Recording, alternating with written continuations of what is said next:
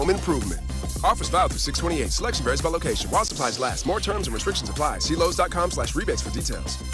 Chiefs coverage brought to you by Max Motors. 9 major vehicle brands to choose from. MaxMotors.com. Buying a car is so hard, but with Max Motors, it is so easy. In minutes, they gave me so many options within my budget. Don't overpay on your next new vehicle. Max Motors, worth the drive from anywhere. Select your vehicle at MaxMotors.com. You're listening to 610 Sports Radio from the Max Motors Studios. Hey, this is Chris Jones, and you're listening to the official broadcast partner of the Chiefs, 610 Sports Radio. KCSP Kansas City, WDAF HD2 Liberty, always live on the free Odyssey app. Well, let me talk to you, everybody here in Kansas City. It's a treat for all of you because I'll be filling in all week because Nick is on once again another vacation. So that means I'm here with you all. So enjoy this treat. But today's show, the Chiefs have a top 5 wide receiver room. Jordan Lyles beat the best team in baseball. And which member of the show agrees with Antonio Brown? And now, with one of the hosts who has the stunningly good looks, and everyone wishes he had them, as we know, the producer has them all. But here's Cody Tapp and Alex Gold. Wow.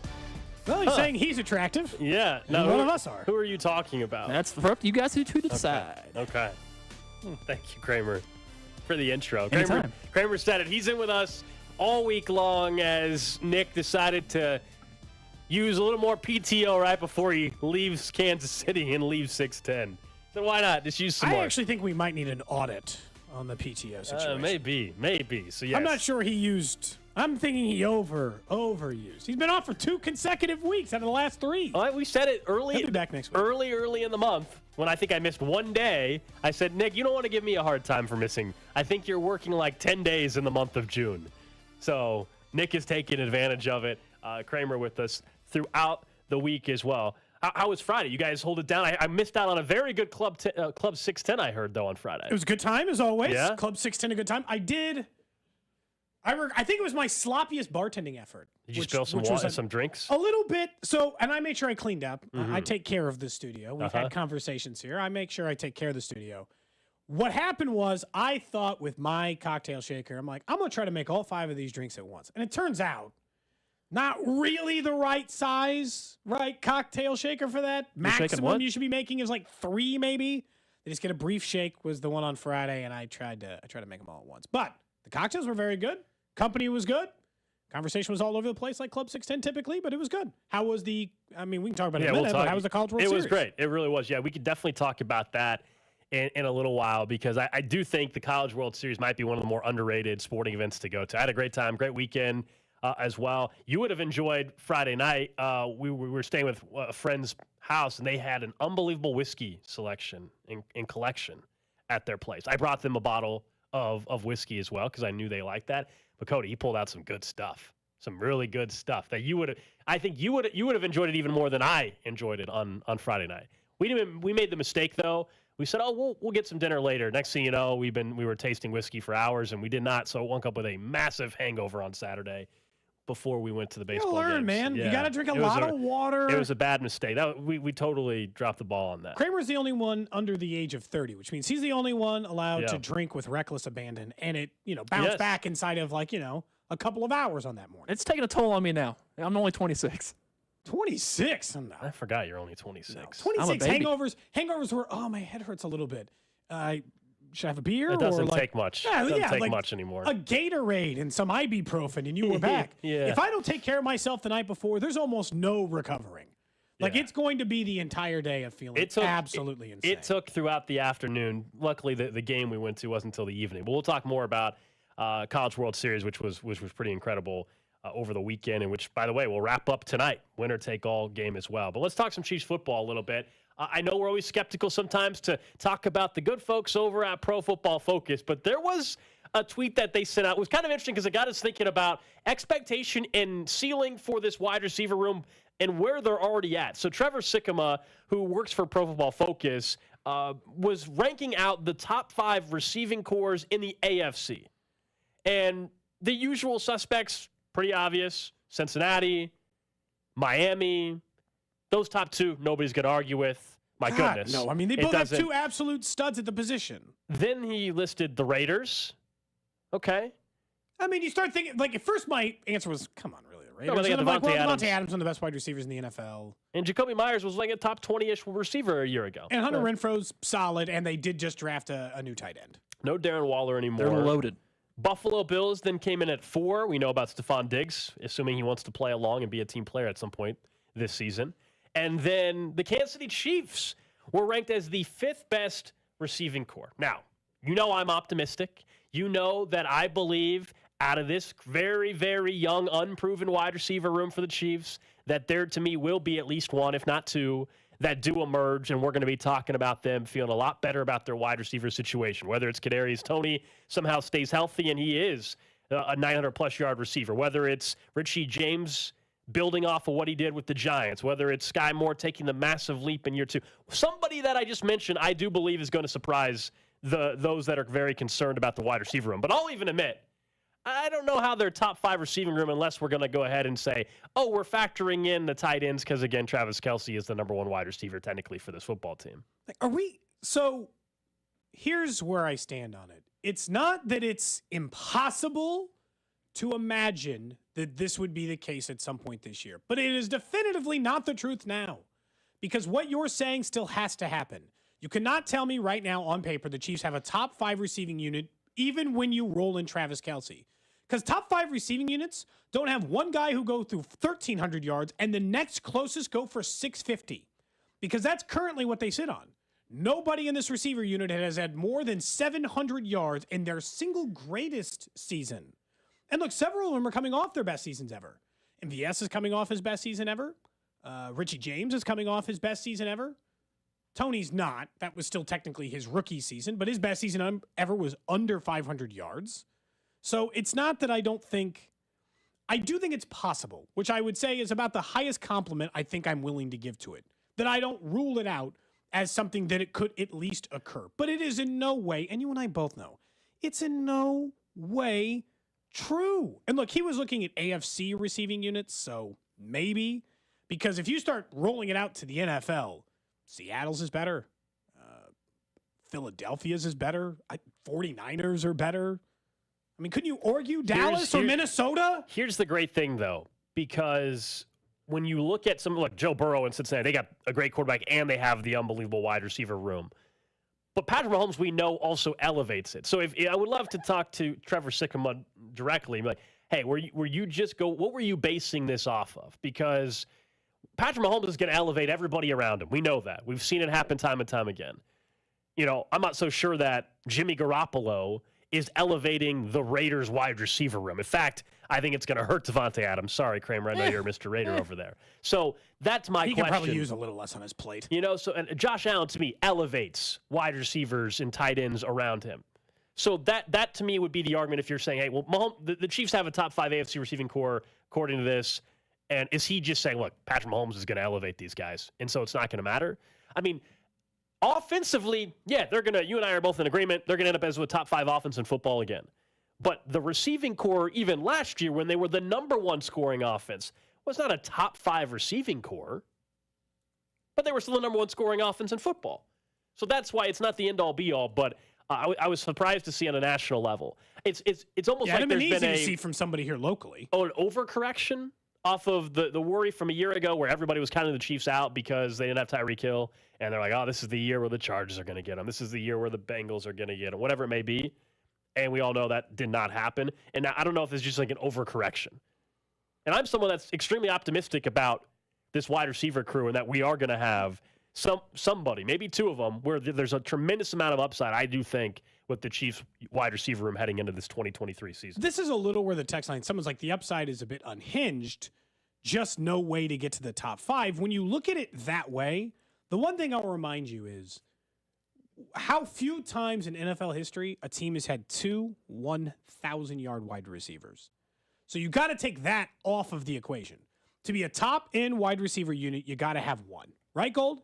You got to have a singular, at least, 1,000-yard wide receiver. Okay, they're good there. Now, the Dolphins had Tyreek Hill and Jalen Waddle go for 1,700 and 1,300. So it's like, can you get it? Like, you're not going to top that. Was there a single other team last year that had 2 1,000-yard wide receivers? And the answer is no. because even that vaunted Cincinnati offense didn't. Their leading wide receiver have a little over 1,000 yards because he was injured for a little portion of the season in Jamar Chase. Oh, no, I'm sorry. They did. Just barely. And T. Higgins. So that's it. 2. Every other unit just has a lot of really good players, guys who get close. To end up on this list, like let's just say what would have to happen. This is why it's not completely unhinged to say that it could occur. Is to be on this list, I think what you truthfully need is Travis Kelce to continue to be Travis Kelce. You know I'm not going to say that that's all that difficult to do. And you need one wide receiver to emerge as a 900-yard guy, 950-yard guy. And who's most likely to be that? Tony. Yeah. By a mile, it's Tony. Even with or the injury. Sky Moore, I would rank him. Here's how I'd rank it. Kadarius Toney, Sky Moore, Richie James. So I actually... We're close. I believe, Tony's most likely, although we all recognize... It's never going to be MVS. We all recognize the injury history. It's funny you say about MVS. I know it's because we've seen plenty of sample size. That's why. But he's the closest to it. Like, he's only 150 yards or so away from being there. Yeah, but he's never gotten any closer than that. He's had so many years. Well, this is the whole upside argument, right? There's far more upside for Toney and Sky Moore. Yeah. There's a bit of unknown that still exists. Kadarius Toney, I know the injury history, and I'm very skeptical that he's playing in 17 games this year as well. But I think talent-wise, if you tell me I can get 14 even out of Toney, I think he's in that ballpark of the yardage you're talking about. I must be much higher on Richie James than you are. I think Richie James would be the second most likely out of that mix to suddenly be an 800, 900-yard receiver. It's just the best I've seen of him is about a 550-yard wide receiver. With the Giants and Daniel Jones, though. I know, but also, like, who else were they throwing to? Right, there's a reason. Maybe he got to 550 because there's literally no one else to throw to. Maybe he should have been a 400-yard receiver that they overused. I think it's just as likely that you could make that argument for Richie James than you can he's all of a sudden going to turn into a 900-yard guy. Unless he's their Wes Welker, right? The New England Patriots picked up Wes Welker when he was getting like 600 yards. It's not like they force-fed him and he had 125 targets and had 700 yards or 569. No. Richie James had 70 targets and 57 catches. But in their offense, for 569. Was that the leading target guy?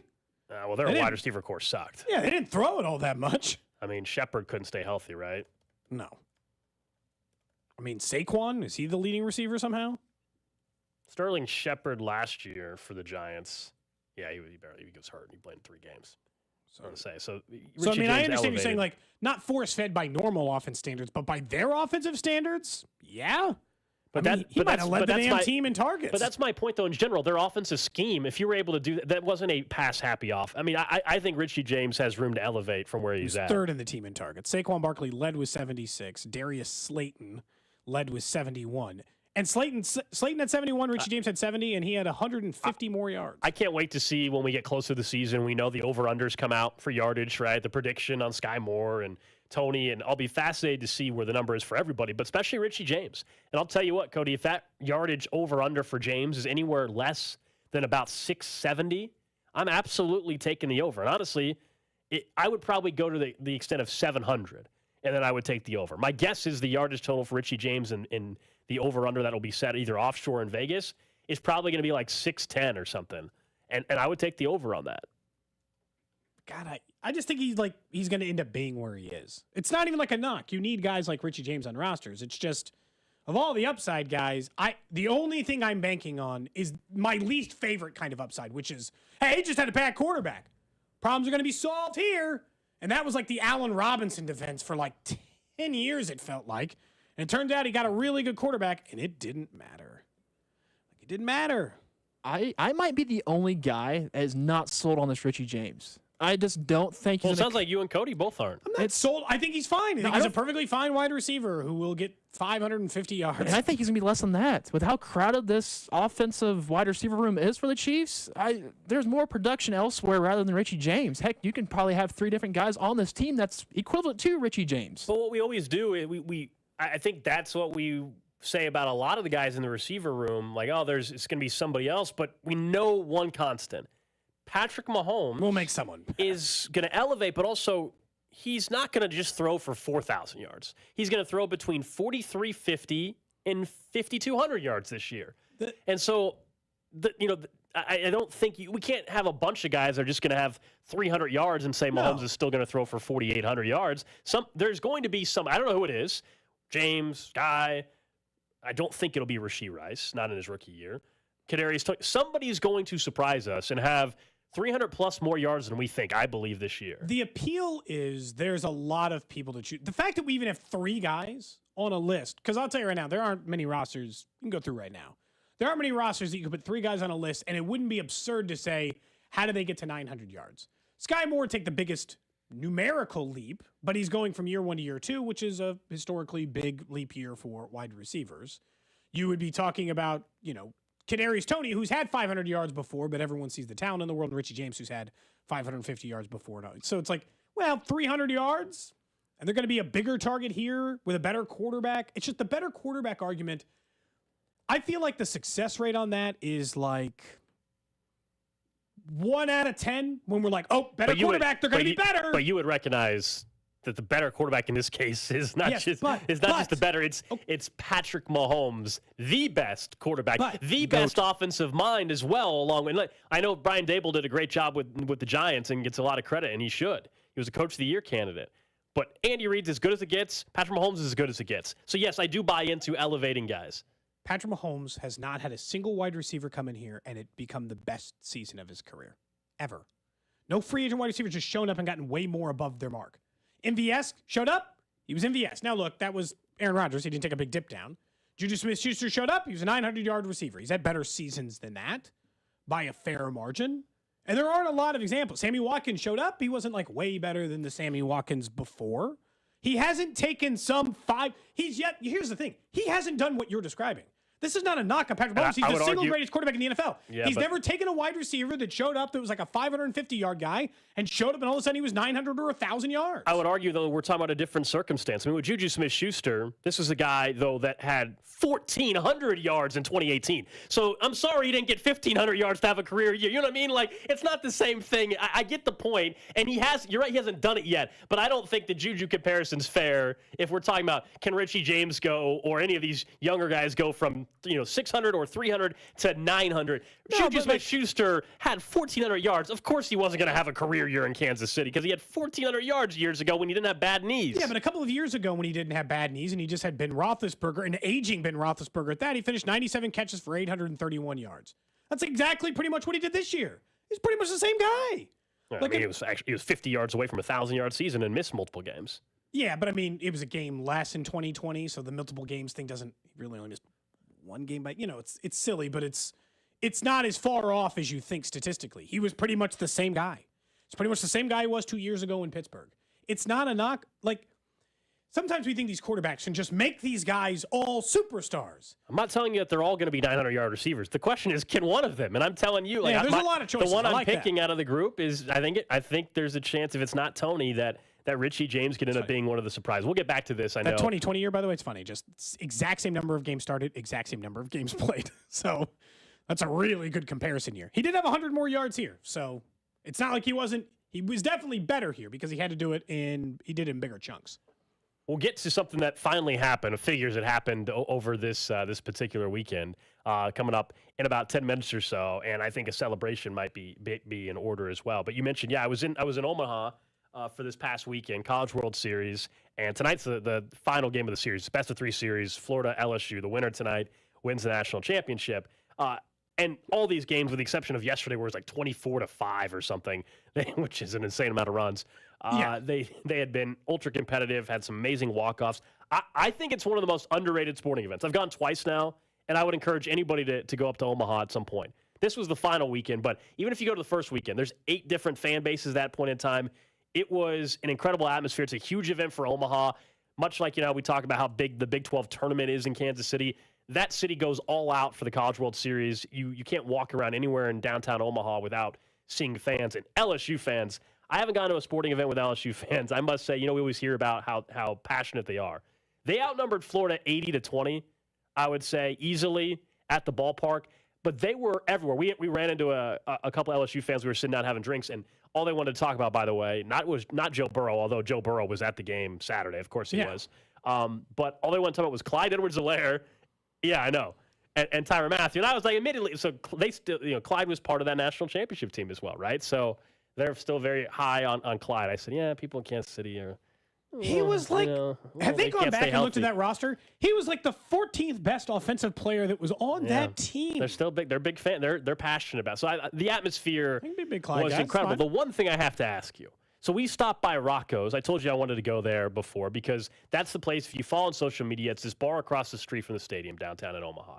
And they've become known for this Jell-O shot challenge. They're $5 Jell-O shots, but they have this board. And each year, all the different fan bases, you buy your Jell-O shots and you say what team you want to credit them for, right? And this year, LSU has destroyed the record. I think now they think by the end of the day they might end up over 50,000 Jell-O shots just for that team. They're going to end up spending overall with all the board that's there. I tweeted out a picture of it. Over $300,000 on Jell-O shots. Now, fortunately, the bar donates some of that to Harvesters, I think it is, one of the food banks up there, which is great. But somebody spent $30,000 on behalf of LSU on Jell-O shots. How rich do you have to be to say, yeah, I'm going to just go at $30,000 with the next $30,000 worth of Jell-O shots? That's insane. It turns out I did look up and find out, and it makes more sense now. The guy owns a bunch of Raisin Canes. So here's my question. Gross. No, don't you? Not again. No, this is the so second bad. time. We're not getting down the Raisin Cane. Were you here that day we were talking about Raisin Canes? Yeah, don't so gross. don't That trash. watery chicken. No, thank you. Oh, get out. Soggy fries. Here's the question. Disrespect. Here's the problem I have with the integrity of this event. There is no way when that gentleman purchased $30,000 worth of Jell-O shots, they were consumed. What do you mean? Well, no. I'm sure what he said is, hey, here's the card. $30,000, charge me now, and that means the next $30,000 don't have to get paid. I don't think so. What do you mean? You think he's lying? I think it's just money being donated to harvesters. No. I don't even think it's mathematically possible. Sure it is. To consume $300,000 worth of Jell-O shots in a 3-day weekend. It's not I don't think that's no. It's doable. not a 3-day weekend though. This board keeps track from the day they arrive, Cody. They've been there for 2 weeks. That's why the best I feel like it's fishy. I don't think it's all getting consumed. The best thing for Omaha is that LSU keeps winning. They're a big party school in terms of their fan base and all that. Yeah, I added some to the Florida total. That was my team. Thank you very much. I only had 4 of them. By the way, you have to. I was with a couple friends. You have to buy $25 minimum each time if you want to use a credit card there. So you have to at least get 5 Jell-O shots if you're going to. So why'd you only get 4? $5 a shot. Each get 4? No, he got some more too. What's that? $5 a shot. Yeah.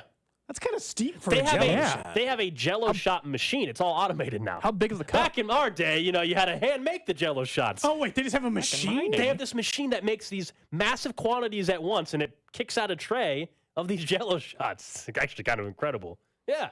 They had 4 of these automated machines. I have questions What year are we in? Good gosh. Yeah. Could you imagine just having one of those at like your lake house? Be Just amazing. this Jell-O shot machine. They were good. They were You'd good be Jell-O very shots. popular. You only had 4 though. Yeah. I'm not in college anymore. I don't need to have 10 of these Jell-O What's shots. the most you consumed once? They were definitely had much stronger. Again, this goes back to the automated versus your buddies are making a bunch for the party or whatever in college. get a little pour-heavy. There's some that are really strong. No, they went down easy. They went down Nice. easy. That's always good.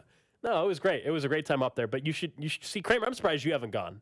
I've never been, and I need to. This seems like it's right up your alley. I need College to. World Series weekend in Omaha. I encourage anybody to go. It's an underrated event. The crowd was awesome, and it was just. I'm excited for tonight's game.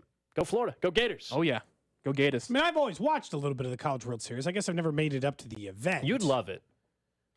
I mean, You'd why? love it. You're a baseball guy. I am a baseball guy. You love it. Baseball guy. The atmosphere around it, the bars around it, rooftop bar as well. I'm a sucker for the rooftop bar, and they have a brand new bar opened up.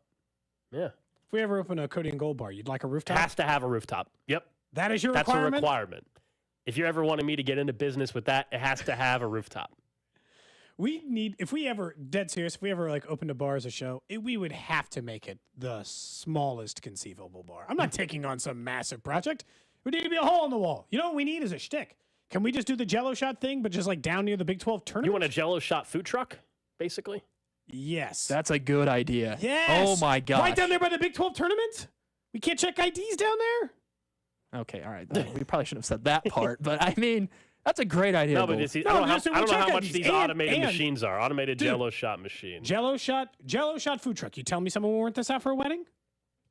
Bachelor party? Heck, I would party? buy that for a wedding. I would. Yeah, right? For mine upcoming 2 years, I definitely would. Hey, we need 12 Jell-O shots. No problem. Let me print them up on the little machine here. No problem. Here you are.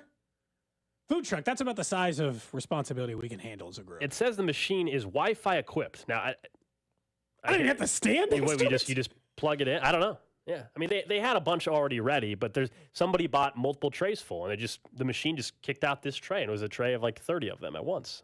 This is pretty cool. That's why they've got the minimum. They're not looking to for someone saying check the math on the way, that's just LSU's. There's a board. It's not just LSU that was buying shots. There's a board, like all 8 schools. The next highest was Florida, then TCU. I think the lowest was Virginia because Virginia got knocked out pretty quick. Like the text is like, could you just imagine having a lake house? Well, I don't have one. That's very No, fair. we just have friends with lake houses. Yeah, It's I have a great a spot to brother be that in. has a lake house. Airbnb it. I don't have a lake house. My brother owns a lake house, Yeah. and I'm like, hey man, can I come to it sometimes? That's it. I think you and I have. I don't know if we're going to be at the lake at the same time, same weekend or not. You and I are both going to the lake here in the next week or two. I always but I make don't it know here if or it's there. I don't know if it's the same. Yeah, All right, same here. Coming up next, though, we'll get to something that finally happened, and of course, it happened against the Tampa Bay Rays, just like we all thought. Cody and Gold. Would I rather have my ween slammed in a car door? Or would I rather have my fingernails ripped off with a pair of needle-nose pliers? I don't know. I can't decide. Brought to you by Gann Asphalt and Concrete. For asphalt, concrete, and parking lot maintenance, Gann Asphalt and Concrete. One contractor, all things parking lot. Trusted in Kansas City since 1994. Online at GANNasphalt.com. If you're looking for fun on the water, I've been telling you about my friends over at Midwest Marine Boat Company. They have everything you need for summer fun on the water. And it's not just the boats. No, it's also the experience on the boat. Making sure you got those ice-cold beverages that are going to stay ice-cold. Did I tell you that Midwest Marine Boat Company has Yeti products? If you've never enjoyed your favorite cold summer beverage in a Yeti tumbler, then you've really never enjoyed summer. They got Yeti tumblers, coolers, you name it, at their brand new indoor showroom, Midwest Marine Boat Company in Grandview. Baseball season's in full swing, and there's no better place to get in on the action than FanDuel, America's #1 sports book. Because right now, new customers get a no-sweat first bet up to $1,000. That's $1,000 back in bonus bets if your first bet doesn't win. Just go to FanDuel.com/win to join today. Don't miss your chance to snag a no-sweat first bet up to $1,000 when you join FanDuel today. Go to FanDuel.com/win to sign up. FanDuel, official partner of Major League Baseball. Major League Baseball trademarks used with permission. Must be President State where lawful to wager 21 plus in President Select States. First online real money wager. Only $10 deposit required. Refund issued as non-withdrawable bonus bets that expire 7 days after receipt. Restrictions apply. See full terms at FanDuel.com/sportsbook. FanDuel is offering online sports wagering in Kansas under an agreement with Kansas Star Casino LLC. Gambling problem? Call 1-800-GAMBLER or visit FanDuel.com/RG. Colorado, Iowa, Michigan, New Jersey, Ohio, Pennsylvania, Illinois, Tennessee, Virginia. 1-800-NEXT-STEP or text NEXT-STEP to 53342. In Arizona, 1-888-789-7777 or visit ccpg.org/chat in Connecticut. 1-800-9-WITH-IT in Indiana. 1-800-522-4700 or visit KSGamblingHelp.com in Kansas. 1-888-770-STOP. Louisiana. GamblingHelpMA.org or call 800-327-5050 for 24/7 support in Massachusetts. Visit MDGamblingHelp.com in Maryland. 1-877-8-HOPE-NY or text HOPE-NY 467-369 in New York. 1-888-522-4700 in Wyoming or visit 1-800-GAMBLER.net in West Virginia. It's time to turn up your summertime fun with Twisted Tea Hard Iced Tea. Twisted Tea is a smooth, refreshing, real brewed tea with 5% alcohol. So whether you're camping, fishing, or at the beach with friends, don't forget to fill your cooler with those bright yellow cans. Twisted Tea Hard Iced Tea. Keep it twisted. Twisted Tea Brewing Company, Cincinnati, Ohio. Please drink responsibly. Discover credit cards automatically double all the cash back you earn at the end of your first year, which means... Wait, hold up. Question for the audio engineer. Go ahead. Did I read that right? Discover automatically doubles all your cash back? Yeah, that's what the script says. So if I get a Discover card right now, I can earn twice the cash back. Apparently. Wait! Unlimited first-year cash back match. Only from Discover. See terms and learn more at discover.com/match. Not all water heaters are made equally. Some can be temperamental.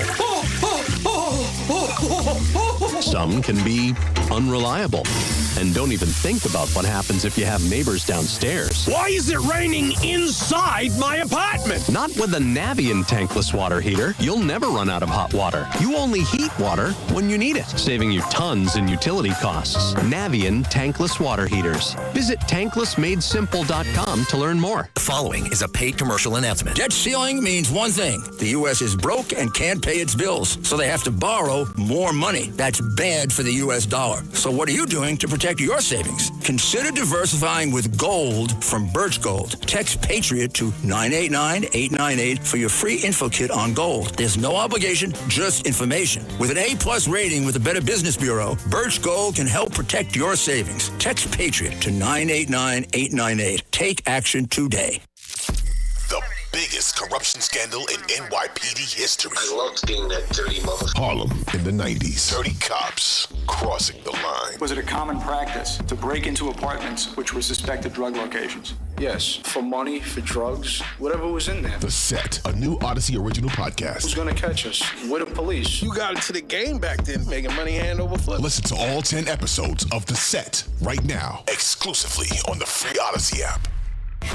The 610 Sports Radio phone line is brought to you by Onder Law Injury Lawyers. Visit getjim.com. This hour of Chiefs coverage is brought to you by Supplement Superstores with 8 metro locations. Hey guys, it's Nick. I am ditching the donuts. I'm staying away from the chips thanks to 213 Flashpoint. Boost your energy, increase your metabolism, and curb your cravings with 213 Flashpoint. Check it out at any of the 8 Supplement Superstores locations in the KC metro area.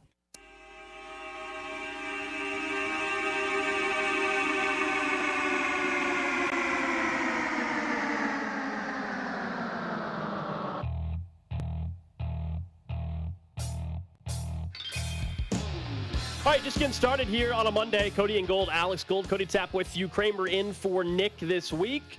We'll get to kicking it with Kramer coming up in about 12 minutes or so.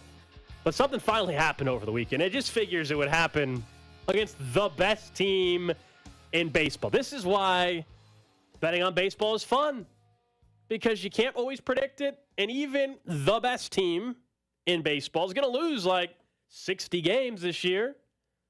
So you can't just say, oh, they have no chance to win, they being the Royals, because that definitely wasn't the case. In fact, the one time this year that the Royals have won a start with, at the time, 0-15, Jordan Lyles was against Tampa Bay Rays. And I guess he wasn't 0-15, but the team was.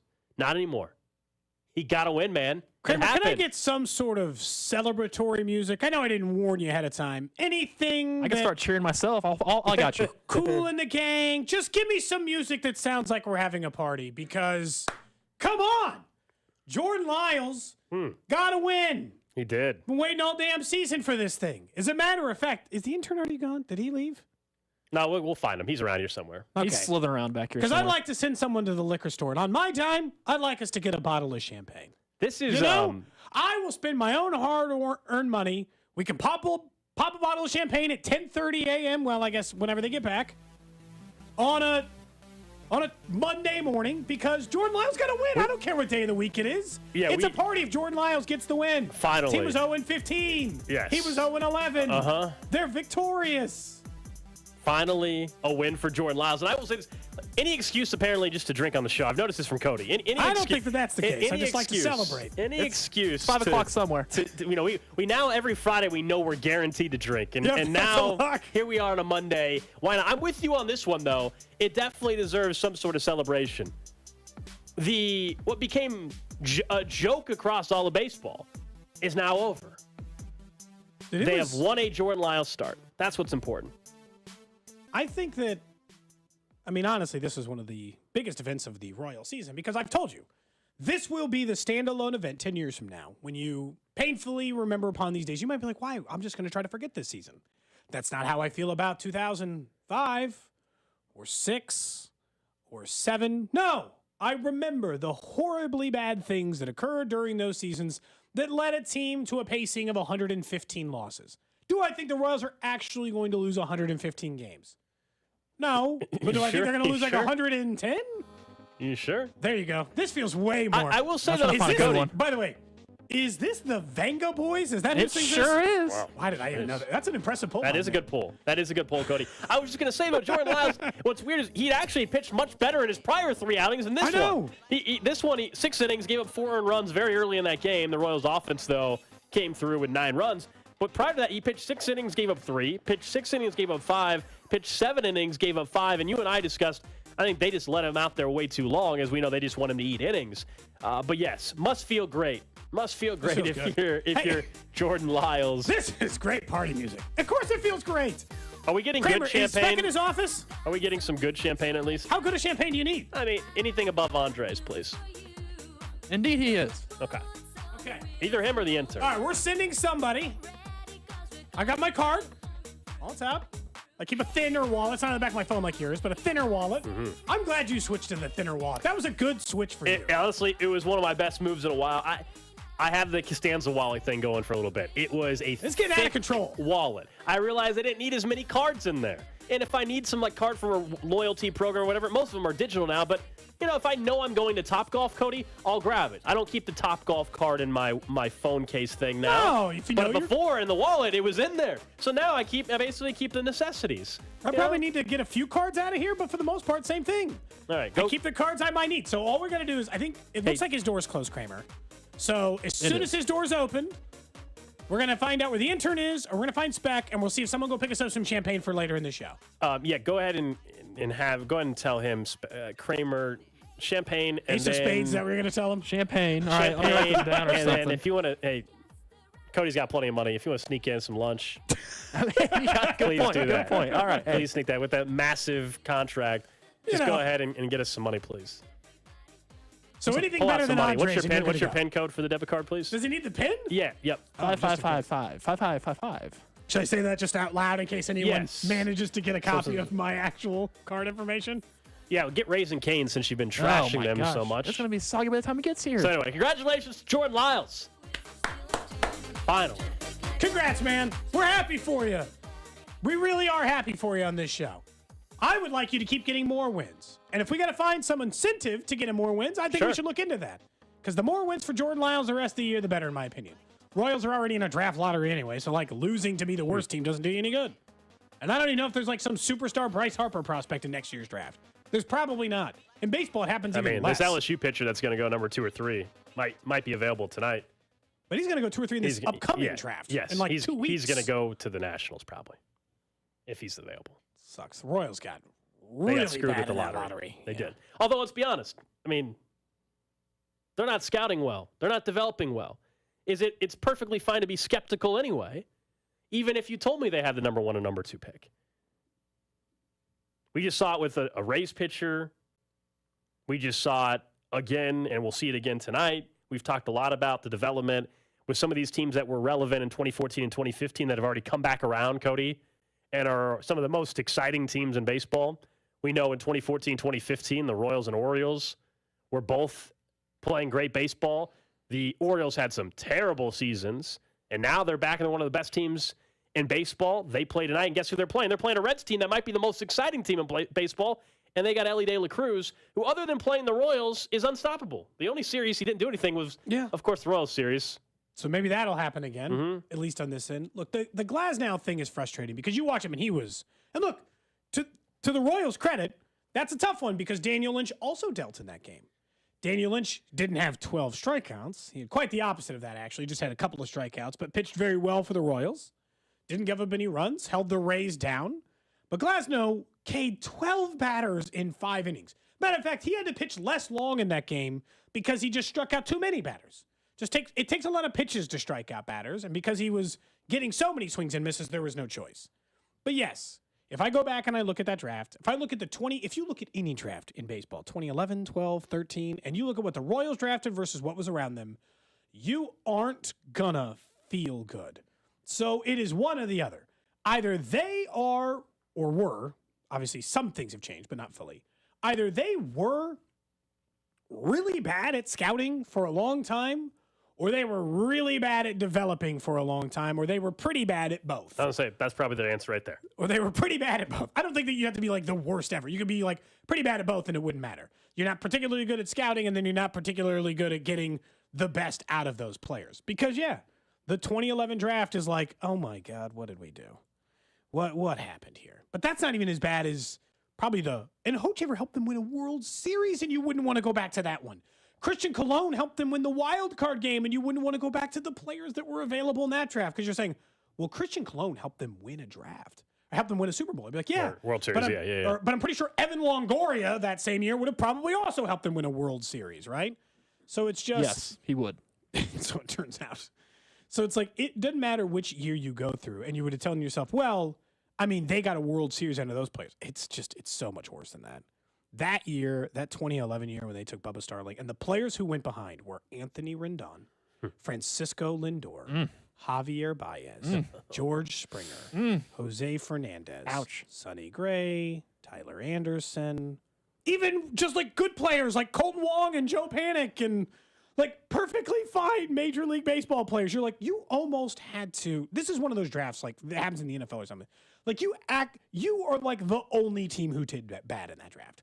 It was just, and that's why when we have discussed the front office right now, and you and I both are on the same page where we don't think there's going to be change with the GM or the managerial level. But if there was an area where you could see some turnover, it's, to me, the scouting department. Yeah. A lot of very same faces in that scouting department for all these years. Go ahead. Who's Kramer. Brian Brickhouse? Like, I just want to know who that guy is. I can tell you. Brian Brickhouse was a story the 1 year I was the Royals insider. Brian Brickhouse is a reliever. He had some injury problems, and he could throw 100. So I don't think he ever made the majors. Gotcha. But I did remember watching him on a backfield at spring training once, and he did throw very fast. The end. There's no other story to know about Brian Brickhouse other than he was taken ahead of Tyler Glasnow. And look, you're not going to hit everyone. This is the NFL draft 2 Gold. Like you're a big proponent of not pointing out, hey, look at all these good wide receivers around the one we took that we didn't like, right? Because it is easy to miss in the draft. But it's to have that many good players in the first round of the draft and for you I'll always go back to the Bubba thing because he'll go down as one of the bigger busts in Royals history, which stinks because Bubba's an incredibly good dude, lives in town, very likable. There's no reason not to have been rooting for him the entire time. But the issue was the same, which was that I think they felt the pressure from the Pujols thing. I thought that the only I think if Albert Pujols had turned into a star and was in their backyard and they missed out on him, they wouldn't have felt the same. But they didn't want that pressure of bombing a local kid again. Who, by the way, it's not like he was a consensus top 10 MLB drafted player. Another team would have taken Bubba Starling. So it's like at that moment, if he's already universally perceived as that, it becomes hard when they're in your backyard not to take that on. The thing we always forget about athletes like that, and the Royals have made this mistake too, is Missouri's made this mistake recently.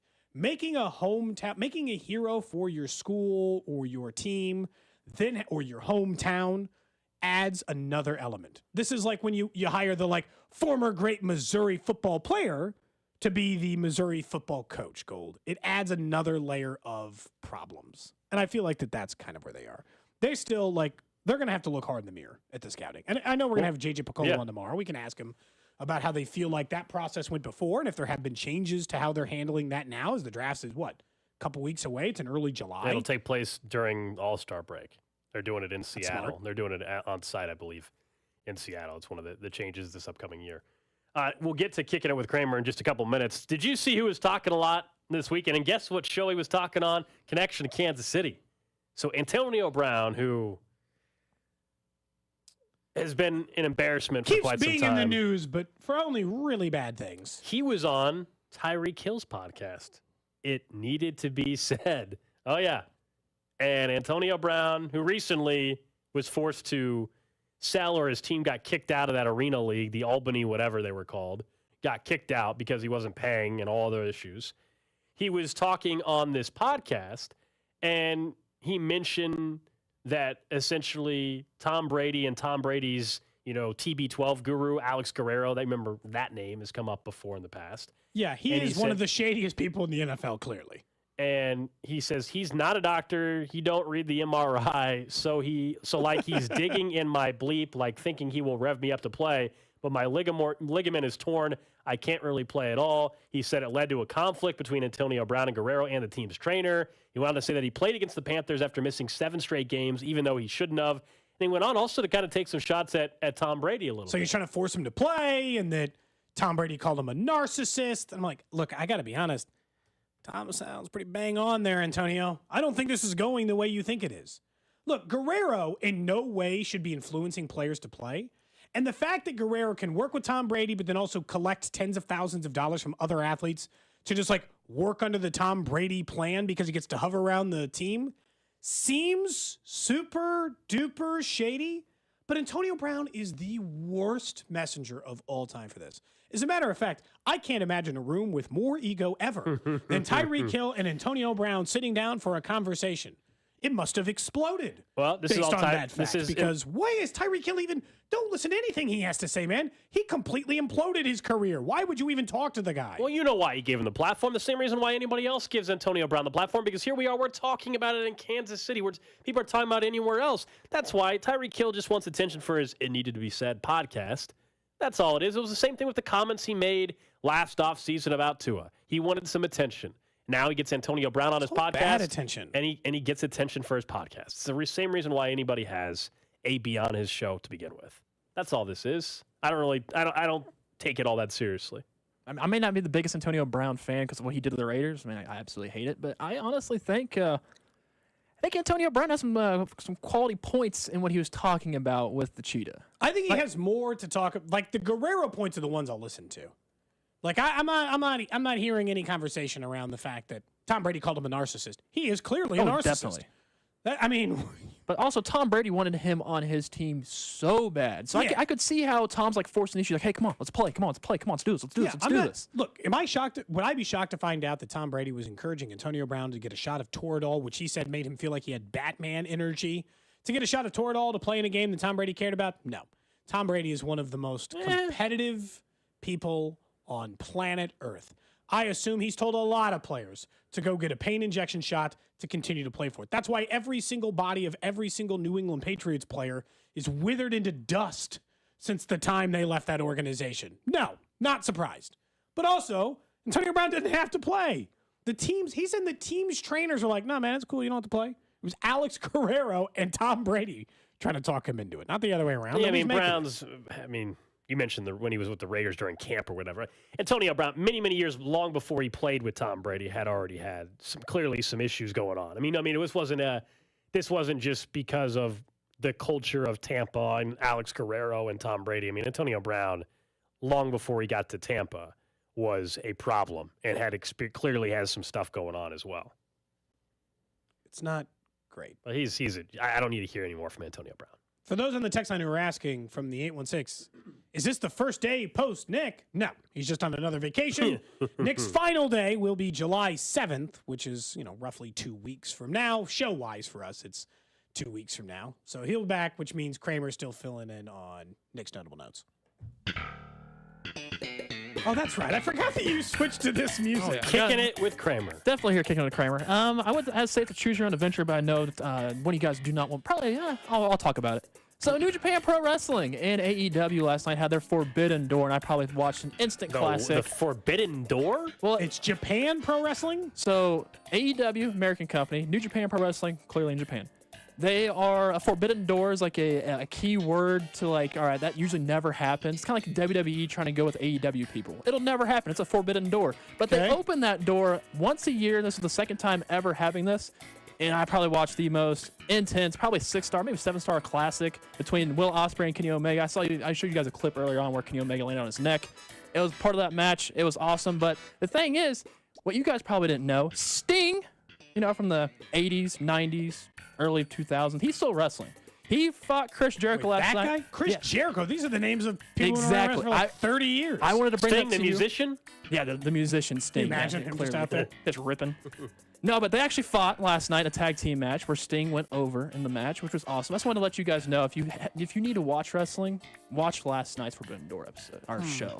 Need to watch it. Great wrestling, great entertainment, all the around. The nines was great. At this point, if I'm 38 years old and I haven't watched wrestling, that means I'm just not going to start, right? Again, no knock against people who enjoy it. I've got plenty of friends who really enjoy it. It seems like a lot of people enjoy entertaining event for a number of people, but I've never watched it, and I feel like I'm too late. Yeah, I've told you I've don't really have any interest in it, but millions and millions of people are huge fans.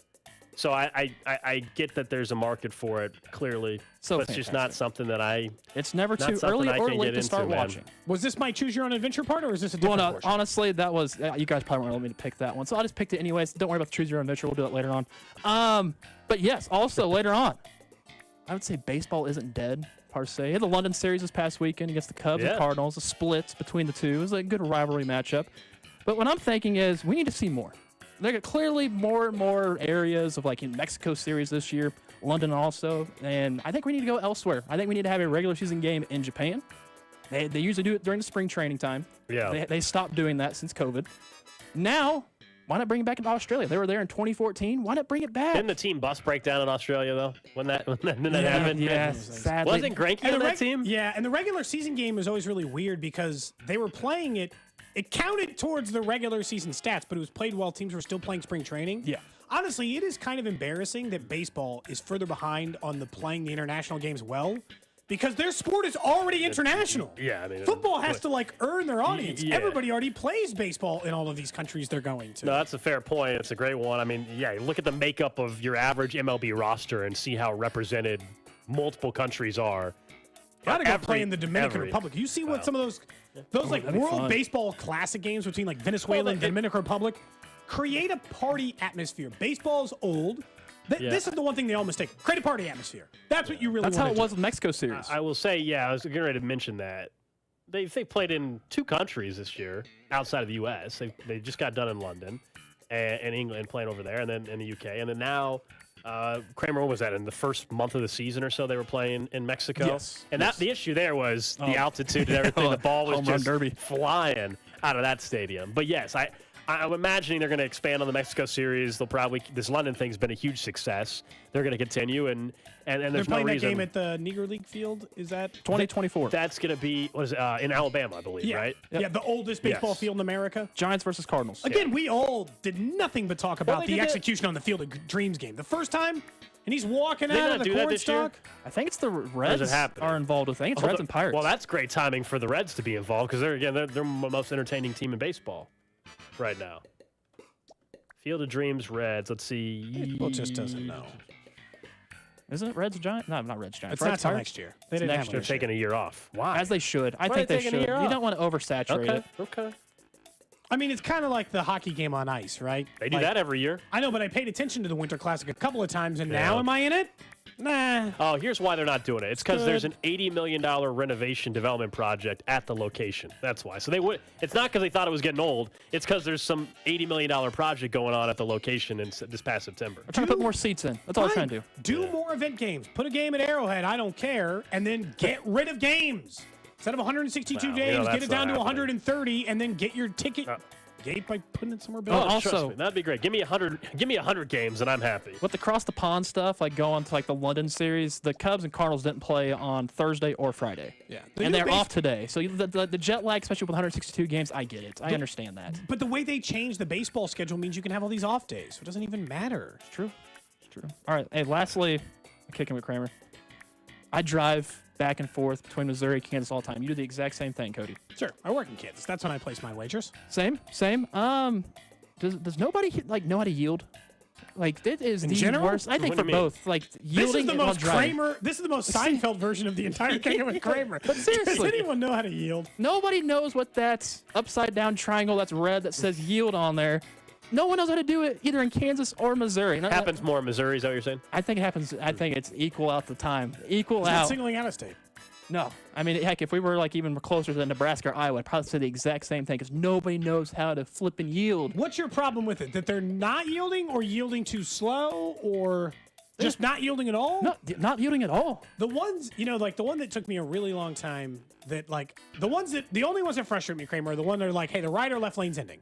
And I'm sitting in the lane, and then they don't signal or don't do anything to get in the lane, and then they expect me to move. I'm like, no. Or when there's road construction, they try to speed up by to cut off a semi. That's annoying. Oh, my gosh. I just want to sit in that median lane and just be like, yep, no one's passing. I'm not guilty of that one as much. Oh, I don't do that, clearly. You don't do that? You don't speed ahead? You just wait in the line? Just take your turn? This thing on Shumption Parkway right now, this merge thing is annoying as hell. The only thing I've been doing recently, if you get off of 35...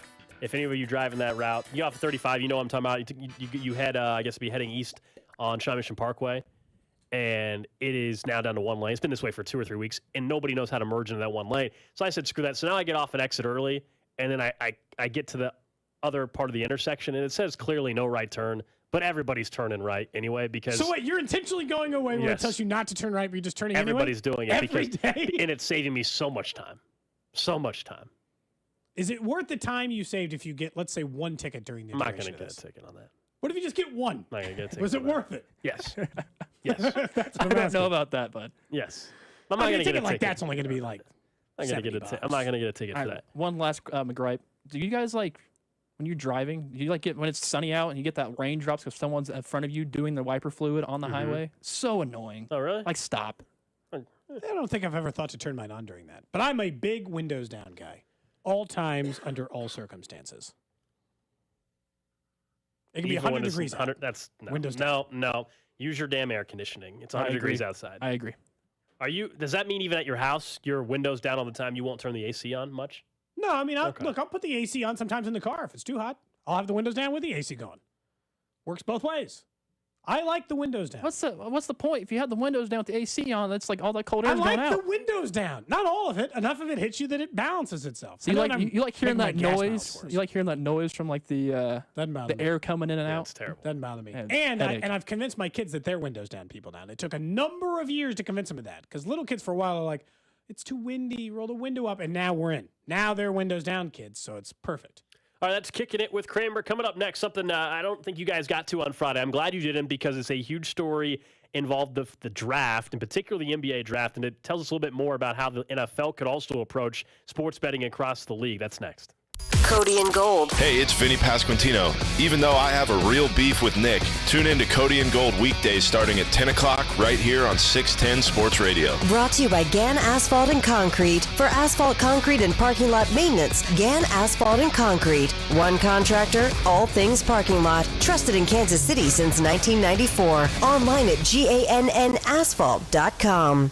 Experience the future of connectivity with Spectrum One. Get Spectrum Internet and one unlimited mobile line for just $29.99 a month each, plus advanced Wi-Fi free. Spectrum Internet delivers speeds up to 300 megabits per second. With Spectrum Mobile, you get unlimited talk, text, and data. And advanced Wi-Fi brings you enhanced privacy and security. Internet and mobile for $29.99 a month each, plus advanced Wi-Fi free. Visit spectrum.com/2999 or a Spectrum store today. Offers subject to change. Valid for qualified residential customers only. Service not available in all areas. Restrictions apply. Hey, it's Carrington Harrison from The Drive here. Do you remember how cold it got this winter? Well, it was a chilly one. And if you notice the cold air pouring through those old leaky windows, well, guess what? When it gets hot this summer, the exact opposite is going to happen. All of that cool air is going to escape through those leaky windows, and that hot air is going to come in.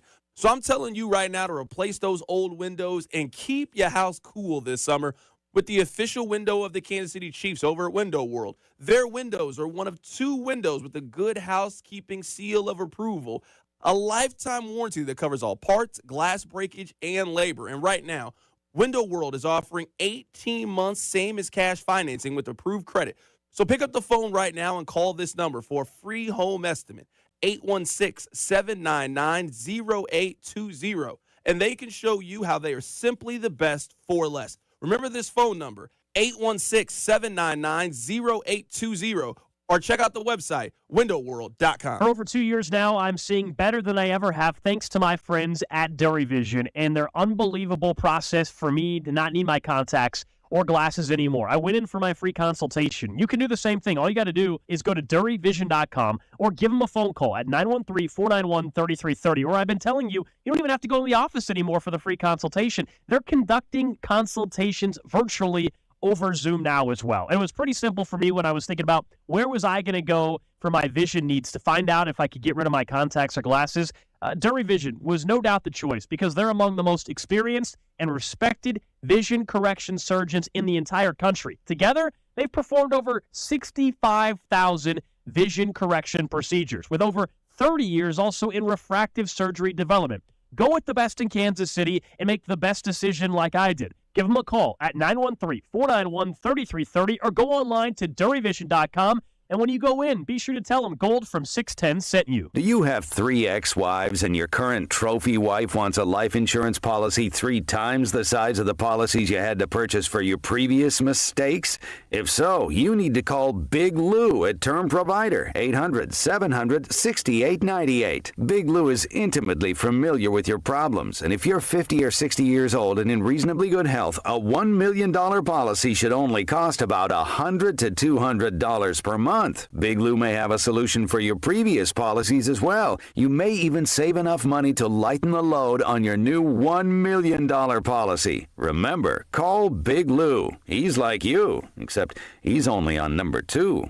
Call Term Provider at 800-700-6898. That's 800-700-6898 for $1 million in term life insurance that you can live with. Call Big Lou at 800-700-6898. 800-700-6898. Baseball season's in full swing, and there's no better place to get in on the action than FanDuel, America's #1 sports book. Because right now, new customers get a no-sweat first bet up to $1,000. That's $1,000 back in bonus bets if your first bet doesn't win. Just go to FanDuel.com/win to join today. Don't miss your chance to snag a no-sweat first bet up to $1,000 when you join FanDuel today. Go to FanDuel.com/win to sign up. FanDuel, official partner of Major League Baseball. Major League Baseball trademarks used with permission. Must be present state where lawful to wager 21 plus in president select states. First online real money wager. Only $10 deposit required. Refund issued as non-withdrawable bonus bets that expire 7 days after receipt. Restrictions apply. See full terms at FanDuel.com/sportsbook. FanDuel is offering online sports wagering in Kansas under an agreement with Kansas Star Casino LLC. Gambling problem? Call 1-800-GAMBLER or visit FanDuel.com/RG. Colorado, Iowa, Michigan, New Jersey, Ohio, Pennsylvania, Illinois, Tennessee, Virginia. 1-800-NEXT-STEP or text NEXT-STEP to 53342. In Arizona, 1-888-789-7777 or visit ccpg.org/chat in Connecticut. 1-800-9-WITH-IT in Indiana. 1-800-522-4700 or visit ksgamblinghelp.com in Kansas. 1-888-770-STOP Louisiana. GamblingHelpMA.org or call 800-327-5050 for 24/7 support in Massachusetts. Visit mdgamblinghelp.com in Maryland. 1-877-8-HOPE-NY or text HOPE-NY 467-369 in New York. 1-888-522-4700 in Wyoming or visit 1-800-GAMBLER.net in West Virginia. Prescriptions require an online consultation with a healthcare provider who will determine if appropriate. Restrictions apply. See website for details and important safety information. Subscription required. Price varies based on product and subscription plan. Hey guys, did you know there's a generic form of Viagra that works just the same, but is 95% cheaper? And you can get it online? Just go to 4hims.com/joy. Through Hims, you'll get a free medical consultation, discreet shipping if prescribed, a 100% online process, and trusted generic alternatives to the name brands at up to 95% off. That's right. Get generic for Viagra, the same active ingredient as brand name Viagra, but for 95% less. It's the same medication, still prescribed by a licensed medical provider, but with zero copay, no expensive appointments, and no awkward face-to-face conversations. To start your free online visit, you need to go to this exclusive address, 4hims.com/joy. That's 4hims.com/joy for your free online visit. FORHIMS.com/JOY. You're listening to 610 Sports Radio from the Max Motors Studios. Hey, it's Royals first baseman Vinny Pasquantino, and you're listening to 610 Sports Radio. KCSP Kansas City, WDAF HD2 Liberty, always live on the free Odyssey app.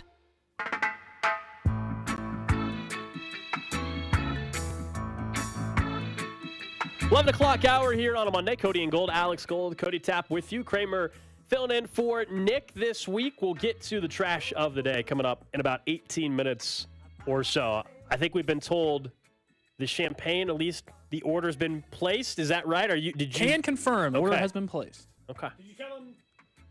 Cody. Did you tell him something better than Andres, or what'd you say? Oh, I've never had champagne before, so I just went to Specs up and said, hey, the guys want some champagne, and I second that. And yeah, so he's on his way. Andres, it is. So it's Specs choosing. Wycliffe or Andres. That's fine. That's you know fine. what? When you're 0-15, do you really get Ace of Spades? That's true. You don't get the best of Do you the get best. Dom Perignon? Have you ever had that? No, I know we're not getting that. That Who? would be. It's Don well, who? in fairness, it's Cody's card. So you know what?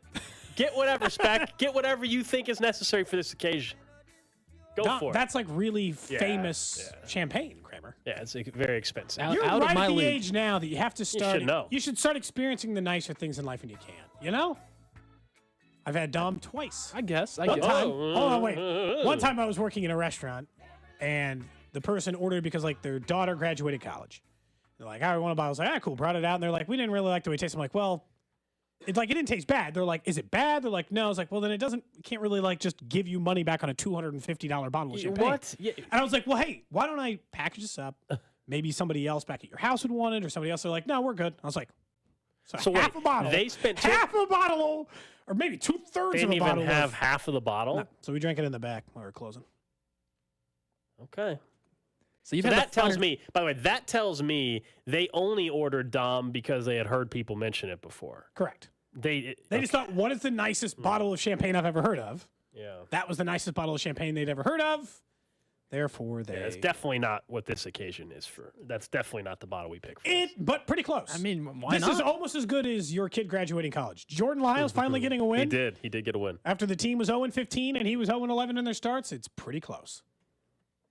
Almost equally as important. I'm glad you guys didn't get to this on the show Friday because, as you can imagine, I was very intrigued by the reaction that people had following the NBA draft, which was Thursday night and into Friday.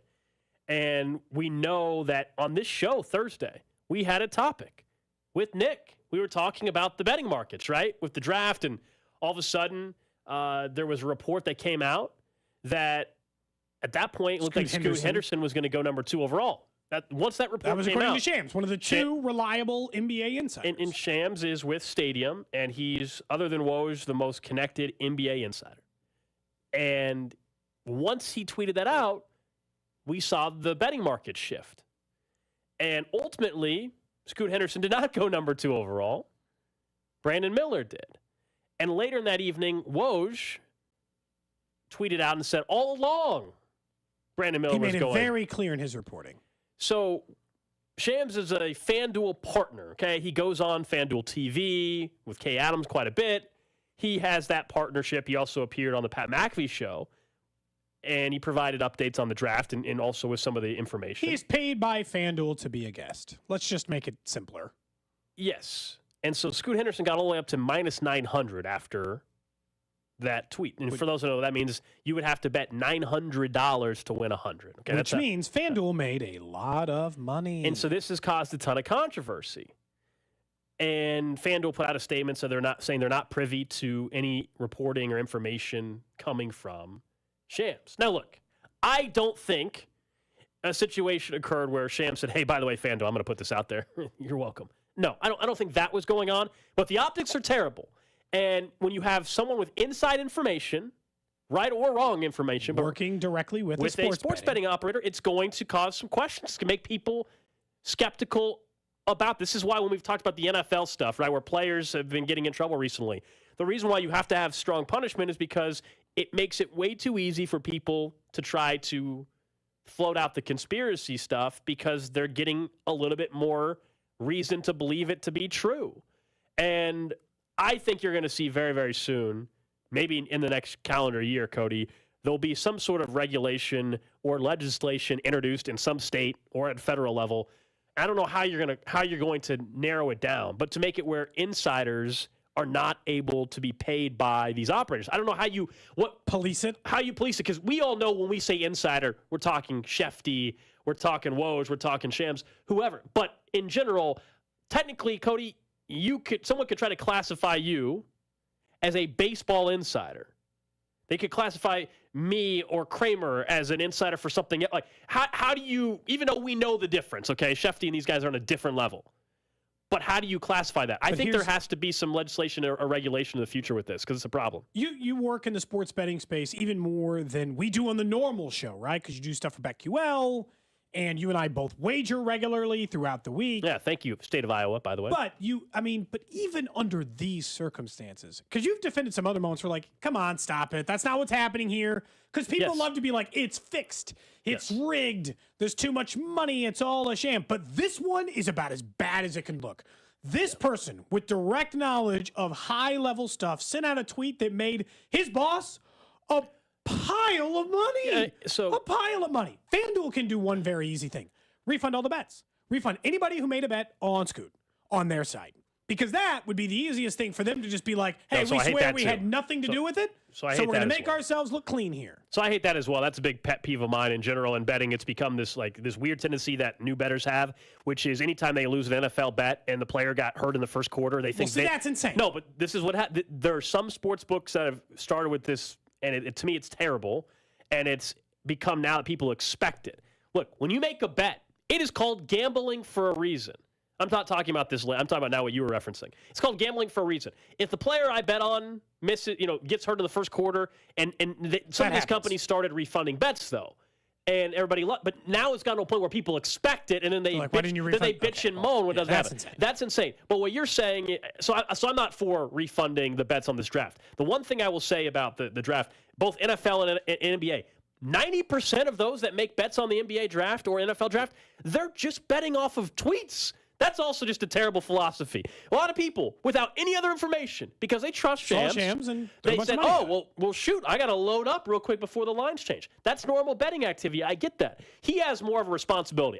I don't believe that he intentionally put out bad information to help FanDuel. No, I don't. I think he just had bad information. I know people believe that that's what happened. I truly don't think that's what occurred. But the optics are so damn bad, and there has to be some regulation in that because it does open the door. What's to prevent? Right now, there's nothing, Cody, legally, nothing that prevents him from doing what people think he did. No, that he could very easily do it. He also very easily, not with FanDuel, if it was wrong information, he very easily on his own could have bet on DraftKings, not his partner, and made a ton of money himself. I'm not saying he did that at all. That's not what I'm saying. But that's the problem the optics. with the people who have this level of power is, and let's just face the reality, eventually someone will cheat. Someone will do this, Gold, because that's the history of time. That's the law of man. Someone who has high-level information will insider trade, essentially, against the sports wagering world because it happens all the time. That's why there are federal agencies that evaluate people's insider trading for the stock market. And because gambling is less regulated than that right now, it is easier to do it. Look, we saw a guy from Reddit like a month ago swing entire betting markets with one rumor about the second overall pick that didn't involve CJ Stroud. Completely flipped what the betting markets are doing and what the prices were on those things. So you don't have to be someone as high as Shams in order to manipulate this market. But this is also where people have to, like, reasonable people have to also, like the Reddit thing, you have to understand, like, to me, you know what you cannot claim, well, Reddit told me so. Like, that people also can't be idiots. No, but I just think you've got to regulate the people who are at the higher end. Schefter, Shams, like these kinds of people can't have sports betting partnerships. We don't allow Patrick Mahomes to send, we don't allow the athletes to have them. If you work at that high a level, and I understand it's drawing a weird line. We don't know where that line is. But that's what I'm saying. How do you do that? How do you do that? Because let's just say truly, if there's ever a regulation for it, if you're let's say you're a lawmaker, we'll just say in Kansas, and you're like trying to figure out how to prevent this from happening. What the hell's the language going to say? Not Cody Tapp and Alex Golds of the world, but just how are you? Twitter followers? I mean, honestly, like, how are you drawing the line? We know, our listeners know who we're talking about and the difference. But again, you can't just say, like, the guys you think are insiders. And there's so many people that can claim they're an insider. There's people who do. Yes. Like, and like you and I might have one piece of breaking news. Like, let's say on the show, I had it on reliable information that this guy was going to make a start or not, whatever, doesn't matter. And I said it on the air, and the information turned out to be wrong. I don't think I'm powerful enough to move betting markets. I don't think so. I mean, I'd like to not think so. I know we have a decent-sized platform here, but the 17th best mid-market midday show in the country, The one thing I would say... Let's go. Make it more. We're supposed to get That's the second reason to open champagne today. Yeah, we're supposed to get to 16th before Nick leaves. I don't think it's going to happen. Well, they don't do, like, mid-year. They don't. So that makes it a challenge. Nick said he promised us. He promised. Yeah, he did. He said he's going to try it. He's going to try. He didn't promise to get us to 16. He said he's going to try to get us to 16. But when you, this is also the thing I would say that we should probably be a little understanding of, is it is a very, very new system and market. I know gambling, wagering in general it is heavily regulated. You go to the casino, you're talking blackjack or slot, heavily regulated. Sports wagering and its legalization across this country is still very much Gold in its infancy. So they haven't figured out all the kinks. They haven't figured out all the stuff they didn't realize. And social media didn't exist probably when you could go into a sports book in Vegas and bet on stuff. And so much of this stuff is going to have to be figured out. But they do have to figure out a way to keep guys like him from making, it's too easy for him to make FanDuel a bunch of money. I don't think he did it either. But, God, it would be easy for him to do it. You can admit that now after seeing it. Absolutely. No question. Hey, we're going to get to the trash of the day coming up in about 5 minutes or so. I guess I didn't even know this was still going on. Did you know the USFL was still playing football games this weekend? I thought the whole XFL and the USFL, two different leagues, I thought that stuff was done a month or so ago. So funny enough, I didn't realize they were playing. But then in reading an article from Mike Florio, I realized they had their championship. Yeah, and I guess Breland Speaks was one of the best players in the league. Did you know that? Yeah, I did. Breland Speaks. All right. Was having a hell of a year in the USFL. No longer a bad pick by Brett Feach. Guy's crushing it. Okay, all right, okay. Crushing it. I forgot about the USFL. Someone's going to give him another chance because of what he did in the U.S. Someone's going to give him another chance in camp this year. Would you give him another chance here? Well, you can't. Not in Kansas City. Why not? Who cares? Why not? It's been 4 years. No. Who cares? No. I wouldn't care. If I'm Breland Speaks, I wouldn't want to be here. I mean, I would. I would. I mean, you got the best chance to win a Super Bowl. No, not gonna. Somewhere else. He needs. If he gets picked up by a team, it'll be somewhere else. I forgot about Breland Speaks, if I'm being honest. So did I. Yeah. So the interesting part about the game was close, coming down to the wire, and the game was essentially decided on a overturned sky judge call, something we've talked about for the NFL. Sky judge, as a reminder, is somebody who sits up in a booth who can overturn calls. You don't have to talk to him. He can just overturn calls because he's the person watching the game. That gives him another challenge ability to making these things look a little bit different. So you're like, okay, maybe get the right call this time versus the wrong call, and we can get it. I just looked up 9 sacks in 10 games. He was dominant. Breland Speaks. But Mike Florio uses this is why the NFL should do it. They called pass interference on a deep touchdown that got called, or offensive pass interference, got called back on a deep pass interference. They go and they look at it, they say it didn't happen. So they give him the touchdown, the game is decided. But in his own article, Florio admits it does appear that there's holding on another part of the field. So did they really get the call wrong? Or is it just that there was a different penalty that they also missed? My problem with challenges, as it's turned out now, is it so rarely actually fixes the problem. And I should just probably, as I've come to more, accept that bad calls happen. And I should just move on with my life that bad calls happen. And that is an easier way to deal with sport rather than try to get every single call correct. I'm not sure the sky judge fixes this.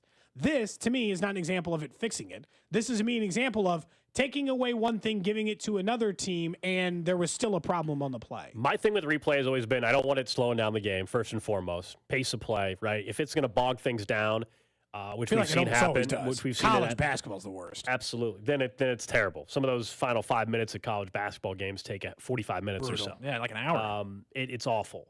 I also want to get the call right. But they didn't get it right. So this sky judge deal, one, you didn't get the call right.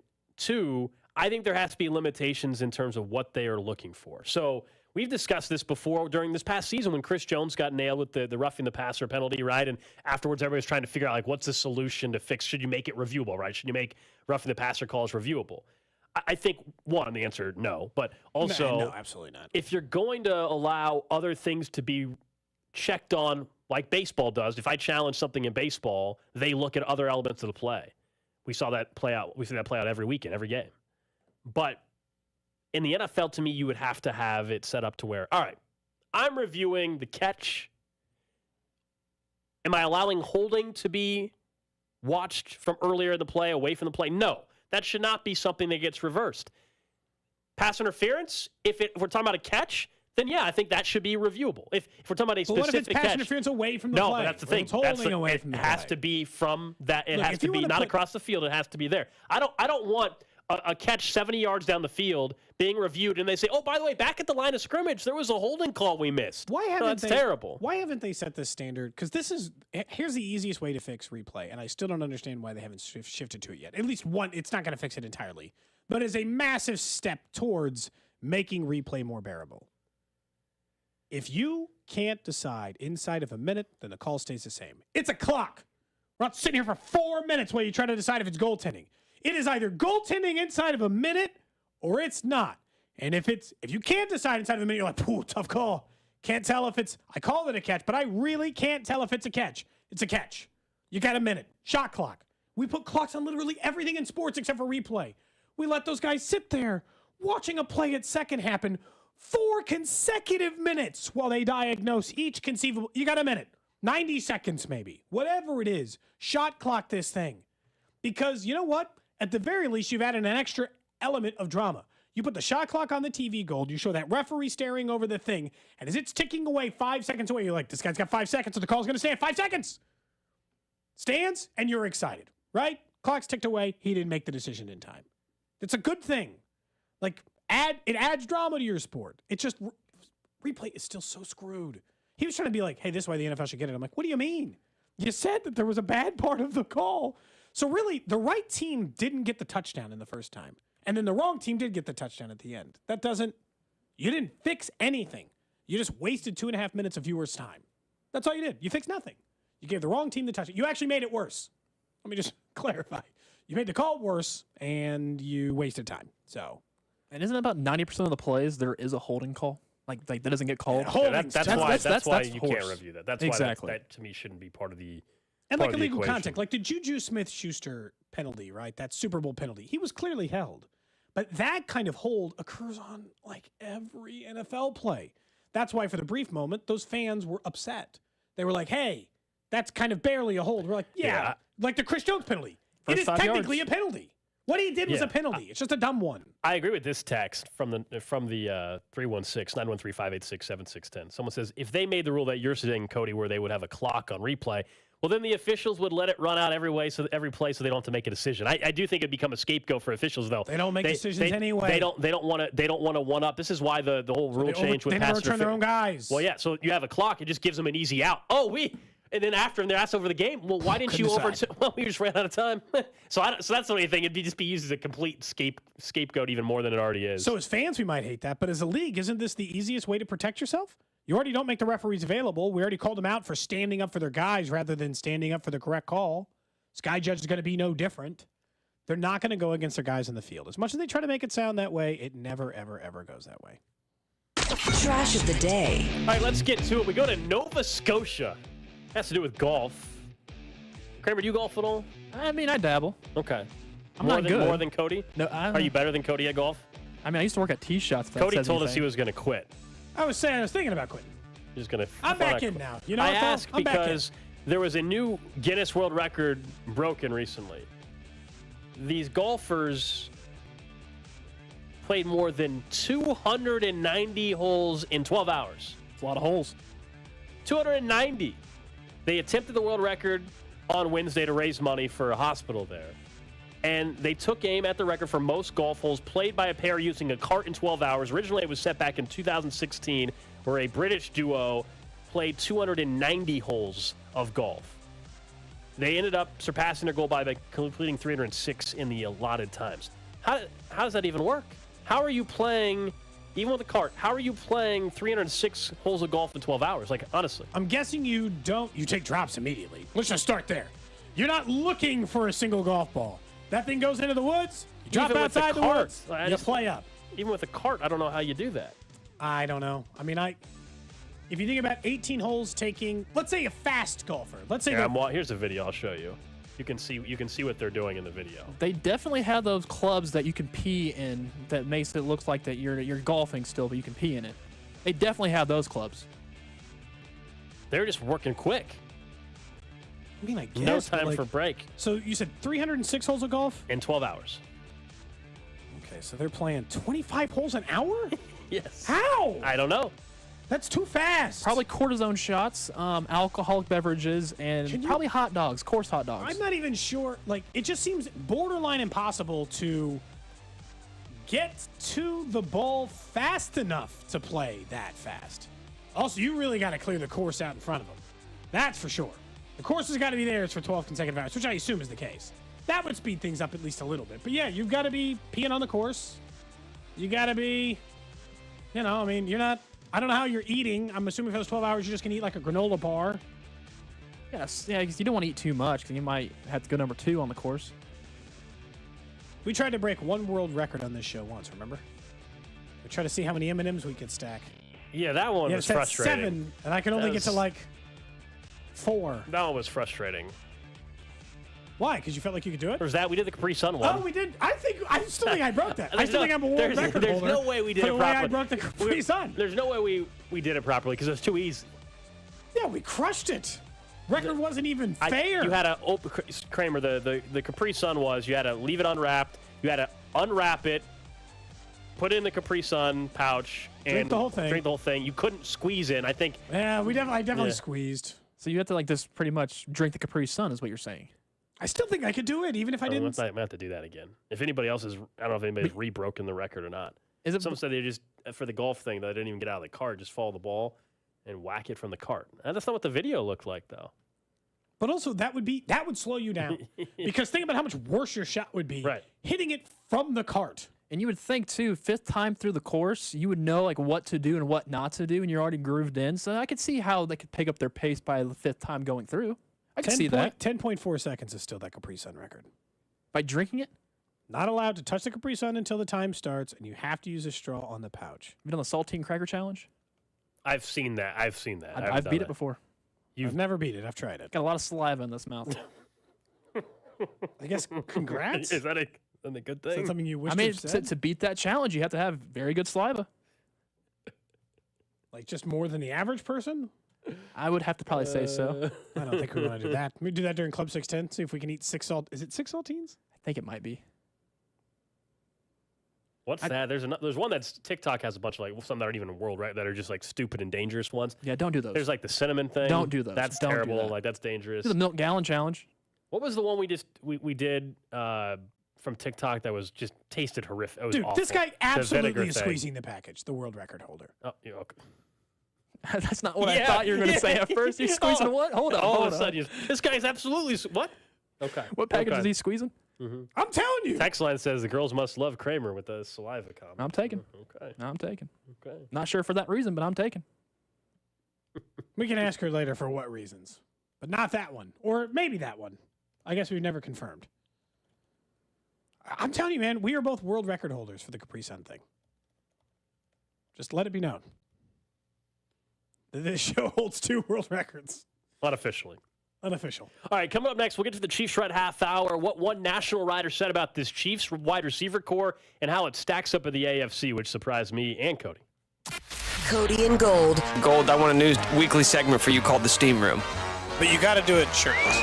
That's Cody's request. Brought to you by Gann Asphalt and Concrete. For asphalt, concrete, and parking lot maintenance, Gann Asphalt and Concrete. One contractor, all things parking lot. Trusted in Kansas City since 1994. Online at GANNasphalt.com. Diabetes, high blood pressure, anxiety meds, everyone's on them. If you're a 50-year-old male, maybe a bit porky, and you may even have type 2 diabetes, $1 million of term insurance may only cost you about $200 a month. Call Term Provider. Speak with Big Lou at 800-700-6898. Big Lou will find a term life policy for you even if you have type 2 diabetes, are overweight, or have high blood pressure. Term Provider has helped thousands of people like you who think they can't afford term life insurance.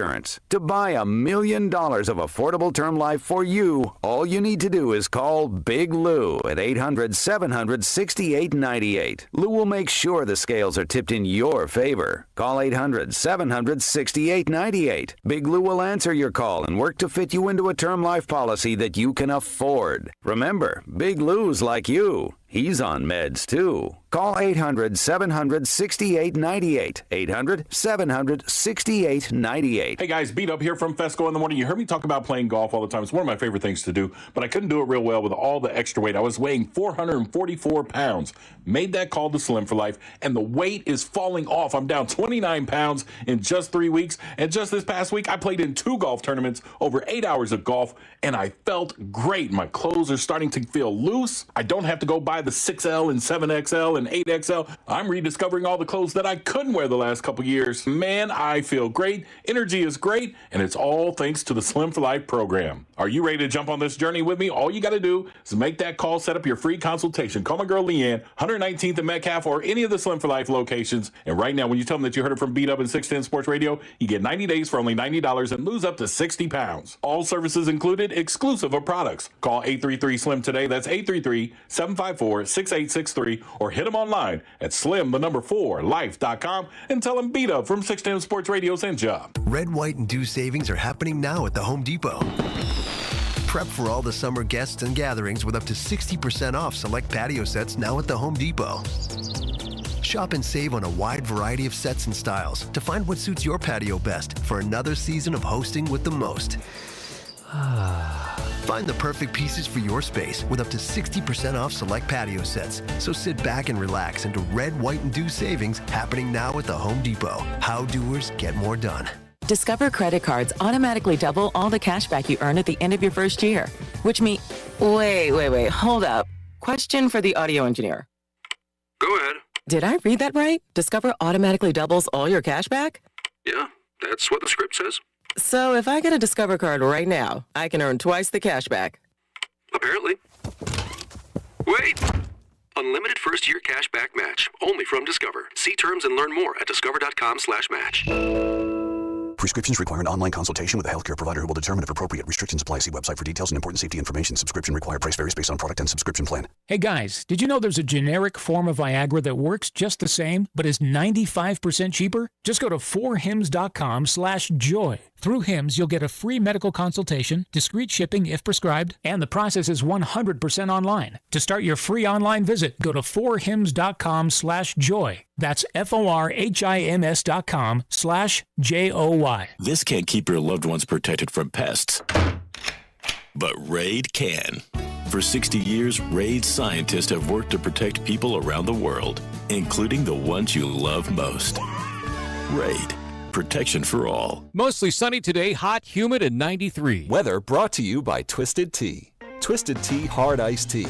Made with real brewed tea and a 5% kick of alcohol. Look for the bright yellow cans in store. Twisted Tea. Keep it twisted. The 610 Sports Radio phone line is brought to you by Onder Law Injury Lawyers. Visit getjim.com. Chiefs coverage on 610 Sports Radio is brought to you by Park & Go. Book parkandgo.com. Getting ready to go on vacation can be stressful. Lucky for us, there's Park & Go. Easy online reservation, free instant shuttles, luggage assistance, and all spots are covered. Reserve your spot today at bookparkandgo.com. The best deals in airport parking. Park & Go, family owned and operated. Chiefs Red Half Hour, every day at 11:30 on Cody and Gold. All right, it is the Chiefs Red Half Hour.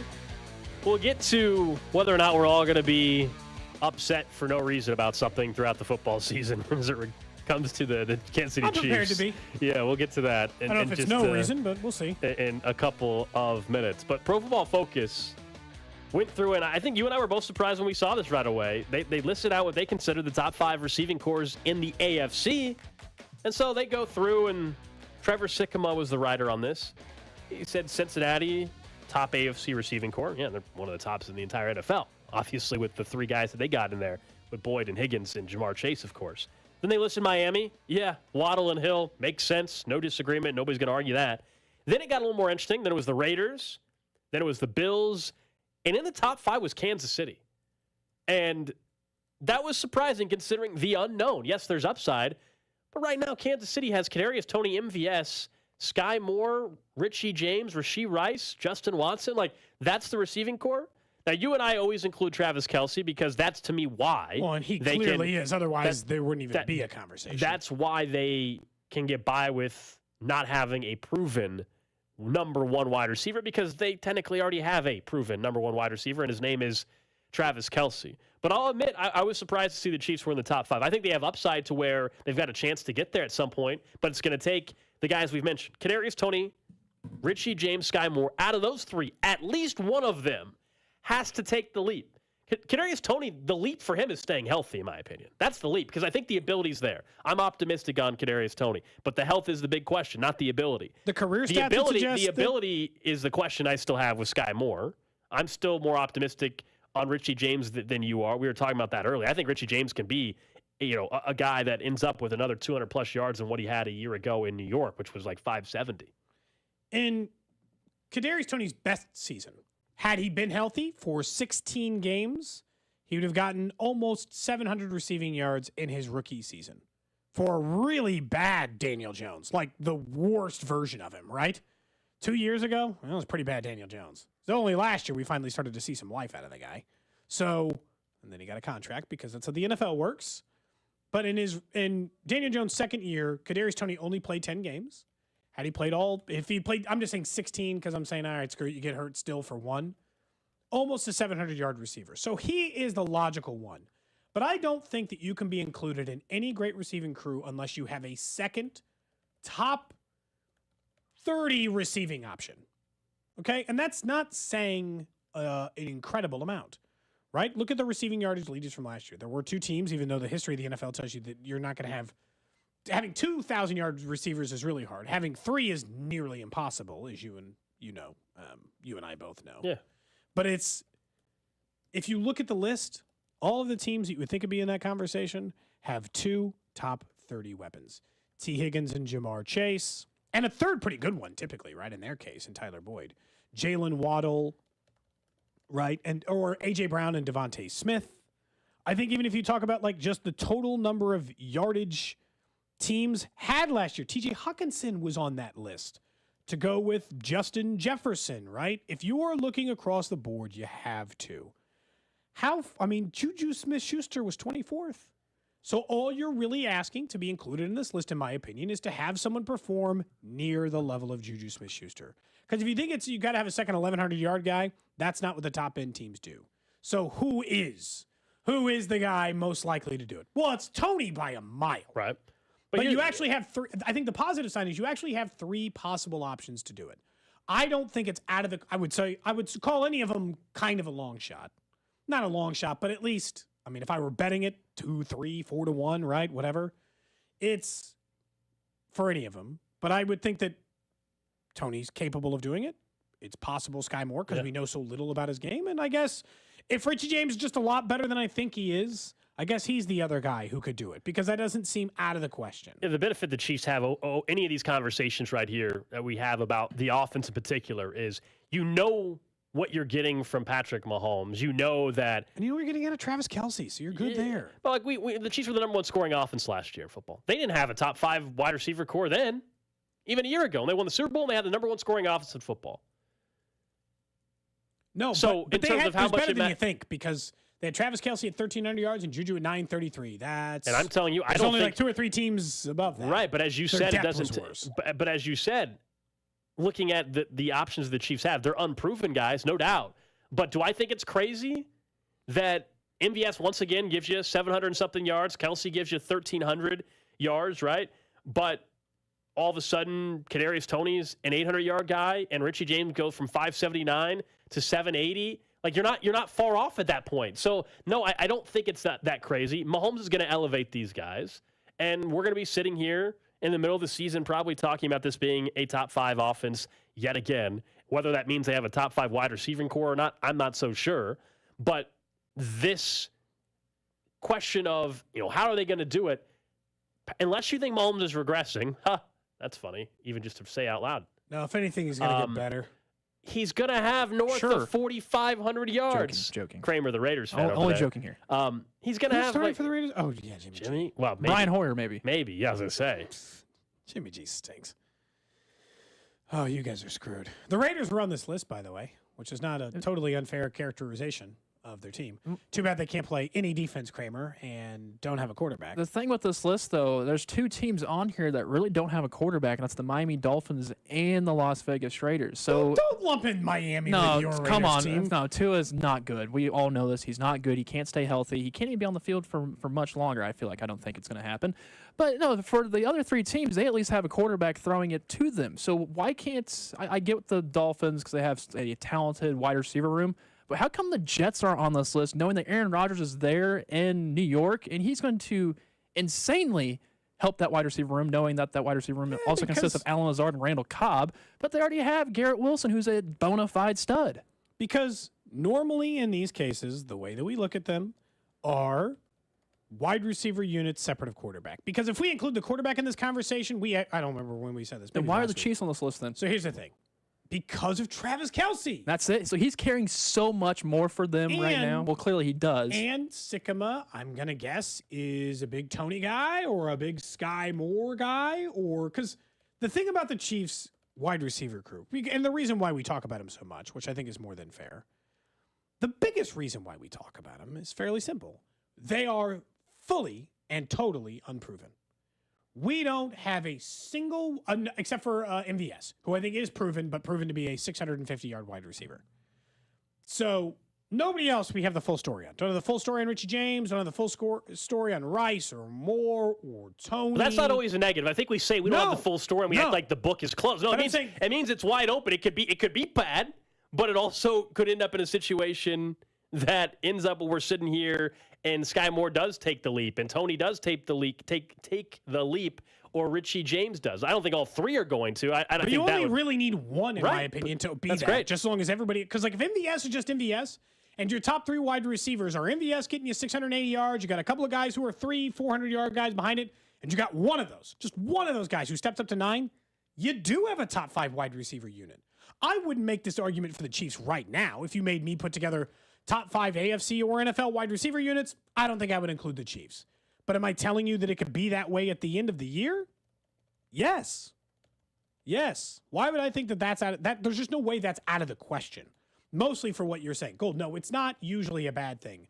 I think it's easier to be down on it when you don't, like when you don't have many options. When it's always like, oh, this guy's going to get better. That one guy, you're like, he could be worse or the same. Because I heard people try to tell me that MVS was going to show up and be better in town. He wasn't. He was the same. You just need one guy of the three we talked about to step up to really elevate. That's what I'm saying. And I don't think that's that unrealistic at all. I mean, I like the power in numbers for that. I'm just not, I don't fully know if any of those guys are going to take a leap. I still think Tony's, like, as we've talked about. It's the injury thing with him. We know that. That is the number one question about this wide receiver core is Tony and his health. That is the most, if we're talking about going up to St. Joe here in next month, which we'll be up there doing shows, throughout camp, we're going to be talking about Tony because he's going to show out, I'm sure, at camp, right? I'm sure he's going to look great. The question will be his health. And I hope we're not sitting up there and he misses a couple practices because a hammy or something, because that will then once again be a huge story because that's the number one question. I really am not I'm very confident that it's the ability part. And in this office with Mahomes, I really feel great about that.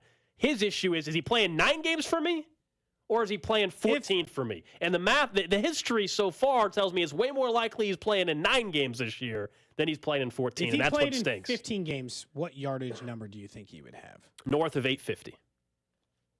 God, that's a good year, though. That's better than Juju had. I'm that high on Tony. The issue is the health, and it's a major problem. That's I think right there what you said is reasonable for what Tony can get in 14 games. I feel like that's still taking a bit of a leap, but that's also because you know what it is? I know Tony is an incredible athlete, but I've barely seen him play wide receiver. Like, right? Just let's admit for just a minute, we've barely even watched this guy play in a damn game. How do I actually know he's this good or if he's just a great athlete? Great athletes do not always make great wide receivers. We've seen plenty of great athletes who do not accomplish anything at the NFL level.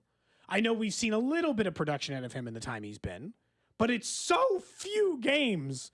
That's always my hang up. I think sometimes view this as like, I think Tony has no chance. That's not it. I'm just telling you, like, I'm more worried about Tony than most people, not just because of the injury, but because I don't think it's as simple as he stays healthy, he's a 900-yard wide receiver, because I don't have that many games of tape to even go off of. He started 8 NFL games. I don't have any idea who he is. He's played in 19. He started 8. So he's played what? The equivalent of 1 full NFL season? That'd be the same thing I'd say about Sky. I don't have any idea what Sky's going to be either. There's just guys you're more hopeful of. And right now, of the 3, I'm the most hopeful about Tony.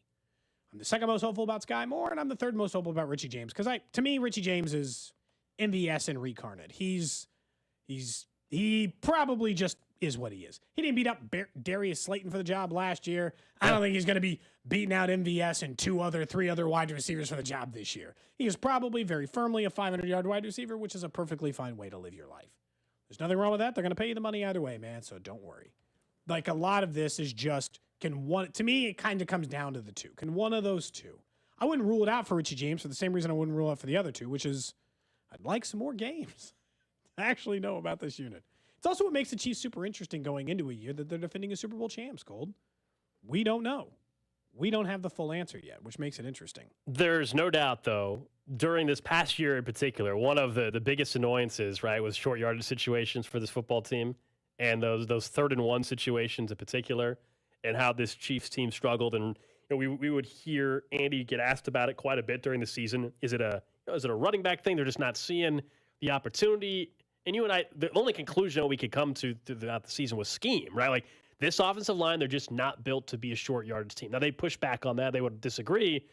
Is there any reason? The stats clearly are the other way. Is there any reason to believe that that's going to change in short yardage situation? Then the follow-up to that, though, and I think ultimately is this one of those things where you're going to bring it up in the middle of the season, and I'm going to end up probably telling you, yeah, but Cody, they're 10-2 right now, and this team had this problem a year ago, and they won the Super Bowl. So last year, and I think probably moving forward for the Chiefs, I just want to let it be known. If you're listening to the show and you hear us talking about something that is a negative for the Chiefs, it is not because I don't think they can win a Super Bowl. It's not because I don't think they're a bad team.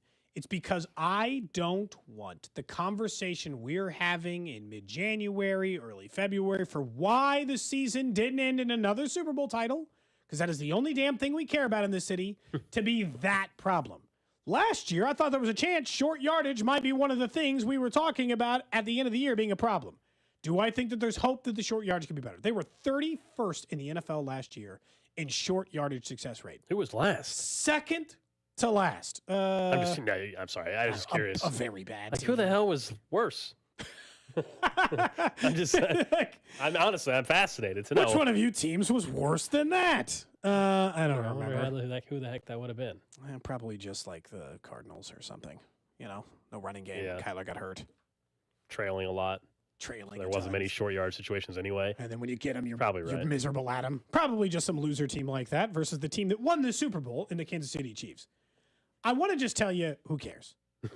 Let's just say who cares, right? I think that might be the case for this one. But it keeps points off the board, and there's no hope that it's going to get better. Did it keep points off the board? What's the hope that it'll get better? Same offensive line, same quarterback, same running backs. It kept points off the board. Yes, factually, you were 100% correct. You're saying, but they were the number one scoring offense in football last year. But maybe they could have been number one by more. You know what's so annoying? The fact that this Chiefs still won the Super Bowl last year, and this was their biggest takeaway from last season. Oh, they're not good at short yardage. Pull your finger out. Come on now. Seriously, this is so annoying. This is a first world problem. I'm not pretending like it's not a first world problem, Kramer. Your silver spoon might be gold now. I'm sorry. Jeez. It's the other way. It's a golden spoon, and it might be silver, and I want it to be better. I think with the Chiefs, this comes down to one big central point with them a lot of times, which is we have to nitpick the small things because they're great, but they are seeking what I told you the other week. They're seeking immortality. We're not talking about, look, the Raiders can be like, oh man, if we were only a little bit better on third down, maybe we'd win a couple more games and make a postseason, get our ass kicked by the Jags. That's true. Right? A sad existence. An existence Chiefs fans lived for a number of years and don't have to anymore. But the short yardage thing, it's like the one thing that holds their offense back a little. What else holds their offense back a little? Really that thing. And the offensive line we had questions about, but last year we didn't. Or the receiver crew. We're always looking for those things that are like, what is the thing that takes you from the best offense in the NFL to what we saw in 2018, 2017, when you're one of the single greatest offenses of all time? How much do you think a different left tackle and right tackle playing? Because typically short yards, we're talking about the interior. Usually. Not always. Usually you're talking about the interior of the offensive line and the impact that has on this short yardage situation. But they're going to have a new left tackle. They're going to have a new right tackle for this upcoming season. I'm not so sure in the short yard situations that'll play quite as much of a role because usually you're not trying to run to the outside on 3rd and 1 or to the edge. Yeah. Usually you're talking about, hey, just can you get the push up front from the interior of that offensive line? And that's the same. They're going to have the same interior. They're going to have different guys on the outside spots. The running back situation, Pacheco, if he's healthy, he's going to be the same. McKinnon, there's no reason to be Clyde, like they'll be better on 3rd and short. It's the identical unit. Yeah. Why don't they just bring out goal line defense or goal line offense? Sorry, why don't they just bring that out there like they usually do with the little tricky whoop-de-doo things? Here's the thing: we do have to give it a certain percentage chance because Andy's now had an entire season. Teams have caught on to the whole little. Oh, we're gonna. That was again, and this is why Andy. There's gonna be some other wrinkle Andy has this year that nobody's done in the league yet. Now everybody does let's have our version of Blake Bell go under center. And then we know that, of course, the Eagles have done what they call in Philly the tush push or whatever it is. And they didn't eliminate it. They did not eliminate it, yeah. Kramer, what was that? What was that? You like the tush push? The tush push. That's a good word. I didn't come up with it. No, but you said it. I did say it. It's what they call it. Is that what they call it? I don't know if it's not. I'm not saying the play is called tush push, but the Philly special is now called the tush push. Gotcha. No, the Philly special. That's a whole different thing. I know. Look, Kramer, I understand. Like, here's the thing: we're talking to Chiefs fans, so that's the case, and it's just funny, like how different each fan base is in right now. Because the Royals, someone was actually like borderline surprised. They were like, "Hey, you know what it was? It was our friends over at Raygun." Because our shirt that said "I never say it can't get worse" was doing kind of well on their shop. By the way, in Iowa, they have a Ray Gun store up there. Yeah. And I texted you this, and I said, "Do you think if I go into the store and I ask for the Dogtown underwear, if they would know what I'm talking about?" I'll admit, did not ask for that. You should have checked. See if they have it. I didn't see their them. home. I definitely didn't see any of our shirts in the Iowa store. Well, I think ours are in the local one. Yeah, well, down that's what on I'm the saying. Crossroads. We haven't made it up the to Dogtown underwear is in town. You can buy that. Once you locally. guys get syndicated up there, you'll have them up there. That's right. That's right. Yeah, Is that our goal to get But he was- syndicated in yes. Iowa? Oh, definitely. He was surprised that there was less pushback over a shirt that is seemingly negative about the Royals, saying, "I never say it can't get worse." He's like, "I'm surprised more people were like, hey, don't pick on the Royals." I'm like, yeah. Look, I'm going to just be honest with you for a minute, man. Unfortunately, due to the way that this season has started, there's a certain level of apathy that we've been building up as Royals fans for just decades, just really harnessing it. And I was surprised about how easy it was to just let the pain wash over the top of me again after the World Series. I thought it'd be harder. I thought it'd be harder to go back to that feeling of being a young Royals fan in the 90s and the 2000s and feeling that they're bad and there's nothing I can do about it, so I should just accept it. I thought after winning the World Series, I'd never go back to that attitude. Comfortable, warm bath, my friend. Just settled right back in. Yep, they're terrible. And there's nothing I can do about it, and I'm just going to have to hope that things get better.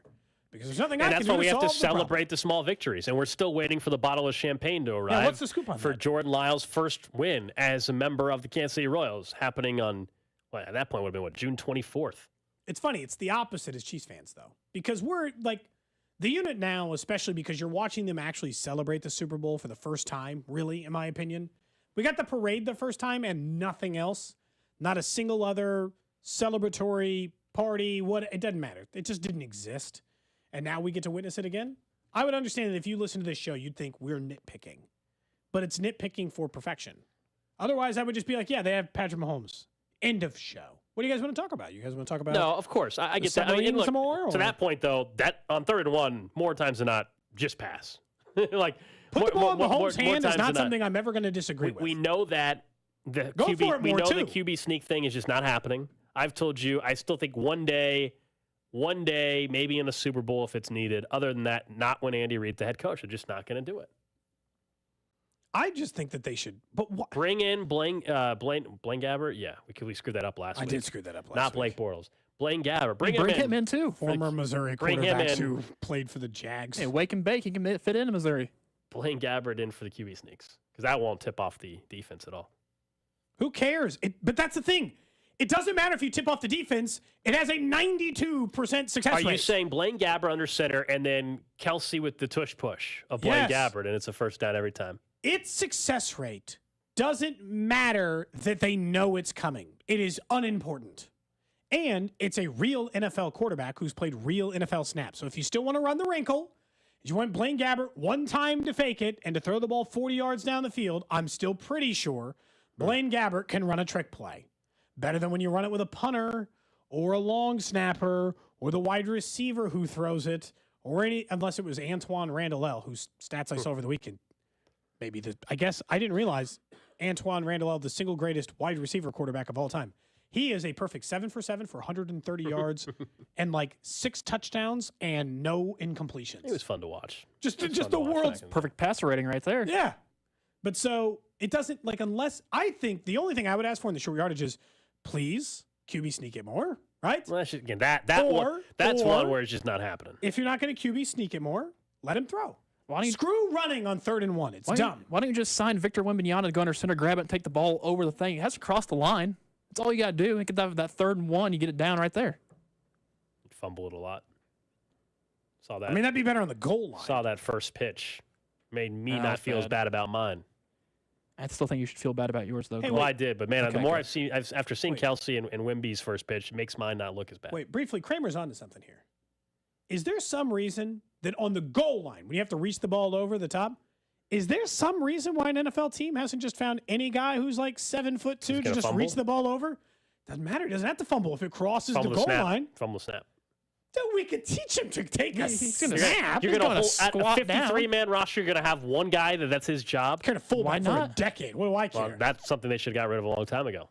Most teams have. And the Chiefs finally are joining wide that receivers and 5 tight ends. Oh, maybe that's what we've missed this whole time. Maybe that's what we missed this whole time. We've seen all these social media videos. We've made our listeners contribute $1 to a Venmo fund for bringing up. Maybe that's the solution. Maybe one of the Rosses, that's their role, Cody. Maybe you and I have miscalculated this whole thing. Everybody said, what are you guys talking about? He's going to have a much bigger role than you think. Maybe we've missed it. Maybe one of the Rosses is just going to be the goal line guy. Maybe you nailed it, Cody. You might have figured it all out. Like a sweep? That's it. That's his role.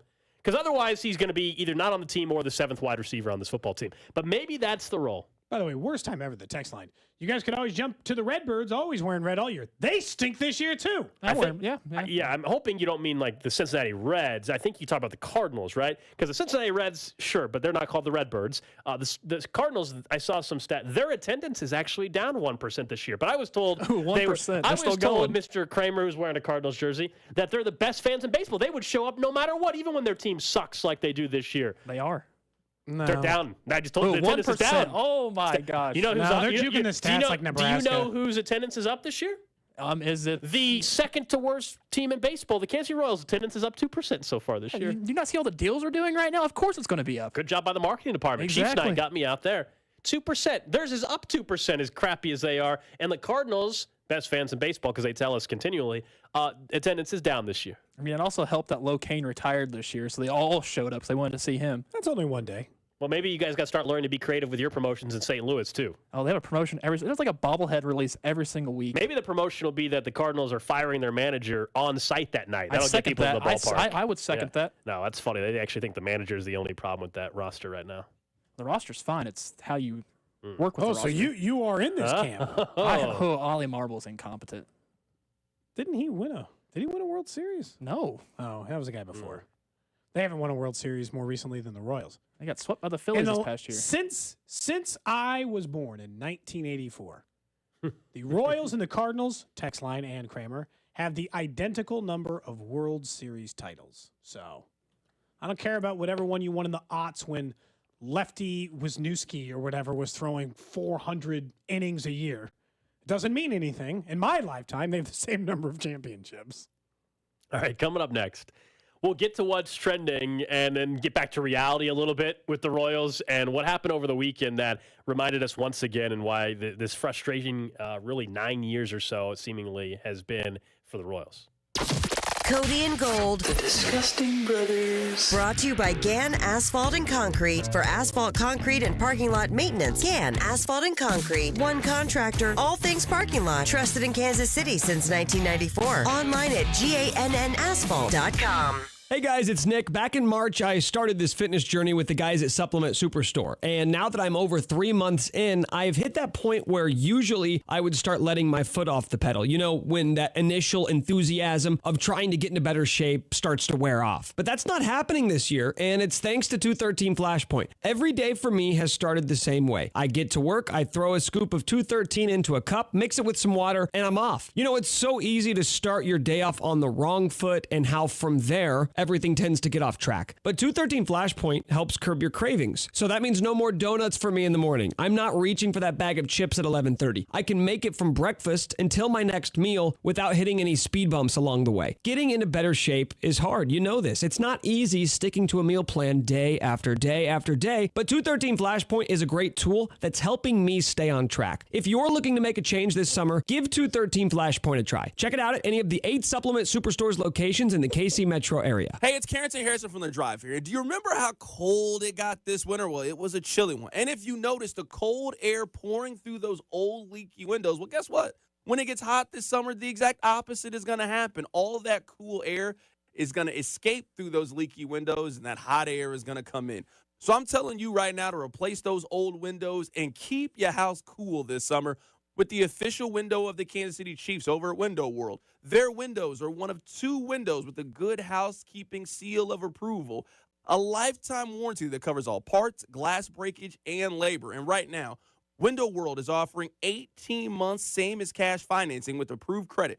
So pick up the phone right now and call this number for a free home estimate, 816-799-0820. And they can show you how they are simply the best for less. Remember this phone number, 816-799-0820, or check out the website, windowworld.com. Baseball season's in full swing, and there's no better place to get in on the action than FanDuel, America's #1 sports book. Because right now, new customers get a no-sweat first bet up to $1,000. That's $1,000 back in bonus bets if your first bet doesn't win. Just go to FanDuel.com/win to join today. Don't miss your chance to snag a no-sweat first bet up to $1,000 when you join FanDuel today. Go to FanDuel.com/win to sign up. FanDuel, official partner of Major League Baseball. Major League Baseball trademarks used with permission. Must be present in state where lawful to wager 21 plus and present in select states. First online real money wager only. $10 deposit required. Refund issued as non-withdrawable bonus bets that expire 7 days after receipt. Restrictions apply. See full terms at FanDuel.com/sportsbook. FanDuel is offering online sports wagering in Kansas under an agreement with Kansas Star Casino LLC. Gambling problem? Call 1-800-GAMBLER or visit FanDuel.com/RG. Colorado, Iowa, Michigan, New Jersey, Ohio, Pennsylvania, Illinois, Tennessee, Virginia. 1-800-NEXT-STEP or text NEXT-STEP to 53342. In Arizona, 1-888-789-7777 or visit ccpg.org/chat in Connecticut. 1-800-9-WITH-IT in Indiana. 1-800-522-4700 or visit KSGamblingHelp.com in Kansas. 1-888-770-STOP. Louisiana. GamblingHelpMA.org or call 800-327-5050 for 24/7 support and Massachusetts. Visit MDGamblingHelp.com in Maryland. 1-877-8-HOPE-NY or text HOPE-NY 467-369 in New York. 1-888-522-4700 in Wyoming or visit 1-800-GAMBLER.net in West Virginia.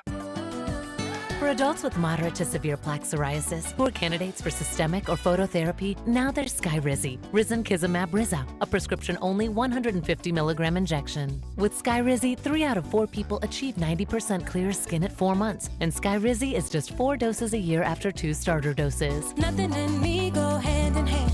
Nothing on my skin, that's my new plan. Nothing is everyday.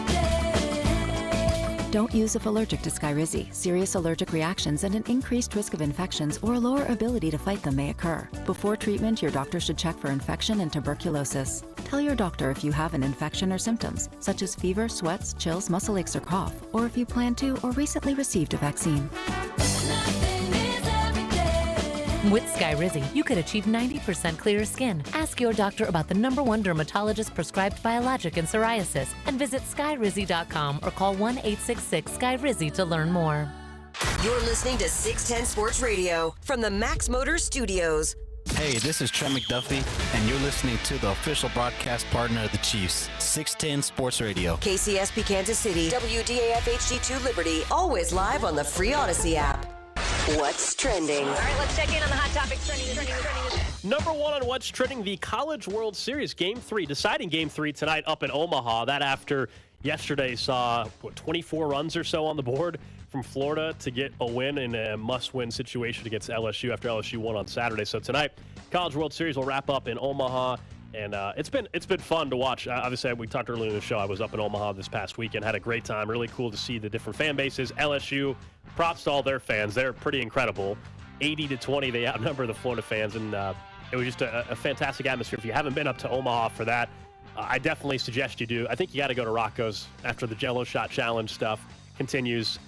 As we mentioned earlier, 30,000. I still question if they're actually all being consumed versus just purchased, but somebody ran the numbers on the text line earlier. It was quite impressive. Yeah, I think LSU's going to end up breaking the record easily. They already broke the record, but over 50,000, I think, is what they can get to. But somebody bought $30,000 worth of Jello shots at this bar. Next up on what's trending, according to Mike Florio over at Pro Football Talk, the Jets are bracing for an involuntary Hard Knocks assignment. Now, as you know, the NFL can assign you if you meet a certain level of criteria, which really falls under about 5 or 6 teams this year. Every single team who was interested in that turned them down. So they went back to the Lions, who do not fit all the criteria, but they thought, hey, you guys seemed to have fun last year. What if we did it? Now, according to that source, they are bracing for that pass because of the lack of interest serving as, their lack of interest or their known interest being an easy thing. The Jets, Saints, Bears, and Commanders fit the criteria to be in there. Of those 4 teams, the Jets are the most interesting by a mile. Of course the NFL should force them into Hard Knocks. Right. You don't have to do it next year, but the first year with Aaron Rodgers, a bunch of other young players, he's a weirdo. It makes for good television. It just does. You get the New York market automatically. I mean, yes, that should be who it is. I know the Jets probably don't want it. The only other team that would be intriguing, believe it or not, is the Commanders, just here in Kansas City because of the EB part. I would love to see EB mic'd up at practice. We've all heard it. We've all seen it before. But I stood there and heard it. I would still enjoy it, right? Like I would still enjoy seeing that. So the Commanders would, believe it or not, be the second choice. The Lions last year, everybody liked the Dan Campbell stuff. Hard Knocks, unfortunately, it's not what it was, 5 or 6 years ago.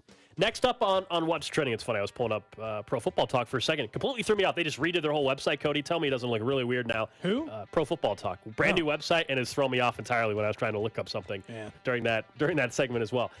Next up on What's Trending, how about former Royal Mike Moustakas, who had been on the Colorado Rockies. Well, right after the Rockies and Angels game, which had the Rockies losing by 24 runs. See that happen this weekend? 25-1, the Angels trounced the Rockies. Moustakas just swapped clubhouses for the game yesterday. He got traded to the Angels. So he played on Saturday against the Angels. On Sunday, he became a member of the Angels in a random trade there. Acquired Eduardo Escobar from the Mets for 2 minor league pitchers, and they came down basically at the trades at the same time or so.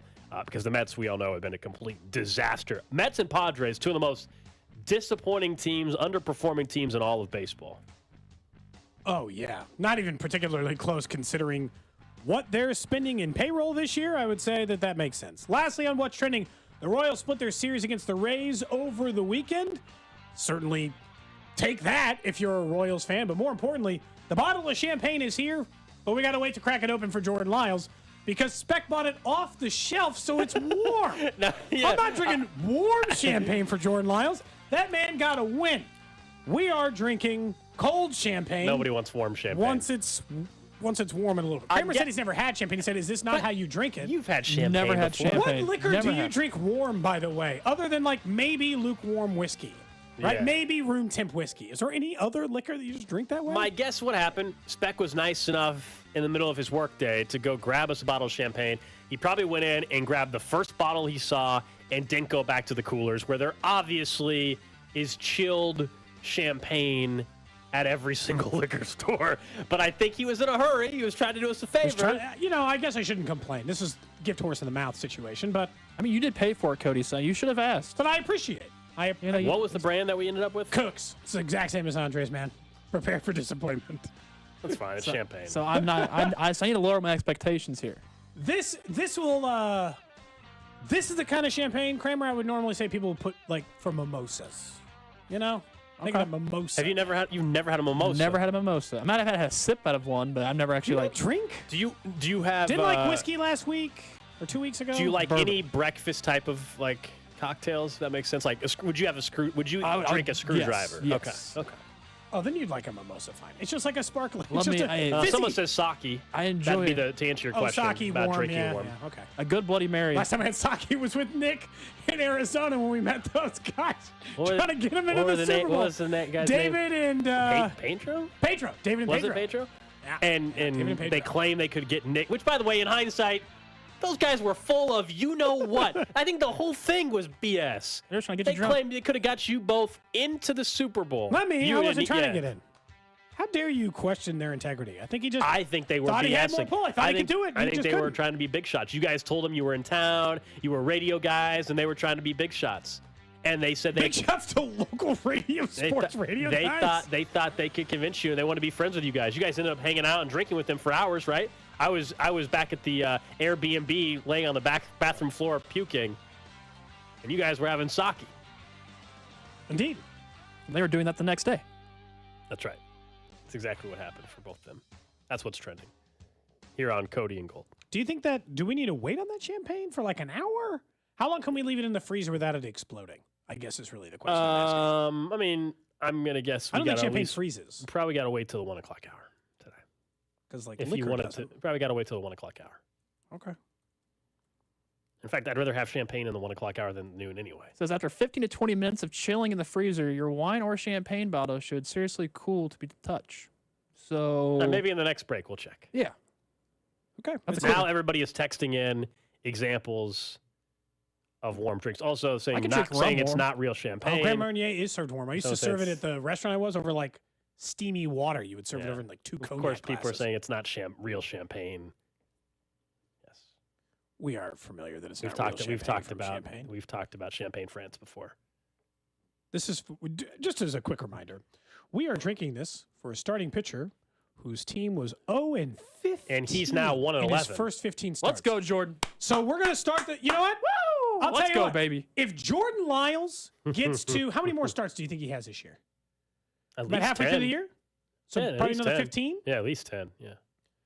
If Jordan Lyles gets to 6 wins, I will buy this show a bottle of Dom and we will drink it on the air. Mark the tape. Mark the tape. Jordan Lyles gets to 6 wins. Go. I'll buy this bottle. I'll buy a bottle of Dom for this show. You watch it because baseball's weird. You watch this. How about you know what's going to happen? Jordan Lyles is going to win his next 3 starts.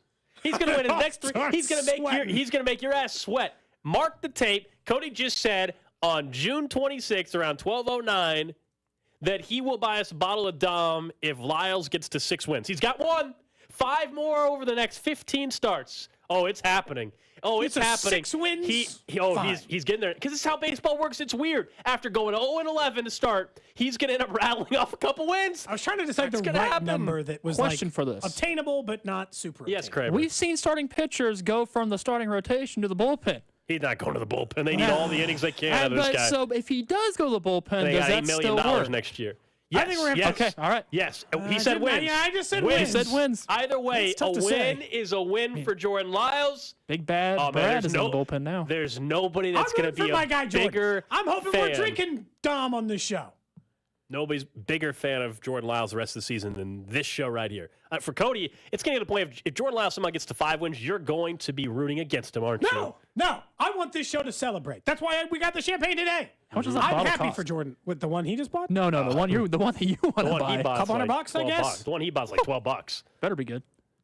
I'm guessing it's a couple $100. I haven't bought a bottle of Dom in a long. Well, you time better or make ever. sure I don't you know. put some money aside for it. Jordan Lyles is going to win 5 more. I hope he rattles off. I'm telling you, I hope he rattles off, and I think he's going to. I will bet on the next Jordan Lyles start. $300 in some places, Kramer. A little steep. Can we invite a listener in for Club 610? Hey.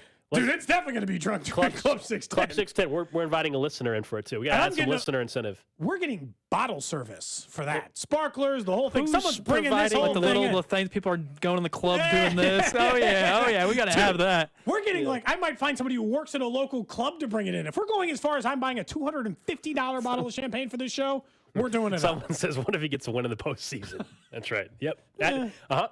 Yep. Does he have to be at the Royals still? Yes. Because that's the one. Okay, caveat. all right. Yeah, okay. he's got to be a member of the Royals. If that's your scapegoat, I'm gonna trademark a top for him. If Jordan Lyles were to win 3 outings in a row and then he somehow got traded, I would be really upset. I'll be really upset.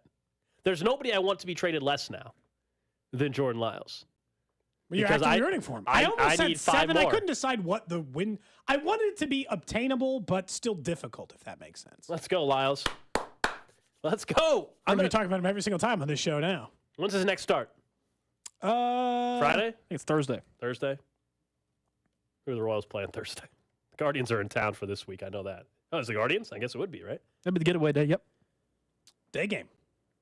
Oh, that's right. We can go I can go in person? Nope. Sorry. Grinky's starting. Okay. Lyles is not scheduled to start this So probably week. Friday. Someone says we should just buy a really nice bottle of whiskey instead. We'll get a choice at that point, but I think it'd be a celebratory. Yeah, So I mean, champagne is somewhere. for, I mean, a nice bottle of whiskey people could gift and open up for celebration. That definitely happens. Hey, you should probably lump Grinky in this for this anyways too, because I mean his stuff's gone. No, this is strictly a Jordan Lyles I know, thing. I know, quote I know. certainly didn't made like so that. sad. Didn't like that So quote. sad. This is strictly a Jordan Lyles bet. This is about supporting our guy, Jordan 5 Lyles. more wins, please. I hope I have to buy it because I want to see the team succeed, and I want to see Jordan Lyles succeed. Someone says that if we do it, Jordan Lyles got to come in. We got to see if he can come in to drink. I don't think he's going to come in. Why? We're happy for him. Yeah, but yes, but I don't think he's. No, I don't think that's going to happen. Busy. You get friend of the show, Vinny Pasquantino on. He's on the IL. Something tells me I don't think Jordan Lyles is thrilled about the celebratory after his 1 win. So I don't think he'll be coming in after he maybe wins 6.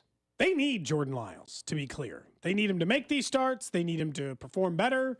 They owe him enough money next year. It's important that he shows some We have had him on the show before, by the way. positive signs. Spring training. We did have Jordan Lyles. We did. I forgot. Yep. Seemed like a nice guy. Yeah. Said he liked to fish, maybe? Is that what he said? I mean, it's a strong, safe guess. Yeah, sure. I'm Pretty sure about 80% of the baseball players do fish. I don't remember. I'm always surprised at how many people fish, just in general. Not me. Nobody I know really does it. I know it might stun you, but I don't fish. I know, Have you ever?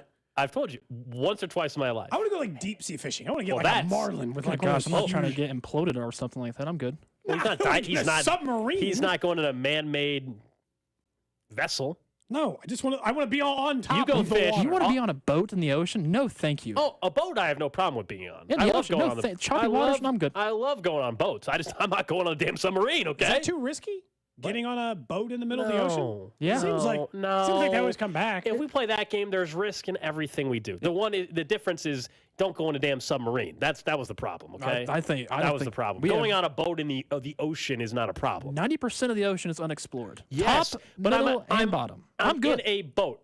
I'm not telling you to in the deep sea jump in the water. I'm not telling you to do that. Do what was the video we saw of Tyreek and his agent Rosenhaus wrestling a shark? That's Hell no. preposterous right there. No, absolutely not. I mean, if I don't know, if some professionals are there. Imagine if it was a dolphin they were shark. trying to ride. I still can't, go back on all No, those deep safety sea fishing would be incredible. I'll just be on the Sounds boat. cool. I'll just be on the boat chilling. You go ahead and actually good. try to get the fish. I'll stay on land while you guys do that. How about that? Just sit in the middle of water where all you can see is water. That's terrifying. Just think about that. You go off the coast, like The ocean so is a far you don't scary see. place. Yeah, oh my gosh, yes. It's definitely a scary place. There's no doubt about it. The Royals did split the series against the Rays, They did. and yet still somehow we're finding a way to feel bad about ourselves. Look, it's not meant to feel bad about yourself. But if you heard the comment from Mike Matheny after or on MLB Network, or not Mike Matheny, God, that's the old manager, Matt From Q. Quatraro. If you heard the quote from him talking about the team, he was talking a little bit about how they're getting ready to face the Reds. They see what the Orioles are doing. You see what the Rays can do, and you're like, yeah, that's what we want to be. I want very desperately to believe that the Royals are capable of going for where they currently are, like the Reds were last year, a 100-loss team, to being in competition.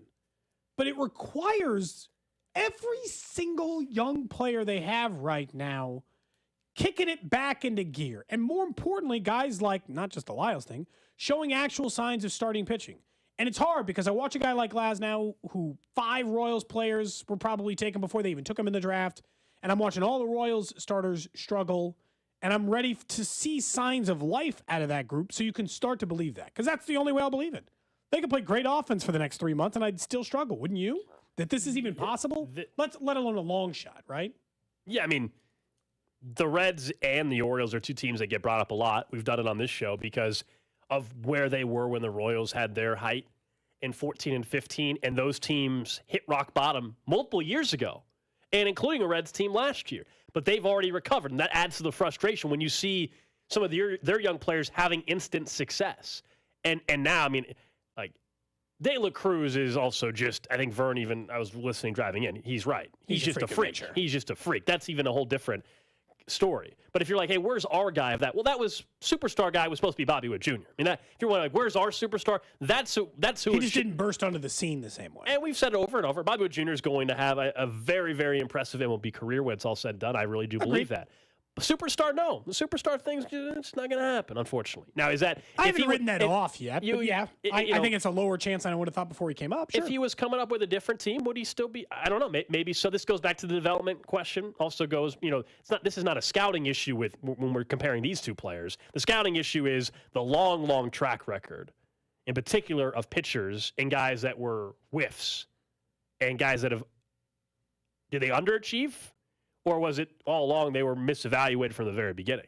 Some of these guys would have been drafted where they were drafted by any team, by the way. Some of them. And then there's some that the Royals obviously made severe mistakes on in their evaluation process. It's both. And I think that's the frustration is sometimes I just don't understand how it's not possible that some Major League Baseball team hasn't just been like, let's just directly copy them. Let's hire one person who's worked highly enough in their organization. That person is now in charge of our organization, and let's just copy what the Rays do. Let's just do exactly their thing. Like, just letter to word for word.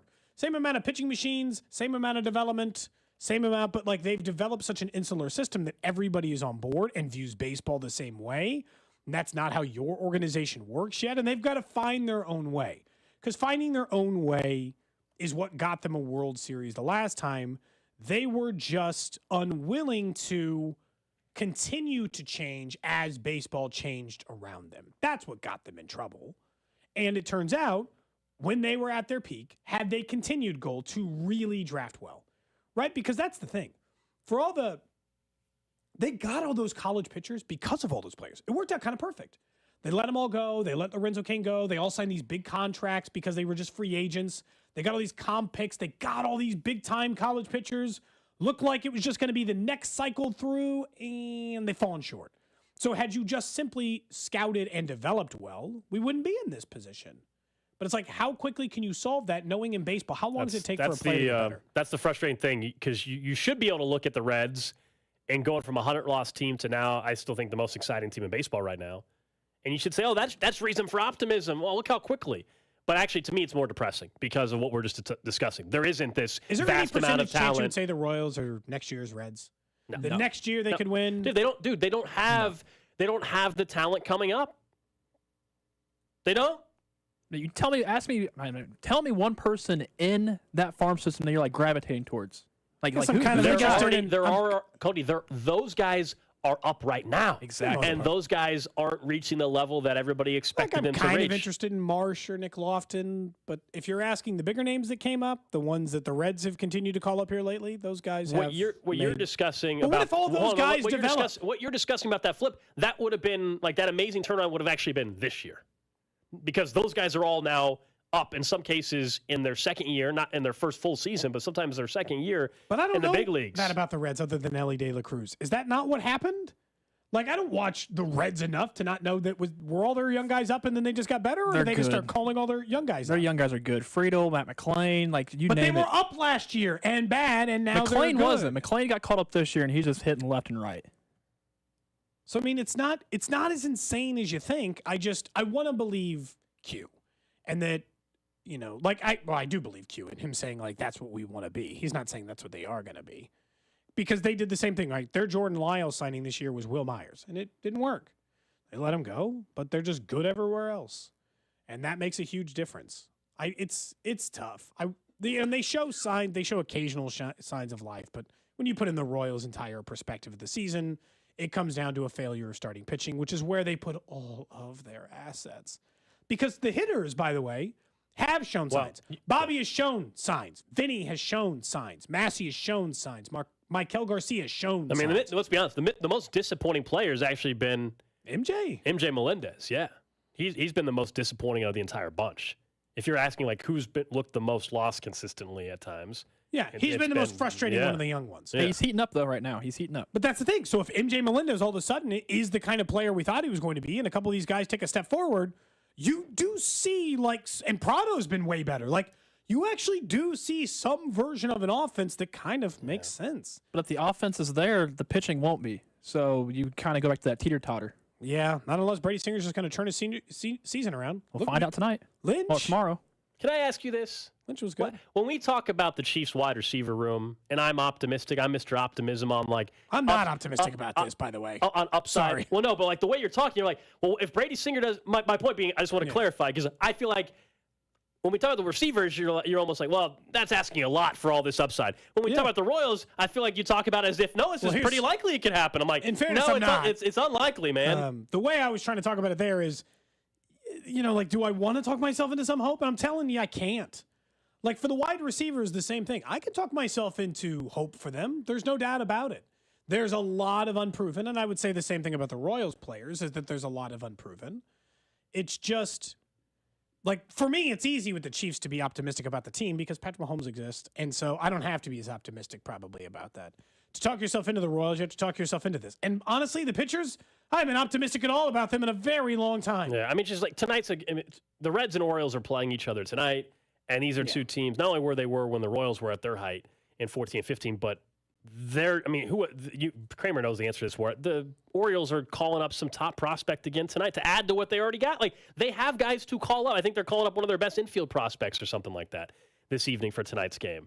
And so, meaning that they still have guys, Cody, that are ranked highly to call up. The Royals don't even have that because they're already here. And they're either underachieving or if you want to be optimistic, you're saying they're underachieving. And if you want to be pessimistic, you're saying you're pessimistic. You want to say, well, this is just what they are. I hope they're underachieving. But the more and more we get into this season and longer, I think it'll be a fair point to just say, hey, this might be who some of these guys are. Honestly, some of them are probably similar in this regard. It's just easier to be negative about the Royals because the team itself stinks, which is the Chiefs wide receivers. Several of them have shown signs of ability to be better than they've been statistically in their career. Same with the Royals. But in baseball, it's so much easier to be worse. I just hope in the next 5 years the conversation isn't going to be, oh, we should have picked Gunnar Henderson rather than Bobby Witt Jr. because they were both in the same draft. And Gunner's doing pretty good this year. Is he playing in the bigs? Yes, Gunner. Oh, yeah. He's been up in the bigs this entire season. Okay. The Orioles prospect, their top infield prospect, Jordan Westberg. Yeah, Westberg's playing tonight. That's the guy that I was trying to think of that's getting called up tonight. They've got a rotating door of just top-level prospects. Their team's number 3 prospect, and I believe in baseball he was a top 100 guy. Yeah, the Royals had other top 100 guys. You're right. They're up. There's nothing to be doing about that. Like, it just requires this team to be better. There's no like saving grace sitting down in the minors at the moment. Look, I'm sure that they would have preferred to get the number 1 overall pick so they could have had Adley Rutschman, but I think they finished like a game apart at the end of that season. But there are a lot of taxi squad players on this Royals team. A lot of taxi squad players. Oof. God, baseball's so frustrating. And it's not, I don't think it's just like baseball's frustrating and it's holding the Royals down. Now, the Royals are definitely responsible for some of their own doing on this. All right, coming up next, we'll get to the random question of the day. And one thing that might be the future of the NFL and what it actually means for the Chiefs quarterback.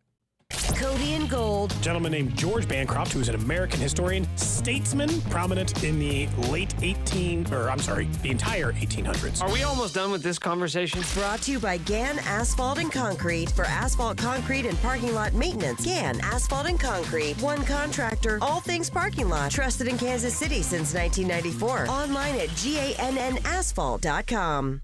Hey guys, Beat Up here from Fesco in the Morning, wrapping up week 3 of the Slim for Life program. And man, let me tell you, it is working so well. My daughter is loving it. My wife is loving it. My daughter is helping me with all these different food options. As you know, I'm a foodie. And we're doing all these different things on the Slim for Life program. The food tastes amazing. And the best part, I'm down 29 pounds in just 3 weeks. Are you ready to make that life-changing call? Jump on the journey with me and hit up Slim for Life right now. Call my girl Leanne at the Overland Park location, 119th and Metcalf, or any of the Slim for Life locations. Set up your free consultation right now. When you tell them that you heard it right here from Beat Up and 610 Sports Radio, you get 90 days for only $90, and you could lose up to 60 pounds. All services included, exclusive of products. Make that call today at 833-SLIM. Today, that's 833-754-6863, or hit them online at slim4life.com and tell them Beat Up from 610 Sports Radio sent ya.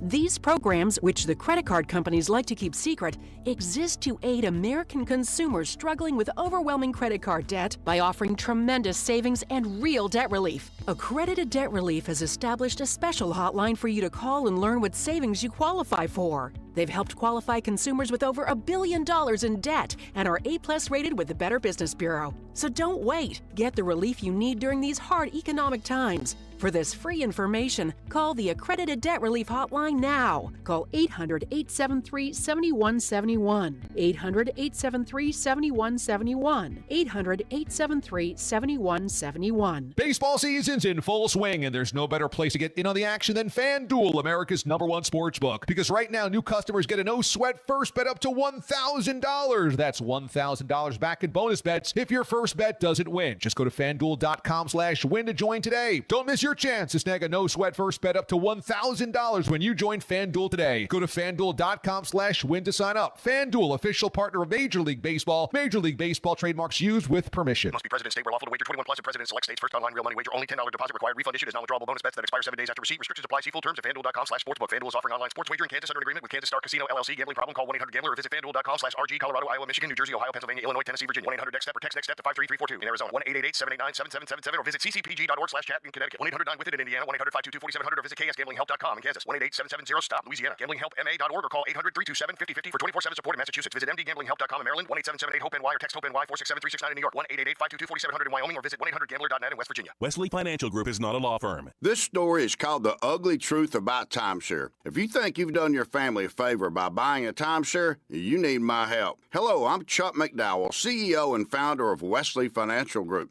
10 years ago, I started helping folks cancel their timeshare. And in the process, started what's now called the timeshare cancellation industry. Timeshare is the only thing that you can buy that you can't tell me how much it's going to cost or when it's going to end. When you buy a timeshare, you give them a blank check to fill out any amount they want for annual maintenance and assessment fees. The crazy thing is, this never ends. Even when you die, your family's now going to be stuck with this burden. Stop the insanity today. Call my office now. If we take you as a client, I guarantee we'll cancel your timeshare or you'll pay nothing. Call for your free information kit. 800-543-3399. That's 800-543-3399. 800-543-3399.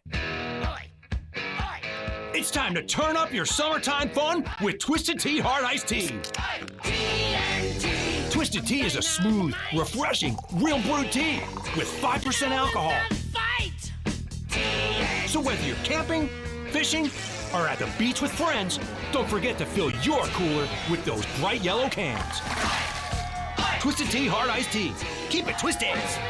Twisted Tea Brewing Company, Cincinnati, Ohio. Please drink responsibly.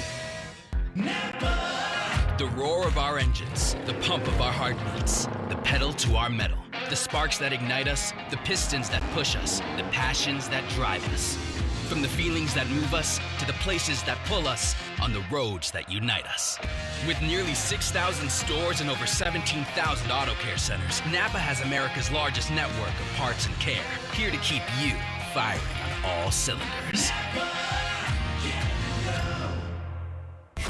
The 610 Sports Radio phone line is brought to you by Onder Law Injury Lawyers. Visit getjim.com. Chiefs coverage on 610 Sports Radio is brought to you by Park & Go. Book parkandgo.com. Getting ready to go on vacation can be stressful. Lucky for us, there's Park & Go. Easy online reservation, free instant shuttles, luggage assistance, and all spots are covered. Reserve your spot today at bookparkandgo.com. The best deals in airport parking. Park & Go, family owned and operated.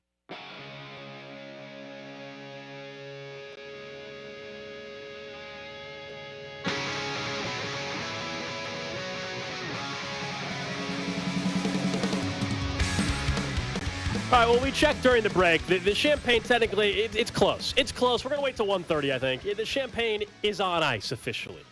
And it's much better than the store it's chill. Shelf. And chill is all you need, man. So the champagne will be cracked at 1:30. This is now 2 shows in a row that Cody suggested 1:30 drinking. 2 shows. Well, the other one, we always do it at that time. That's a little different. If you tomorrow come up with a reason to drink on the show, then that's a problem. I don't think I had a single alcoholic beverage this entire weekend. So I'm going to drink on a Monday now instead, apparently. Okay. Look, I wasn't planning, and I wasn't you didn't know sure. Jordan Lyles was going to win. Against the best team in baseball, that felt not super likely. Yeah, we'll get to the random question of the day in a little bit. Also, we love the text line, 913-586-7610, the Jays Southland Tow Service text line. Let me read you this tweet or text in particular. Kramer says, directed right at you. Oh, boy. Just had Raisin Canes for the first time. Wanted to let you know you are wrong about them. I loved it. That's from Lance. There you go, Lance. Yeah, you got to be careful. Right, a question then on this. I have a follow-up. Oh, okay. How soon did you eat that? Do you eat it at the place or do you take it home? I'm assuming he ate it in his car or in person in the restaurant. Because once you get home, because I don't eat By the way, restaurant. that goes for a lot of foods, though. That includes Chick-fil-A and all the other no, talking about. Promise you not. If promise you wait to eat the waffle fries for 20 minutes, they're not going to be as good. It is the fact you put that stuff in a styrofoam box. The only thing that's good in a styrofoam box is Chinese food, and we all know you can reheat up Chinese food. Barbecue is just by far the best food in the world. I'm just saying, you got to stop hating on. Love me some. Ain't for me. Raisin Cane's ain't for me. You've made that very clear in your chicken war stance. Yeah. I'm still mad that Gold spoke for all of us, and we could have had a Popeye's chicken sandwich, and you guys could have tried it for the first time, but instead we just ended up with Chick-fil-A. Well, listener, friend of the show, brought us some great Chick-fil-A that day. Yes, thank you once again if you're listening. Thank you. That was phenomenal.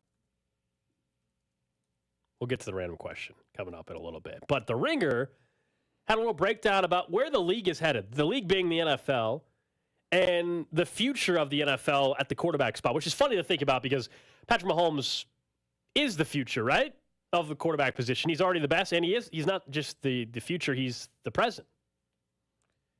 Of course he is, because he's the single greatest quarterback in the NFL. And their point about you have to have mobility in order to be the future of the NFL, I think is premature.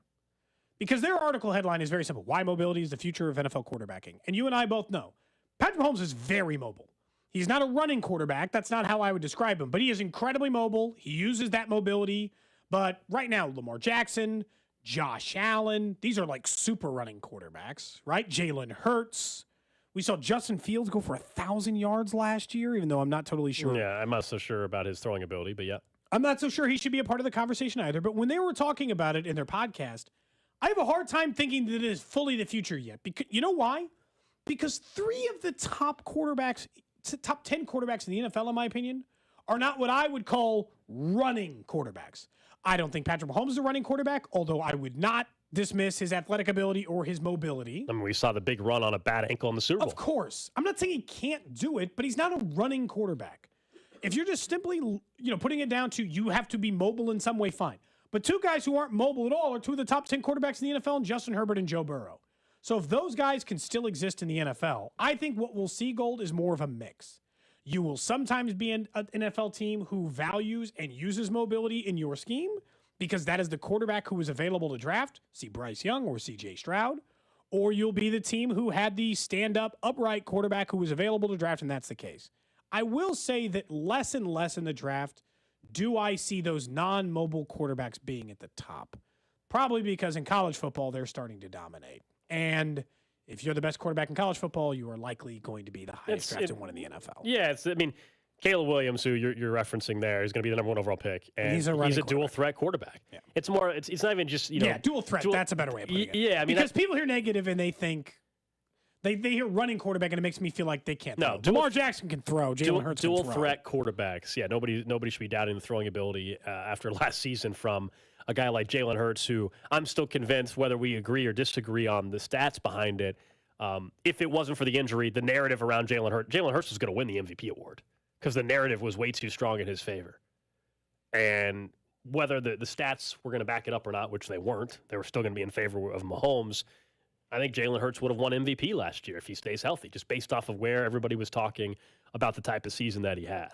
But look, the idea looking at quarterbacks of the future and all that, I feel like we've tried to do this before. Were we trying to pre-anoint that everybody's going to go that method? You mean the running quarterback? Yeah. But it does feel more prevalent now than before, doesn't it? Here's the thing I think is the biggest difference. I don't think you can be Peyton Manning back there as much anymore. I don't care if it's like pocket movement ability.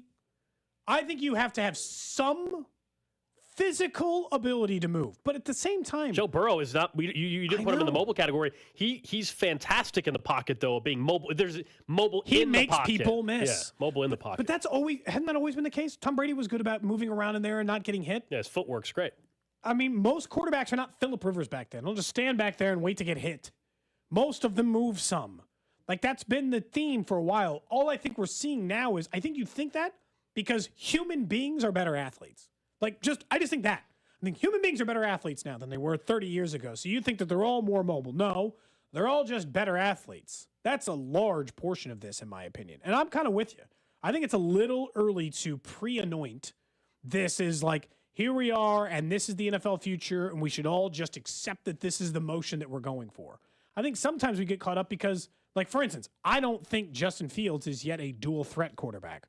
Right now, Justin Fields is a really good running quarterback. Yeah, so, I mean, I have a lot of question marks about it. Like, for those that say Justin Fields is going to take the leap, we had questions about Jalen Hurts, and people are saying, well, now we'll look what Jalen Hurts is. let's not kid ourselves. Before last year, when Jalen Hurts was an MVP candidate, he showed a ton of signs the back end of the year prior passing. And that's what made you believe Hurts could do it. We didn't see that on the back end of last year for Fields.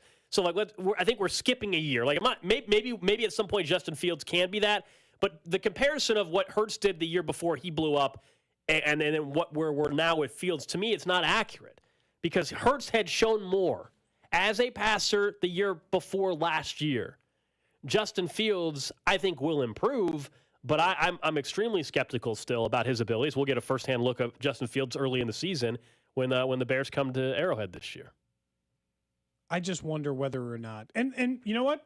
You know what will determine this, honestly? If these guys play well. Like right now, they got enough good dual threat quarterbacks in Major League Baseball or in the NFL. Maybe it'll move that way, right? Like Jalen Hurts, Lamar Jackson bounces back from his last couple of injury-plagued seasons.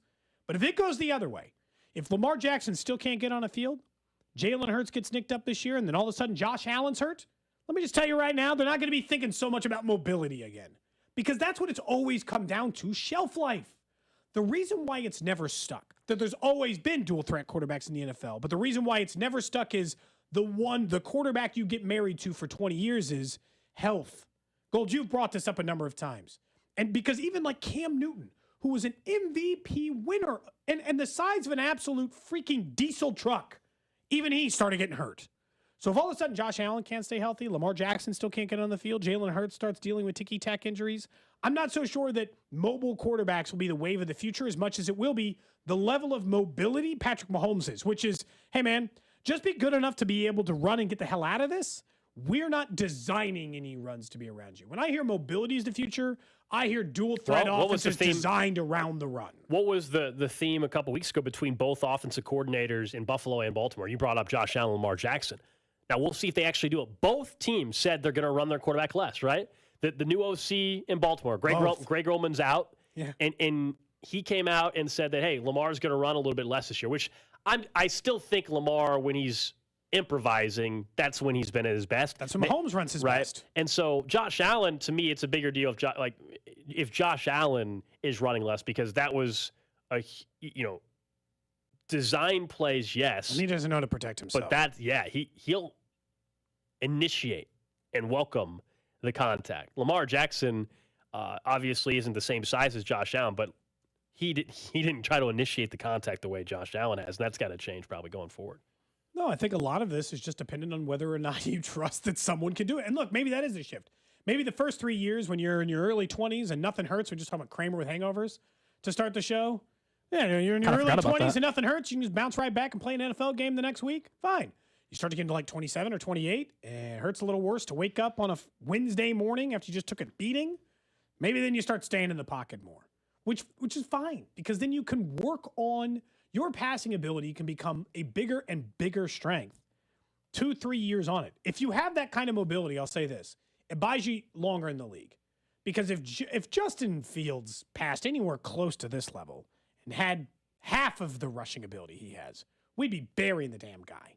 But because he had 1,000 yards rushing, people are still very optimistic about his ability. It really is kind of fascinating. I know we all, as sports fans, we always cling on to hope, or you try to when you have we were just talking about it with the Royals, right? And Chiefs wide receiver. And so the Chicago thing's, I mean, when I was hanging out with some friends this weekend, one of them is a huge Bears fan, and I was trying to just figure out and he's ultra optimistic and excited for the year and all that, which is fine, makes sense.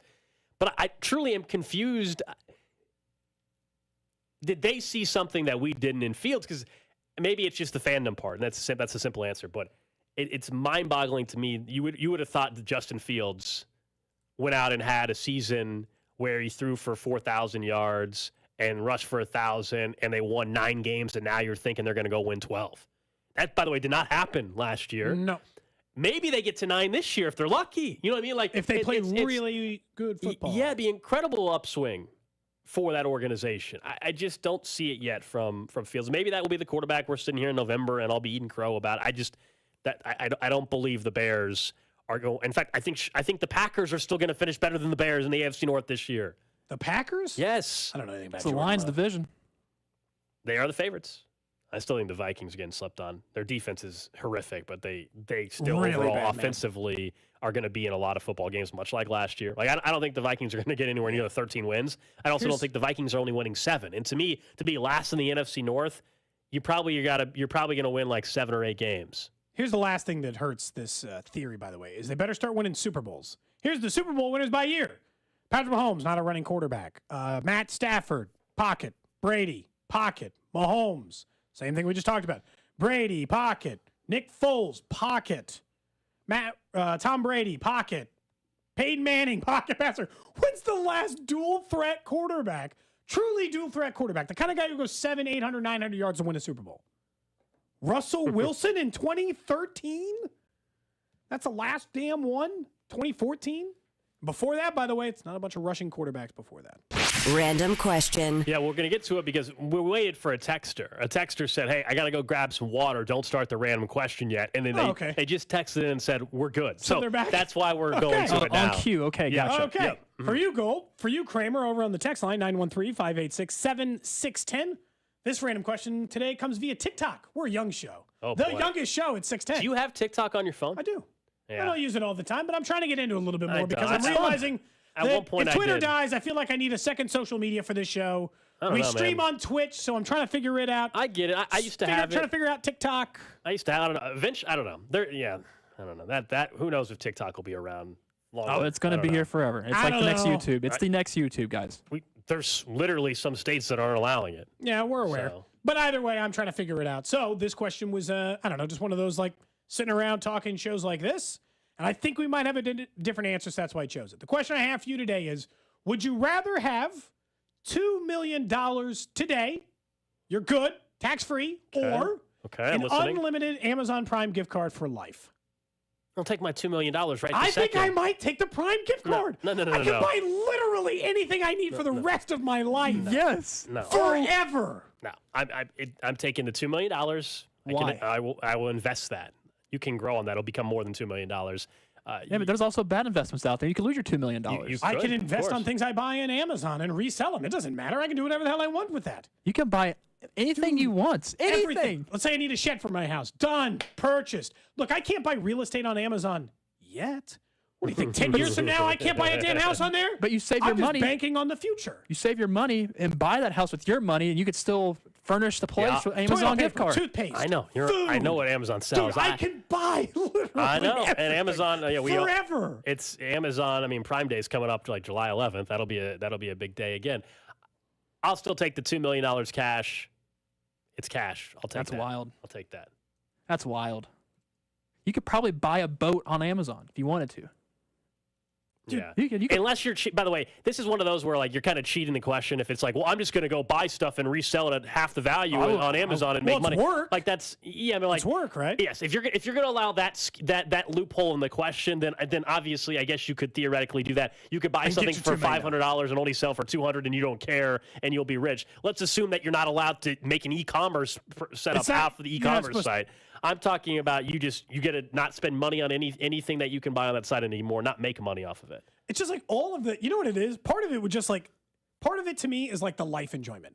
I could burn through $2 million of like bad purchases and just be like, or, you know, but like if I get the $2 million, I got to be smart with it right away. If I get the unlimited Amazon gift card, I'd be like, I want a kayak. And you're like, you don't need a kayak, stupid. Don't waste your $2 million. I'm like, I don't care. I had the money. I don't care. It's unlimited. Yeah, someone's probably correct. The way we should, would you rather have $2 million or unlimited Prime card for 2 years? You can get it for life. Hey, you chose the $2 million.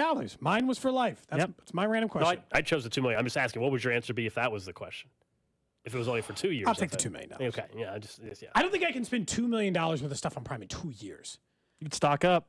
Get that bunker going. I don't want to. See, I don't want to be a hoarder. See, I don't want to be that. I don't want to be I don't want to be a survivalist. I'm always going to take the cash because you know that you can turn the cash into more cash. I get it. I understand that. I'm not even saying that's an argument. I'm just the amount of things like Gold. Say you wanted to like, God, I really wish I had a Yeti cooler for like the lake next week. Yeah, just go to Midwest Marine Boat Company. They sell them there. Yeah, but it's irresponsible to spend your $2 million on a $500 cooler. It's not that you can't. It's a hell of a cooler. Yes. But if I had unlimited Amazon and there's just no fear of it, I'd just buy it. Yeah, I just take the money, Nobody's saying to go take the $2 million and go buy a house tomorrow. I'm saying take the $2 million and go invest it. By the way, you would be, if you had the Amazon Prime thing, you would be everyone's best friend on. Here's the one I think this is actually a big downside. Because if you knew I had an unlimited Prime gift card for life, and you wanted that, you had a cooler, you'd be like, hey, man, just give me that cooler. I know it didn't cost you anything. I'd be like, Someone said the Cody and Gold garage sale would have a lot more stuff. Dude, we've raised. It's true. We'd raise a bonkers amount. I think you have to do the Prime gift card. They were having the same argument, by the way. Someone immediately said they'd take the cash. And the other person was like, do you realize how many things you can get on Prime? Now people are texting in all the things you can't buy on Amazon. Someone says Cody can't buy his first strip club experience. That's true. Not yet. That's not available on Amazon. Think about where Amazon's going to be in 15 years. You could just get the stripper the gift card, the Amazon card, store card. Be like, here you go. Have fun. I'll need it back by next week. I mean, I definitely see. There's plenty. It's split. There's plenty of people who'd say they'd rather have the $2 million. Now, if it was that 2-year thing, I would definitely take the $2 million. I get it, because the $2 million effectively changes your life today. Immediately changes your life today. Gold can go buy a house. Like, his life can just fundamentally change. But to me, it's like, I can just keep living my life, but I am going to, not only am I going to save myself impossible amounts every month, but then in addition to that, I can also fill my life full of things. You know, the real American capitalism way. I can buy happiness with things. I knew this would be a good one because I figured you were going to say cash immediately. And while I thought about it for a minute, I wasn't Amazon Prime gift card guy immediately, but the more I thought about the things I could get, you're certainly not wrong that eventually Amazon's just going to have literally everything. Like, I'm guessing in the next 5 to 10 years, Amazon will start offering their own like internet service and their cell phone service, which that actually is in the works. I saw something about that the other day. And they'll just can you pretty soon you can just buy cars, houses, all kinds of stuff. Like, I can't buy a car on Prime yet, but I don't think I am that far away. I imagine I could buy a $5,000 Rolex on Prime. You know, like, do I need a $5,000 Rolex? You really need that? So here's the thing. But if I got $2 million cash, would I get a $5,000 Rolex? No, that's very irresponsible. I need this money to turn into more money so I can retire and leave my family generational wealth. If I just have this unlimited Prime thing, $5,000 watch. Who cares? Yeah, someone's doing the math. They're like, even if you made just 5% return though on the $2 million, you're talking about paying yourself $100,000 a year. Yeah, I mean, I get it. Or 8 to 10% a year. Would you still work? I'm assuming yes, but I think I'd have to. If I got the Prime one, I think I'd have to. Yeah, you have to. I think if you, like he's pointing out, if you just let your money earn money, you could hypothetically just live off the dividends of your investments. That's fair. That's fair. For the rest of your life and never have to work, because gold would be fine living off $100,000 a year. Depending on which person you are, you might be fine. And if gold had $2 million, you might have a side piece with them. I mean, you become a lot more attractive when you're rich, it turns out. It's true. Very true. By the way, I'm changing my opinion even further into the Amazon thing now that I'm realizing some of the things you can buy on Amazon. Someone's got a watch listed for $165,000. That's just on the wrist. That's an investment. That's a long-term investment. What is it going to do for you? Just tell time? Cody better buy some security with this package, too. Do they say Amazon security? Because Cody's just going to have, your house is going to get broken into. Yeah. That's what's going to happen, Maybe littered with Ring doorbells everywhere. Someone's going to see all those boxes coming from Amazon. They're like, well, I'm going to rob this guy later. He's got like 9 TVs coming to the house and watch. I'm definitely robbing him. Cody's going to have just literally different I bet I could buy some Ring cameras. Cody's not just going to have different shoes literally all over the place with Ring cameras. Yeah. Cody won't just cover my house in them. Yeah, you'll have different shoes, not for each day, literally different times of the day. He'll have one day for this day, and for the first 4 hours of the day, he'll have a certain pair of shoes, and then the next 4 hours of the day, he'll have a different pair. What do you mean he'll have a different pair of shoes each hour here? Yeah, he'll just each hour of the show, he'll just change them out. Exactly. And we'll give away each pair of shoe. That'll be the giveaway. Cody will have a new pair every hour, and then at the end of each hour, he'll give away his pair of shoes that he wore for an hour. And the people who don't come and grab it just go to the garage sale. That's right. Which, by the way, pickups start tomorrow. For those of you that won items in the garage sale, if you won physical items starting tomorrow at 9 a.m. till 2:30, you can start picking up those items. We sent you email details on that, but that's for the items. For those of you that won the experiences, we're in contact already, and we appreciate it. I think everybody will. I think I've sent an email to every single person who won an experience. So. I think we have all but 5 items that people haven't paid for. Yeah, so you deadbeats. Yeah, the 5 of you or whatever that are out there, let's get that money coming in, please. We want to send this money over to the Negro League Baseball Museum. That's right. Looks like it's 1, 2, 3, 4, 5, 6, 7 items, but I don't know if that's 7 people. I don't remember. Yeah. 7 items. Who've not, that have Thank not you to been paid everybody that has paid. Appreciate that. Most of you paid, Mike, right away. for. And I'm not saying the $2 million wouldn't be nice. Don't get me wrong. That's what I kind of like about What this made you think of this one? Were you just sitting I around? told you it was on TikTok. But I didn't think anything. But like you just. That was the exact question they asked. I'm stealing Oh, this so you direct just ripped question. off the question. Yeah, Okay. This isn't even like I worked it around to work on. This is the exact question they were asking themselves in this. And what do they say? One person said the cash. One person said Amazon. For the same reasons I'm saying Amazon is. You could The whole resale thing is like cheating, though. Like it's not. I mean, like look. Even if I don't want to, like, part of me was like, I don't think I would want to go through that trouble. That's like having a second job. I don't want to have a second job. I would just use it to fund the things I want, or for the people around me who need things. Like my sister's like, hey, I want to get a new TV for my living room. Can you get it on Amazon? Like, sure, fine. Yeah, you got it. I don't care. See, I'm not the house. I will not purchase people anything unless it's like a holiday or their birthday. Then I'll splurge on them. You would be a great gift giver. Imagine like what you would get for your nephew every birthday. You'd be like, dude, you got to stop buying him like PS5s. It's like, nah, I don't care. It's free. It's for the kid. You'd be everyone's favorite uncle. Exactly. There's a lot of perks, a lot of light perks in having that Amazon gift. that is the random question of the day. Up next, we're going to find out how something went on Friday night for Cody. I did see a clip, and I had a question about it. It happened at a wiffle ball game, and that's coming up next. Cody and Gold. The facts on this show are irrelevant.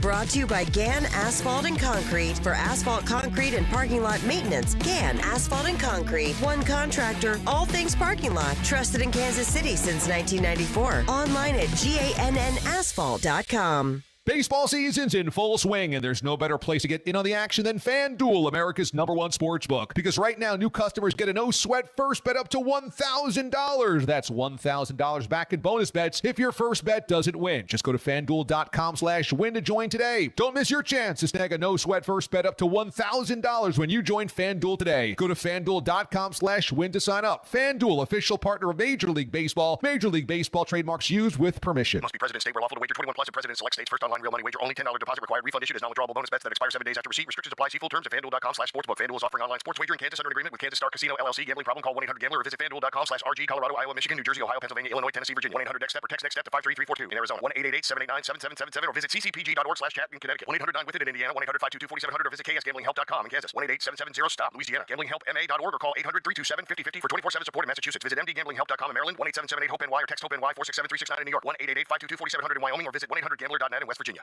Always better with a roof from JR. We've all seen them. As soon as the big storm comes through, the storm-chasing roofers show up. Don't be a victim twice. Call locally owned, veteran-owned JR & Company. No one protects your home and you like JR. JR's there for you. You're always better with a roof from JR.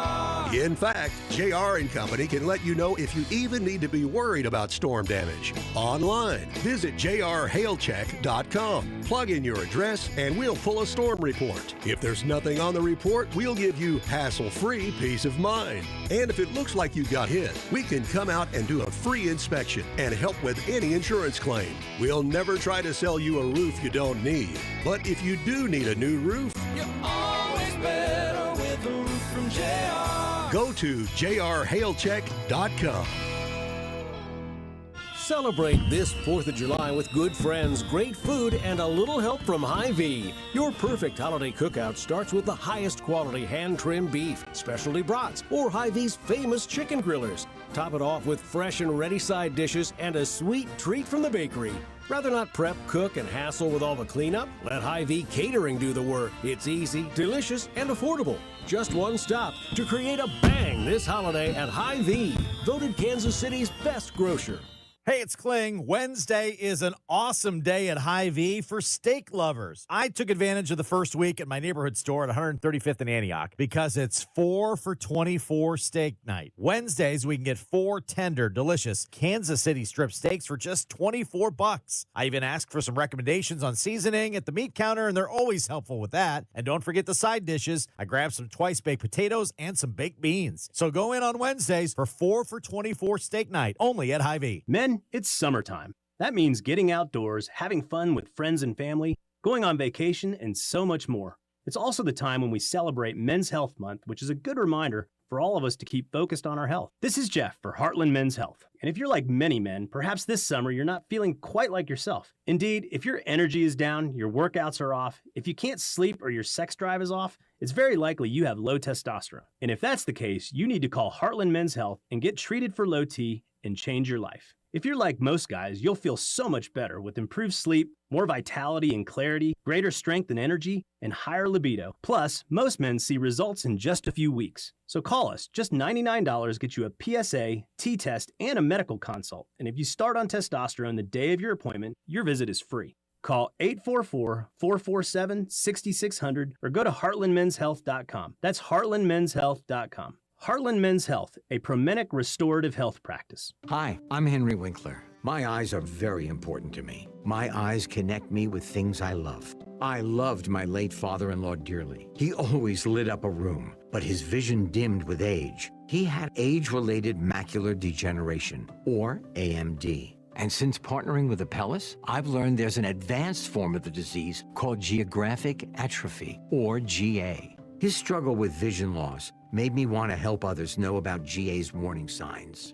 For some, straight lines seem wavy, like when looking at a door frame. For others, blurry or missing spots can make it hard to read or see loved ones' faces. Many have trouble seeing in low light, making driving at night difficult. GA gets worse over time and cannot be reversed. If you've been diagnosed with AMD and notice vision changes, don't wait. Talk to your eye doctor about GA today. Learn more at GAWon'tWait.com. That's GAWon'tWait.com.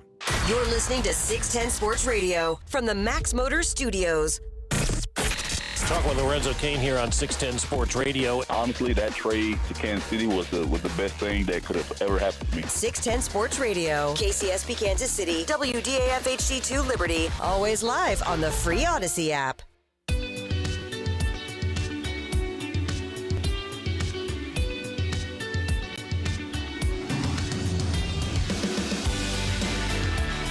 One o'clock hour here on Cody and Gold. Alex Gold, Cody Tapp with you. Kramer filling in all week long as our producer Nick out of town again. He'll be back next week for like 2 days of work, and then he's gone forever. 3. There's a holiday next week in his defense. Yes. Wednesday, Thursday, Friday. I'm coming back in for his final day on Friday. We'll do a special Club 610. Actually, the person who bid on Club 610 to be in attendance, I'm like, hey, so, we do it every Friday from this time to this time. Let me know a future date you might want to do. And he's like, how about this Friday? Like, okay. Special guest. Sure. He wants to come in and he wants to get in on it now. Although he did say that whiskey is his preferred drink, and Kramer said he is now confirmed, after having a drink on the show, a confirmed non-whiskey drinker. That was bourbon. Oh, wait, so you like whiskey but not bourbon? One's sweeter than the other. I'm They're more of a certainly rum different. type of guy, though. Like my spiced rum and cokes are my go-to when I go out. Bourbon's always whiskey, right? Is that what they say? I still but think whiskey's not always the bourbon. two of you. Yeah. Bourbon has to be a certain percent corn and is supposed to come from a certain... whiskey's not bad. Bourbon is actually now a uniquely American product. I think there was a time when it was like Champagne, France, where it had to come from Bourbon County, but not anymore. You can call it bourbon and be New York. Someone wants to know if it's Kramer with a K or with a C. It's with a K. It's with a K, Someone says you missed it last week, Gold, on Friday when you were not here. Riled up Nick so much he almost blocked me. I hope he didn't. Anyways, am I blocked? No. What did you guys do that? It prompted almost someone got Nick all riled up. Well, he asked if he could have carte blanche to pick on Nick on the text line. I said, yeah, that's fine. He didn't specify what. Oh, sure. Yeah. Then they were going back and forth too long. It was eating up the entire text line. Oh. So I said, okay, deal's off. So we got to stop now because it's been going on too long and I'm tired. So I see. So that was the end. Okay. I was just wondering. You missed it. You missed an exciting Club 610 where a story you are familiar with, where Nick recanted a story about the first time he had met Henry Lake. And several other things that we talked about clubbing with Harold and Carrington. We went all over the place. It really covered a wide gambit, if I'm being honest. Well, I'm sorry I missed that then. Nick said, I can't believe I'm telling this story on the radio, but, and then continued to tell the story. Yeah. Shout out to Henry Lake. He was sitting in studio because we had the intern back on the ones and twos. He's like, well, my experience has been a little bit different since I got here. I'm like, let's hope so. Mm-hmm. Let's hope that it's a little bit different than that story. If you want to hear that story, allow Nick to tell it. Go back to the podcast page at 610sports.com and listen to the Friday 1 o'clock hour. Friday night, you were playing in a wiffball game. We had Mitch Holtis on the show last Thursday. That's correct. Telling us about the Mash Plastic charity event with Battle Within going on over at the Hollow. You were playing in that, and all I saw of it, because it was televised, and someone sent me a clip. I wasn't watching. I was out of town, but someone sent me a clip, and all I saw was you looked like you were running to catch a foul or a fly ball. Correct. And someone called you off, so you didn't run into each other, which was great. But then you just kind of like hugged yourself and like I was just trying to make it clear I definitely wasn't going to try to catch the ball. What was going on? So one, they like you to ham it up a little bit. It's for charity. So I wanted to make a big show of the fact that I definitely last minute. So I was just tucking my arms away. Where you're like, like I almost ran into the guy. Let's be very clear. It was close. I did. And he was playing more the traditional outfield. I was playing that like you're really just standing behind second base, but you're not playing outfield. But I was backtracking to the ball, trying to get it. And when he called me off, it was kind of last minute. And so I was definitively trying to knock it out of the way. Seems interesting that you'd mentioned the one big negative of the game. That's the clip that was sent to me. So first, congratulations to my team, Team Holtis, for the big win. Down. You won. Down. You beat Beasler's team. Beat Beasler's team. Beat Dustin Colquitt's team. Not Dustin Colquitt's team because he didn't show up.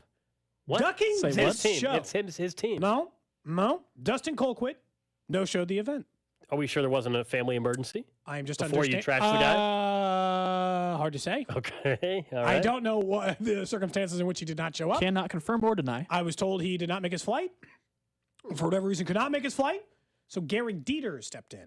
Have you ever been in a spot by where you can't make your flight? Put the family emergency thing aside. Hopefully, you're not maybe making. if a flight got canceled, you missed a show once because your flight got canceled. Maybe his flight got canceled. Yeah. Okay. I mean, that's the best I can offer on that. But he didn't show. So our team beat Gary Dieter's team. So you didn't talk any trash to him. And beat not to Dustin Colquitt. I couldn't. I did. So there was a lot of controversy. This is all. Here's the highlights of the game. I almost ran into that guy. I cost our team a run because I took a selfie with a guy who hit a home run after I hit a single at home plate, and then they claimed he didn't touch home plate. Oh. So then they called him out. No. You gotta be kidding me. So wait, he didn't get a home run because of you? Oh my god! Why did you have to get a selfie? So who was it that you need a selfie with so badly? Just my teammate. He's so popular. I thought so popular. I had a nice hit, and he hit a homer. So light jog around the bases, great, no work. I thought, hey, let's have some fun. It's on TV. We'll take a selfie at home plate. They then claimed he didn't touch home plate. You said they encouraged you to ham it up. It sounds like you might have been trying to ham it up too much. Maybe. I might have gone too far. Too much. Yeah. But in the positives, our team won by scoring 9 runs in the second to last inning of the game, including an RBI that I contributed. And I made the final out of the game with an absolute fire throw from third base. You struck out the final out of the game? That's terrible. I played some excellent defense. Fired the wiffle ball across the field. Overall lauded. And there's like a rule for the wiffle ball thing about how you can reduce runs for the other team. After the third inning, you got to try to hit this cardboard cutout. 2 members of the team have to do it. What? It doesn't matter. It's a fun charity game. Bunch it's not of just gays over here. I know, but that's the setup. But so the girl who had been elected to do it for our team, I said, hey, you're going to do this in the next inning. Should we warm up? I said, should you get some practice throws in? So we went behind the field, got some practice throws in, and she hit it. So he's cheating over here. This guy. Not cheating, practicing. This guy. Might as well start banging on trash cans, why don't you? So I was a regular participant. I cost our team a run. I helped a different team lose 3 runs. We won by 3 runs, by the way. So that was the exact difference, the winning margin of the game. So your plus minus is checking out. Okay, I good. almost ran, and then I went 1 for 2 with an RBI. So pretty successful venture. Kramer says he plays in a wood bat league. I do. And it said, and I asked him, I asked the question because we just got done with this football. I said, hey, I haven't played baseball in a long time. Just tell me right now, do you think I could get a hit? He said yes. Yeah. Why you got to do this, Kramer? Do you think I could get a hit in his league? Why you got to do this? I haven't played baseball in 7 years. Why you got to put him in this position? I mean, the pitcher I was up against yesterday, he's probably about 40s, maybe late 40s. Oh, I'm almost 40, Kramer. Oh, I'm sorry. I'm sorry. I am 38 years old. I mean, you look good for Kramer. I couldn't believe it either. I thought I couldn't believe it, and he's about to be 40. No, he's like. I guess the guy was his fastball probably touched low 70s. His knuckleball I hit smashed was about 50. Throwing knuckleballs. Do you think I the can one, get a hit? The one reason why we sent, other than to raise money, the one reason why we were supporting you in this event was for you to talk crap to Dustin Colquitt. I couldn't. You didn't even do that, man. He didn't. You didn't even do that. Bet you if Tommy Townsend was invited, he would have showed up, huh? Mm-hmm. Yeah, that's the difference. Tommy would never miss it. That's right. I hope he's there next year. For the great event that it was. It was a lot of fun. Glad. You should hang up the wiffle ball and come with my team. Come play wood bat baseball? At least one game. Fine. Don't do that. We're never going to hear. Wait, do I need We're a never uniform? going to hear the end of this. No, thing. just make sure you're wearing white pants and a blue shirt. I'll never hear the end of it if I strike out 3 times. If I go 0 for 3 with 3 strikeouts, it's not going to look good for me. I'll show you the website. Can we go to a batting cage yes, first so you can just decide if I'm even capable of playing in this? Yes. We'll go to a batting cage. I think that's probably for the best. Before you put me on your team for even 1 inning, let me get an act. Does everybody bat? Is this literally? Well, no. It's you can be a PO, you can be an EH or a DH if you want to say that. You can play the field. If you play the field, you have to bat. It's up to you. Wait, you can play the field, not bat? Yeah. No, I'd like to hit. That's who wants to do that? Look, if I'm going to play a game People with who can't you, hit. If I'm going to play the game with you, I want to both get in at bat and be in the field at some point. Oh yeah, no, you can do that. Your team's that desperate, huh? I mean, we're not desperate or anything, but we can always use another body. Never hurts. It's just one game, man. Let me have my moment. One thing that did happen on Friday, and I was eager to talk about on the show because it happened while I was driving up to Nebraska, and I saw that FanDuel put out a statement about Shams and his reporting and the controversy from the NBA draft. They didn't have a choice. So the draft was Thursday night, and we were talking on this show Thursday with Nick about the betting markets for the draft, right? And all of a sudden, there was a tweet that was sent out saying, significant interest or whatever from the Hornets at number 2 for Scoot Henderson. So suddenly, the market shifted for Scoot. Massively shifted. And everybody was betting on him. Like, oh, well, he's saying it's going to happen. It's going to happen. And all of a sudden, he's minus 900. Later in the night, we learned that, according to Woj, Brandon Miller was always going number 2 overall. Scoot did not go number 2 overall. A lot of people lost money on it. And we know Shams has a partnership with FanDuel. And so the optics are bad because it looks like from the outside that you have someone that put out this information in order to skew the lines and make money for his partner, FanDuel. Now, look, I don't believe that FanDuel was contacting Shams and said, hey, we need you to tweet this out, man, so we can adjust the betting market. Oh, my God. I don't think that was going on. However, it is definitely something that could occur in a way where he could also be profiting, right? That my issue is the optics of it. What's preventing him, the answer is nothing, from going and betting with another betting operator like DraftKings and using his own tweets to skew the market? Like, there's nothing preventing him from doing it. That's my issue. It's borderline not even illegal. No, which is grotesque. That's my problem. I don't think he intentionally sent out false information, but there's nothing preventing him from doing so.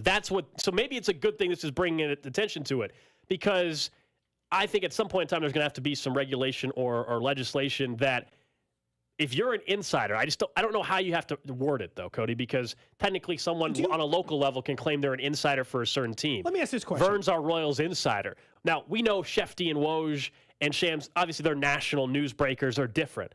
But what prevents them from doing something shady? So sharps will bet an amount of money that can move lines too, right? They manipulate lines in order to benefit their financial things. So the question is, can you even functionally make it illegal, Gold, if it's just proven? It's like insider trading. If it's proven that he, had his buddy bet on all this stuff after he threw the thing, because that's the most logical thing. But you'd have to do that across the board. That if I ever shifted the markets and we found out, Gold, you placed large wagers for me after I said, hey, I have multiple sources that say this guy's going to the Chiefs at pick coming up in 2 picks. And I shift the whole markets and everything happens because I'm, whatever. Even if I shift him. And then it turns out I made money off of that shift because I was just trying to drive down the price of the guy I knew it was.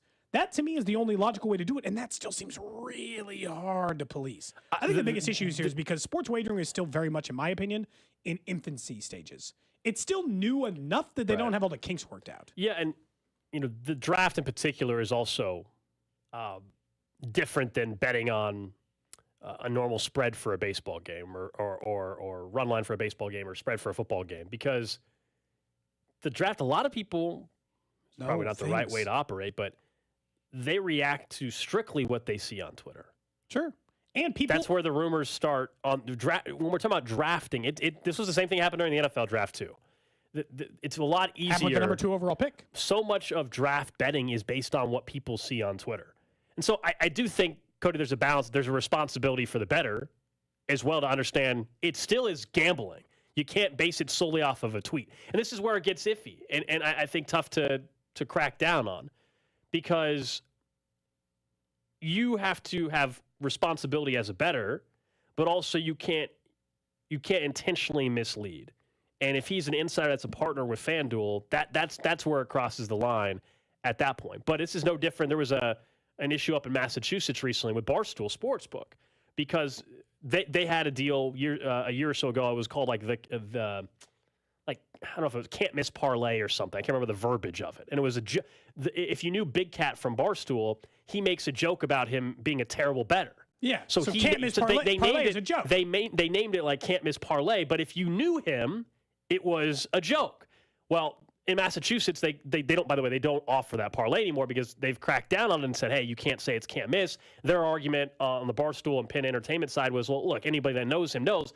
But the regulators, the regulators are like, well, you can't assume people know. And that's kind of similar here. You can't assume that people know. The Shams is just reporting information, not that he's reporting a fact to you. Because here's the thing. Woj and Passan and Shams and Schefter, as far as most of us are concerned, are reporting straight facts from a direct source. Like maybe the source. Like sometimes maybe he didn't say the general manager of a team. He was careful. He said, he didn't say he was going number 2. He just said there's significant momentum or something like that. Yeah. I get the optics are bad. The optics are bad. I think there's going to have to be some type of, you'll see some states and their lottery commissions put some regulations in place or try to figure out how they can go about doing it. I just think it's tough to regulate it because, again, what are you cracking down on? Is it, hey, if you're an NFL reporter, you're not allowed to then have a partnership with FanDuel anymore? Or is it you're only if you're at this level, if the Woj level? Okay. Someone said, like, what if Nick shifts the Heisman odds? Yes. Well, that's why, like, Nick is not allowed to bet on the Heisman race. He's a Heisman voter. He's not allowed to bet. But is he allowed to talk about who he's not allowed to say talk about his ballot. He's not allowed to say what his ballot is. Okay, but is he allowed to be like, I feel like this guy had the best season? Well, remember when he's on the show, you guys remember? I know there's gray, though. There's gray in all of it because there always is. And look, he could lose his Heisman vote, but maybe he can make $10,000 before he loses it, and who cares, Yeah, the last thing I'll say on is, again, the optics were bad, but I also think he did not send a text to FanDuel and say, hey, I'm about to do this, guys. I'm about to send out this false information so I can help you. I think that's a bit much to think that was happening. I don't think he did it that way, but I fully understand why people would be open the door. You open the door for it, though. You partner up. You're an insider, and you partner up with FanDuel or DraftKings or BetMGM. You partner with those. You run those risks. You just do. Optically, those things are going to look bad. And you and I both know. Here's the thing. Games will be fixed. Players will bet on things they're not supposed to. And while we haven't seen it yet, that would be an incredibly advantageous position to cheat from or to bet on things from, wouldn't it, Gold? This would be the easy. If you were best friends with Adam Schefter, that would be the easiest information ever to use in a positive from a betting situation. So while I don't think it's happened yet, it doesn't mean it never would, and it doesn't mean in the history of sports that nobody's ever cheated or bet or thrown a game or any of those things. Yeah. So anytime there's even like a whiff of it, people want to bring it up to knock down the entire industry. No doubt. And I still always think, like, to me, whenever I make a bet, whether it's a $5 wager or a $50 wager, I know it's gambling. I know there's risk involved. So sure, but you don't want to feel like you're getting ripped off. Not getting ripped off. No. But like the Shams tweet, when we were talking on our show Thursday, I'm like, oh, now that he's saying that, I'm like, oh, maybe I'm going to put a few bucks on that bet.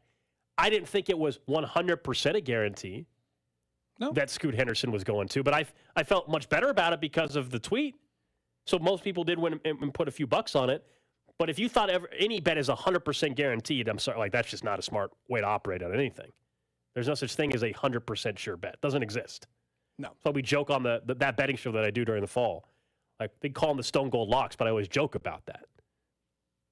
That they're not locks. Yeah. It kind of reminds me of when that boosted whatever it was on DraftKings for Justin Herbert to get one touchdown in a game, and it happened to be that game to where he didn't have a touchdown. Exactly.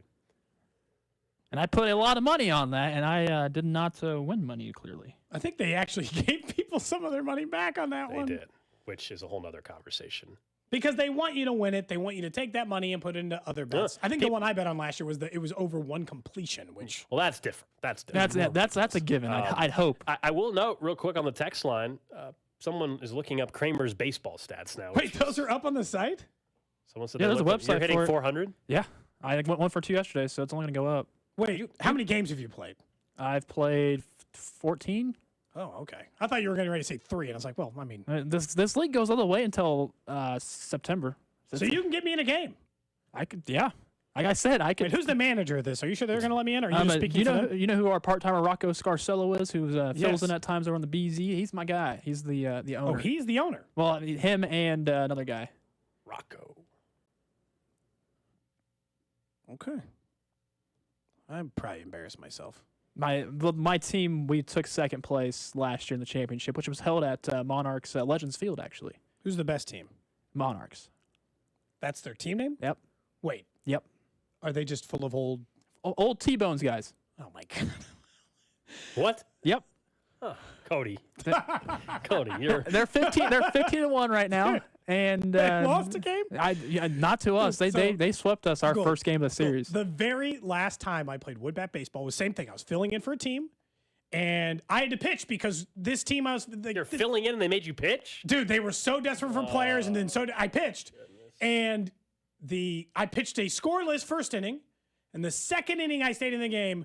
A former T-Bones player hit an absolute tank off of my very weak fastball. So, well, yeah, you should at least come out and watch a game. You should at least come out and watch a game before you want to play. If I'm out there, I'm playing. All right, you know. Someone says you got to tell us where the game is going to be at and what time. We want to watch Cody play wood bat baseball. Over it's in Independence. Let's just get a video stream. Let's just get a video stream up. We'll put it on the Cody and Gold stream.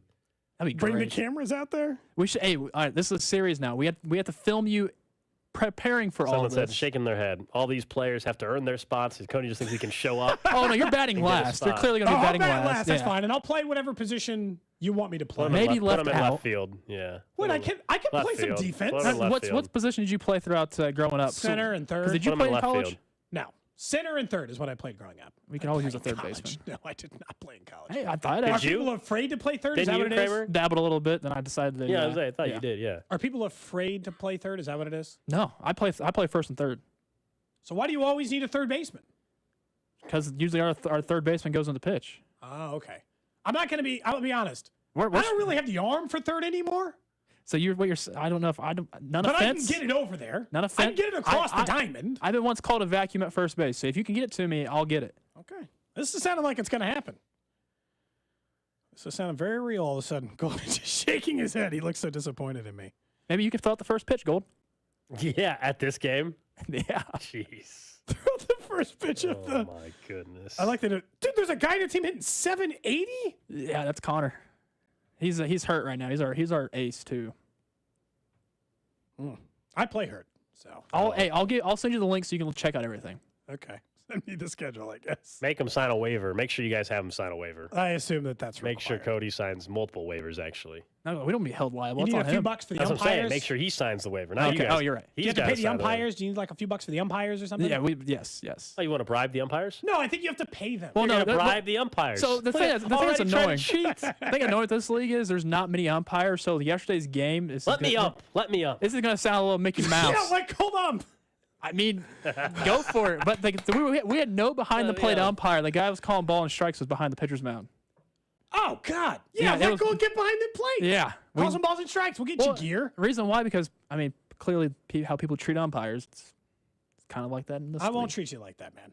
Just you. Well, not the other guy. I'll tell you what. It's going to be an open zone, man. It is going to be an open zone. What? Oh yeah. Oh no, it was yesterday too. Knees to letters, man. No, it's going to be open. We're talking about this is a wood bat adult league. This thing is not going to be a tight zone. You better get up there and swing the damn bat, okay? We're not giving you free passes. Swing the damn bat. I like the warning. At least then I know. Nothing close. You're not allowed to ring me up just because you think it's. Oh, I look forward to that. Angel Hernandez over here just gunning on somebody. Look forward to that. If this is the case, I absolutely want video. Because if something's 2 feet outside and I get called strike three. I'll tell you this: we're not calling New York for anything in this league. Yeah, there's no sky judge or anything like that. That's not happening. No sky judge. How about you just talking crap about someone that got hurt too? I just said I play hurt. By the way, is he like seriously injured? What's your guy Connor's problem? Why is he hurt? Elbow.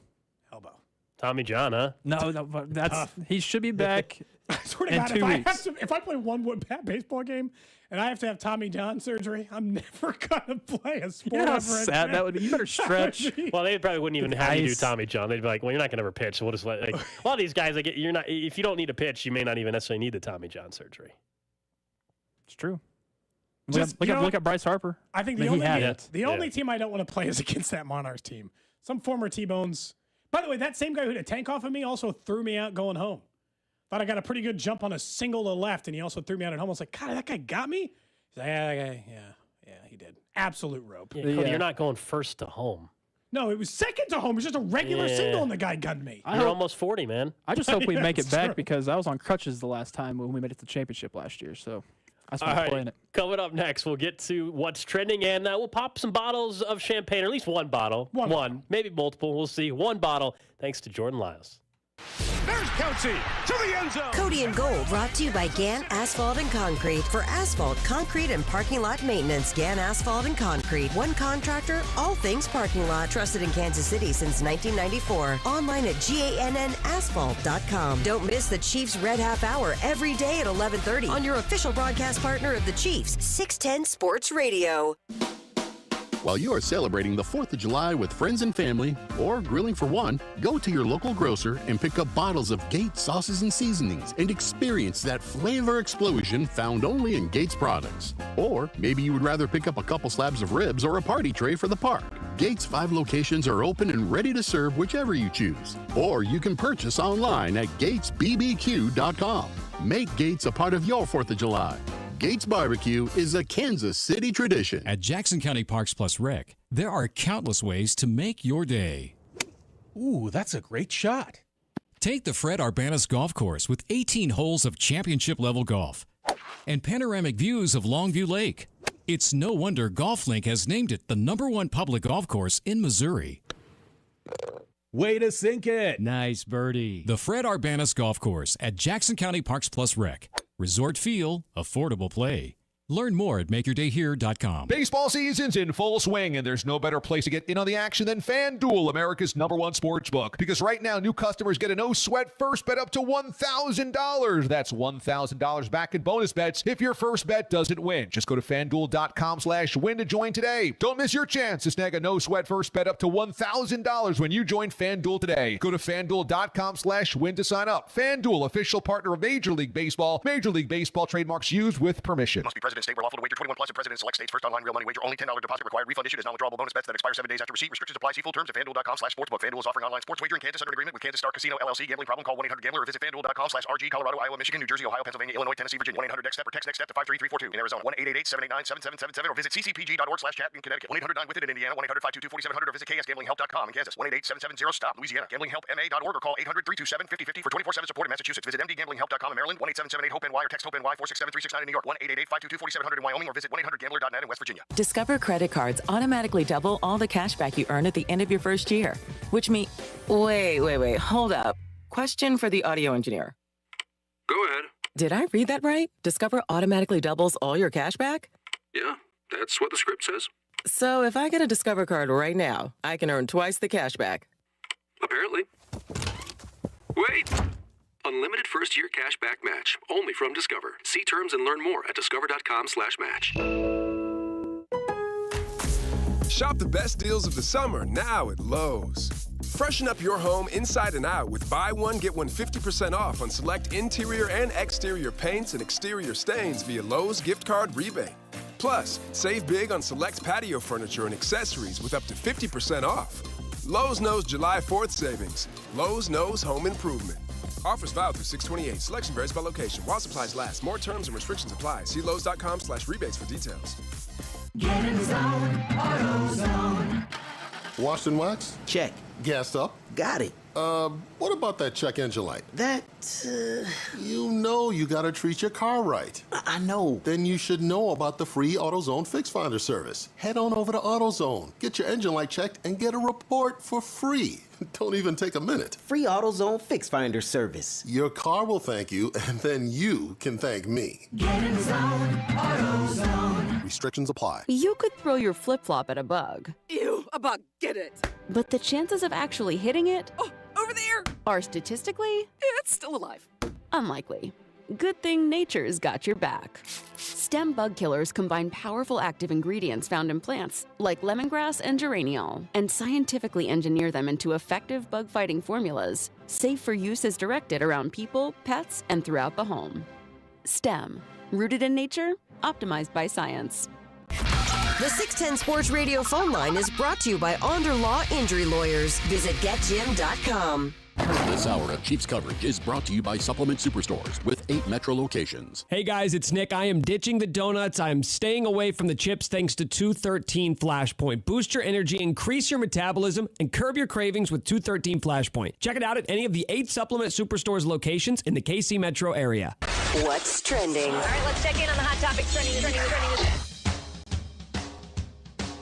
Number one on what's trending, the College World Series Game 3 final deciding game tonight up in Omaha. Taking on the Gators will be the LSU Tigers. LSU got the win on Saturday. Florida dominated LSU yesterday, and so it sets up a really fun finish for a national championship this evening.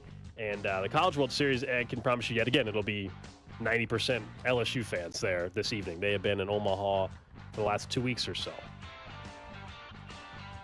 Obviously, one of the cooler sporting events you can get, and you got the best game maybe of the College World Series. One of them. You got I mean, an it was extra innings game in the championship 3-game set. One of them. The game yesterday was a complete murder. The game Thursday night, which had the walk-off by LSU, the home run, that was an actual walk-off to advance to the championship. Was probably what. But yes, 11th inning to have a championship game go to the 11th inning. The pitcher on Saturday night for LSU had a College World Series record, 17 strikeouts through like 120 pitches. College coaches are the bane of Major League Scouts' existence. Like, hey, 160 pitches later, you're like, hey, man, maybe we want Kumar Rocker to actually make the big leagues at some point and not have an elbow fall off before he gets there. Next up on What's Trending, the Jets are reportedly, according to Mike Florio, Pro Football Talk, bracing for the possibility of having to do Hard Knocks. They're one of 4 teams that fits the NFL's criteria for being forced into Hard Knocks. And let's be honest, the NFL is usually announced it by now. They have obviously approached a ton of teams about possibly doing it, including ones that don't fit the criteria. Reportedly, they went back to the Lions to see if they wanted to do it. A second straight year. And of the 4 teams remaining, Bears could be interesting because of Justin Fields. Commanders could be interesting in Kansas City's purposes because of Eric Bieniemy. Yeah, that's what's their interesting. quarterback situation is so putrid. But it's a new quarterback, so that, you know what I mean, like, yeah, that adds a little bit of intrigue. But come on, no team is more interesting in that set of 4 than the Jets. Just force the Jets to do it. That's why you set these rules up in the first place. This is about making money, Gold. The best way to get viewership for your thing is to make the Jets do it. And next up on What's Trending, the Royals split their series with the Rays over the weekend. We'll celebrate the first Jordan Lyles win of the season coming up in just a little bit, but the Royals are off today. We know that there's only 6 games going on in baseball today, and so the Royals will have the day off, and then Brady Singer and company get things started tomorrow, right? 7:10 first pitch against the Guardians. It was really good to see Daniel Lynch put back-to-back starts together, but you and I both said, I'm going to need back-to-back-to-back-to-back-to-back-to-back. You know, I'm going to need to see 3 months of good pitching from Daniel Lynch. But he didn't even have the strikeouts in the last start and still got the outs, which you can view, again, as a negative or a positive, but at least that's the case. Lastly, on What's Trending over the weekend, the Angels just got their just absolutely railed over the Rockies in a 25-1 win. Right that night after the game, Mike Moustakas got traded to the other team, which is hilarious to me. It's like, wow, you guys, we stink. The Angels are like, well, of all the guys that stink on that team, you stink the least. Want to come? And all of a sudden, the Angels picked him up. Look, the Angels are playing a little bit better baseball. they continue to have issues because it's like, how are you not the best team in baseball with wasted the most opportunities. talented player I've ever seen play the sport ever, not just hitting for you, but doing both? He's pitching and hitting for you. He's one of the best starters in baseball and one of the best hitters in baseball.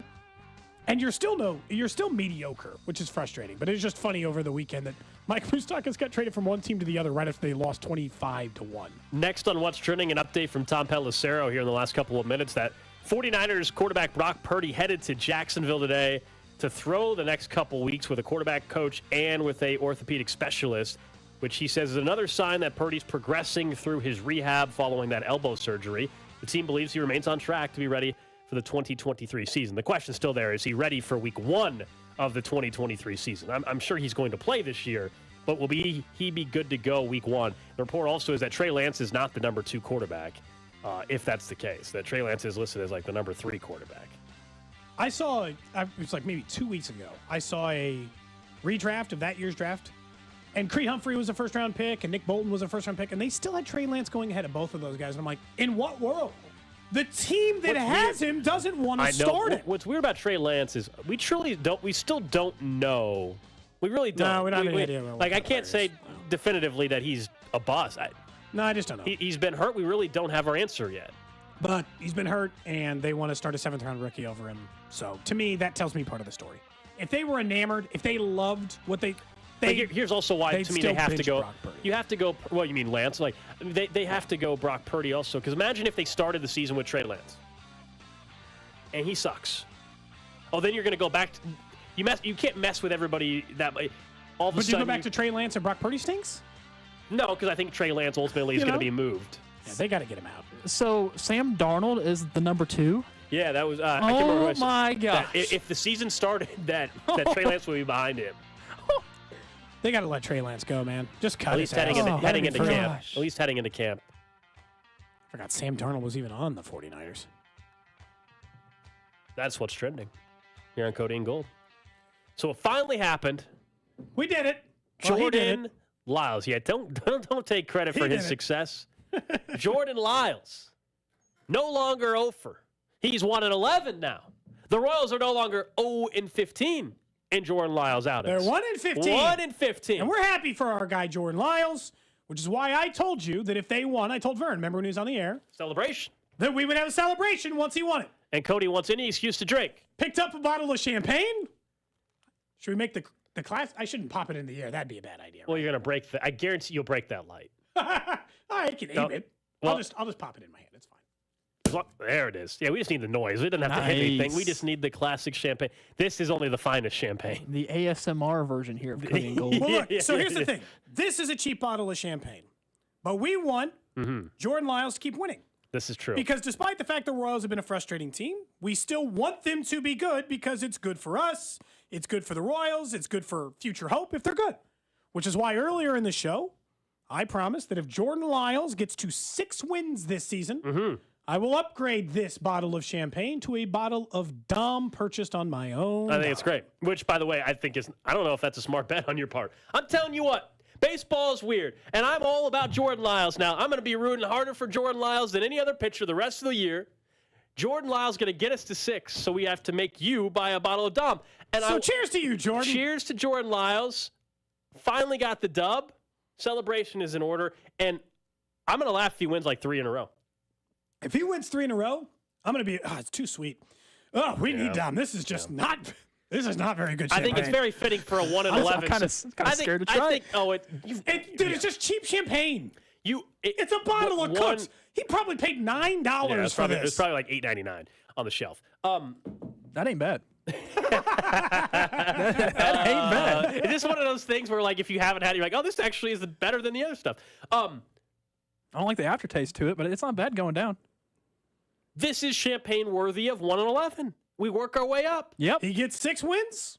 We drink right. We drink like kings. I think you messed up by your number, though. I think you screwed up by saying only 6. Let's get 6. I think you're gonna regret it because he's gonna start 12 to 15 more times if he stays healthy, and if he wins like 2 out of his next 5, even you're gonna start getting nervous. Probably. And I think I'm happy for him. I'm rooting for him. This past outing where he got the win was not even one of his better outings. The last 2 or 3 were better. I'm telling you, he's going to surprise you. Baseball's weird. After going 0-11, he's going to win like 3 outings in a row because baseball. I hope you're right. Look, I'm rooting for him. I want you guys to make me one deal. Since I'll be the guy popping for the champagne, we're all agreeing that we're rooting Kramer for and I Jordan aren't Lyles. paying crap. Yeah, no. Use your Prime card for it, bud. Yeah, my Prime card. If I'm going to keep an eye on that PayPal account too. I don't know if I trust you. I'll make sure all that money will get to the museum. But so if we do it, if he wins the 6 games and we're opening a bottle of Dom on this show, clearly we'll do it during Club 610. Mm-hmm. Clearly we'll have someone come in and do proper bottle service. I don't think we can get Jordan coming in, but someone doing proper bottle service coming into the show.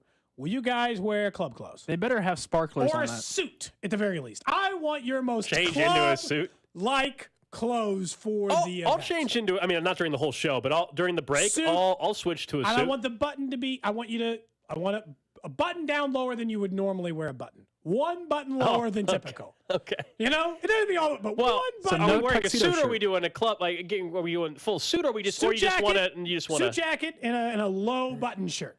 Cody really. That's what I want. A low button By the way, shirt. Kramer, Okay, hold up. Kramer, here's the one thing you haven't. Here's the one thing you've missed. There's even a promo I think that has it. Cody, there's multiple instances where he's really wanted to see my chest. It's really weird. It's happened a couple times. There's a breakdown as well. There's been multiple instances. You could ask Nick this as well. So that's what I want. Are you guys in?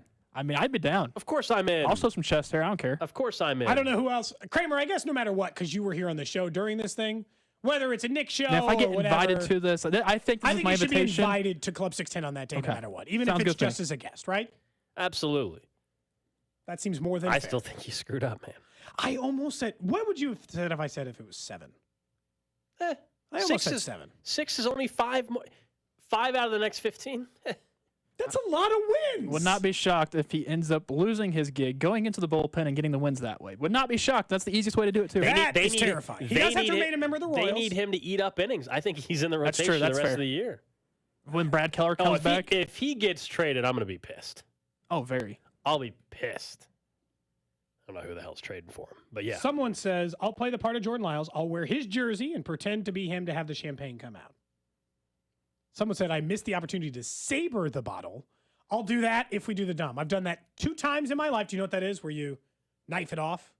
You ever seen someone Don't do that with Dom. proper? No, it's, well, I mean, you do get a little loss, but it's not a ton of loss. I don't want to. Okay. So that's it. Jordan Lyles gets to 6 wins. It's a little bubbly.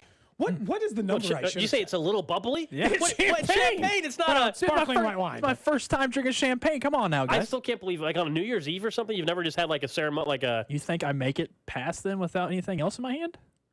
You don't make it to midnight? Well, I make it to midnight, but I don't know what I'm drinking by then. Oh, okay. Well, I mean, maybe one of those times it was champagne. Probably beats me. That's all I'm saying. Man, Yeah, it's not good champagne. it's quite bad. So what you're saying is it's only going to go up from here. So you yeah, can take yeah, this yeah. home if you want, Kramer, because otherwise it's going straight into the sink. This is, I don't care what I pay you just for go this. and leave It's that going- out in the this- bullpen. This is garbage. Carrington will sip on that during the show, maybe, or something. I don't know. Although, according to the bottle, Cook's his tradition of making exceptional quality champagne I'm sure. began in 1859. At an affordable cost. Over 150 years later, that tradition continues. Our Brut combines crisp fruit flavors of apple with pear and toasty yeast notes. 4.6 out of 5 stars. That's not bad. Get that at the great value section at Walmart. They're calling this 4.6 out of 5? Mm-hmm. It's better than Andre's, but we'll call it good. It's affordable for people, so I could see why the This says price at is up. Walmart you can get it for $11. So, yeah. I'm like trying it again to change my opinion on it. Medium dry I white hope wine. I hope he gets 6 wins. I really do. It's going to happen. Please. I probably opened my mouth a little too quick on that one. I was really trying to wrestle between a number that I thought was obtainable, Yeah. but not, Again, you but he messed wasn't up. going to get. But I love it. Now I'm rooting for him. Now I'm hopeful to have to spend them. I want to spend the money. It's only I want 5 to more use wins. my money to buy this bottle of. I'm Dom. going to be clued into every Jordan Lyles start. Oh, this show is Yes. officially The hooked rest into of the Jordan way. Lyles. I'm going to be betting on him too to win. Friday night games on. I'm locked in. Mm-hmm. If he starts this Friday, we should go. We're rooting for our guy. I think he should. Is it a firework Friday starting Yeah, this? just based on the rotation, he should come up Friday. I would think. You know, You should. Someone did mention wearing gold chains or charms. Can I wear that old Kool-Aid Man necklace from the? I still have that from the. Oh, he said no. He says Gold wearing all his chains, and Oh. Cody in his finest cargo shorts. I mean, you and I dress exactly the same on a day-to-day basis. Somewhat. Shorts, t-shirts. Somewhat, yeah. During the show, we do. Yeah. Well, outside of the show, I dress yeah. differently than I do Yeah. during the show. Yeah. I assume Kramer wears jerseys all the time. Is that true? I think I own at least 4 jerseys, and that's it. I've seen 2 in the last week since you've been working here. Yeah, but I only own 4. Well, don't wear the Raiders jersey this week. Heads up. Some advice: no Raiders jersey. It's a Why terrible not? one. It's like Darren McFadden or something. It's not even Devontae Adams or something. I have a Marshawn Lynch, a Darren McFadden, and Oh. if anyone I want to wear, it's my favorite Raider of all time, Sebastian Janikowski.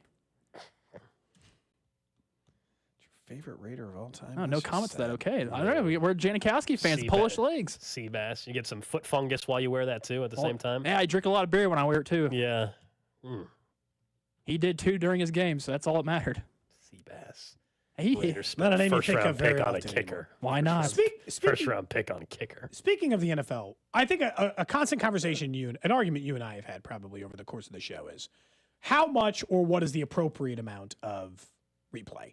So the USFL, doesn't matter, don't care that it was in action, but they had their championship, and there was a controversial overturn of a penalty. Now, the penalty that was called on the field was wrong, so they overturned it. But then upon review, there were other penalties taking place at the same time, and it was via Sky Judge, something we know the NFL is and has been voting on to try to decide if it's something they're going to do. Here's the biggest problem I have with it is, do you actively help your sport by creating a different controversy amongst fans by changing one penalty that is different than the other one? Because to me, you're just robbing Peter to pay Paul.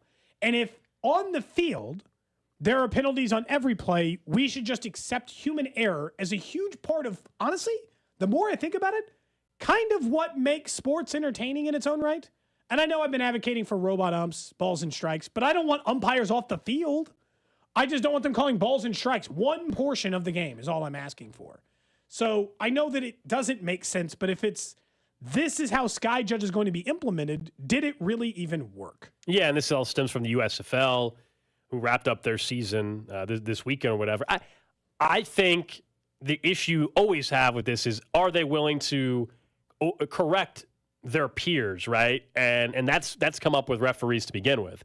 Are they willing to overturn a call? Sometimes even in New York, they're worrying about embarrassing their buddy or whatever it may be. I always wondered that. The other part is, to me, you have to have limitations. If you're going to tell me that I can throw the challenge flag on a catch, is it a catch or not? And while they're reviewing it, they also determined that holding occurred at the line of scrimmage. Well, no, I don't want that being reviewable. That's insane. If you want to tell me, though, they can review the illegal contact, but it was on that particular receiver involved in the catch, yes. But I don't want them going across the field and saying, oh, by the way, even though we know Sky Moore was catching this pass. Did you fix anything? What if it's a major penalty across the field? What if the guy just gets decked to the ground? I'm just flat out telling they you. overturn the thing that changes the call, but like the penalty, something bad happened on the field anyway. But what I'm flat out telling you is that if I'm reviewing the catch, you're looking at the catch, and you can look at if there was 2 penalties, pass interference or illegal contact on that receiver, or offensive pass interference on that receiver in that corner that were involved in the actual catch. That's it. Not if Travis Kelce was held on the other side of the field. Because he was never going to get the ball thrown to him anyway. That's what you would have to have very specific limitations within that. I just think if you have to it's do a that, mess. then just don't do it. Then just they Well, get the that's call why I don't right, think it's going to really they get happen. the call wrong. Either way, whatever. Such is life. Because the only times we really, really bang the table for it is when the call's egregious. The New Orleans Saints pass interference, right? It's so bad. You're just like, oh my God, I can't believe you decided a possible Super Bowl winner on a call like that. But most of the time, it's not like that. Most of the time, it's, did he catch it? I'm not sure, maybe. And honestly, NFL has the least amount of the problems in this. I would say baseball takes too long because they challenge every part of the play. So someone the other day was like, hey, what happened? They said that he didn't block the play, but then they said he was out anyway. I'm like, yeah, in baseball, if you challenge it, you challenge literally every single part of the play. So they're looking at the guy at second, the guy at first, if the guy picked it, doesn't matter. They're looking at literally every part of the play. I'm like, this is too long. I really think that the thing I want is time limits. I just want them to put a constraint on it so that there's no goofing. There's no like. You got 90 seconds to figure this thing out. College basketball is the worst. Yes. This is why, honestly, college basketball is why I hate replay. It's them. It's their damn fault. They take so long. And baseball used to be worse, but they've tightened it up. Yeah, college basketball, the final 3-4 minutes of a game, you see the backside of the official leaning over at the monitor more than anything else. It takes half hour, 45 minutes or I think so. if legitimately, if you put a stopwatch to the last 5 minutes of almost any KU basketball game last year, you would find out that you're right. The TV shot of a ref standing at a table would equal that of an actual jump shot being taken by a mile. That is a terrible sports viewing experience. I would rather they get the call wrong and I just get to keep watching the action, man. And then look, it makes for great debate anyway. Because while refereeing in NFL is probably at an all-time low, what do we think? It's a bunch of new officials this year, too. Yeah, but what? Adding another untrained guy who's even further down, that's going to fix it, right? No. Bringing in new faces isn't going to solve this problem. It's a boys' club. It just is. They couldn't get the pass interference call right. They overturned it like once. And there were 40 examples of when they got it wrong. So if you're not going to overturn it but the one time, then just don't do it at all. It's like the way that this USFL thing, I think it was, the reason what made me think of this is Breland Speaks playing in the USFL. that is actually borderline shocking. But Mike Florio was the one who pointed out, he's like, hey, this is a reason why you should use it because they overturned a call. I was like, but they got another part of the same call wrong. Breland Speaks. He's been really had good. 9 sacks in 10 games for the USFL. Somebody's going to give him a camp invite. That's what I was Absolutely. gonna ask you. Do you think he'll get an invite to camp?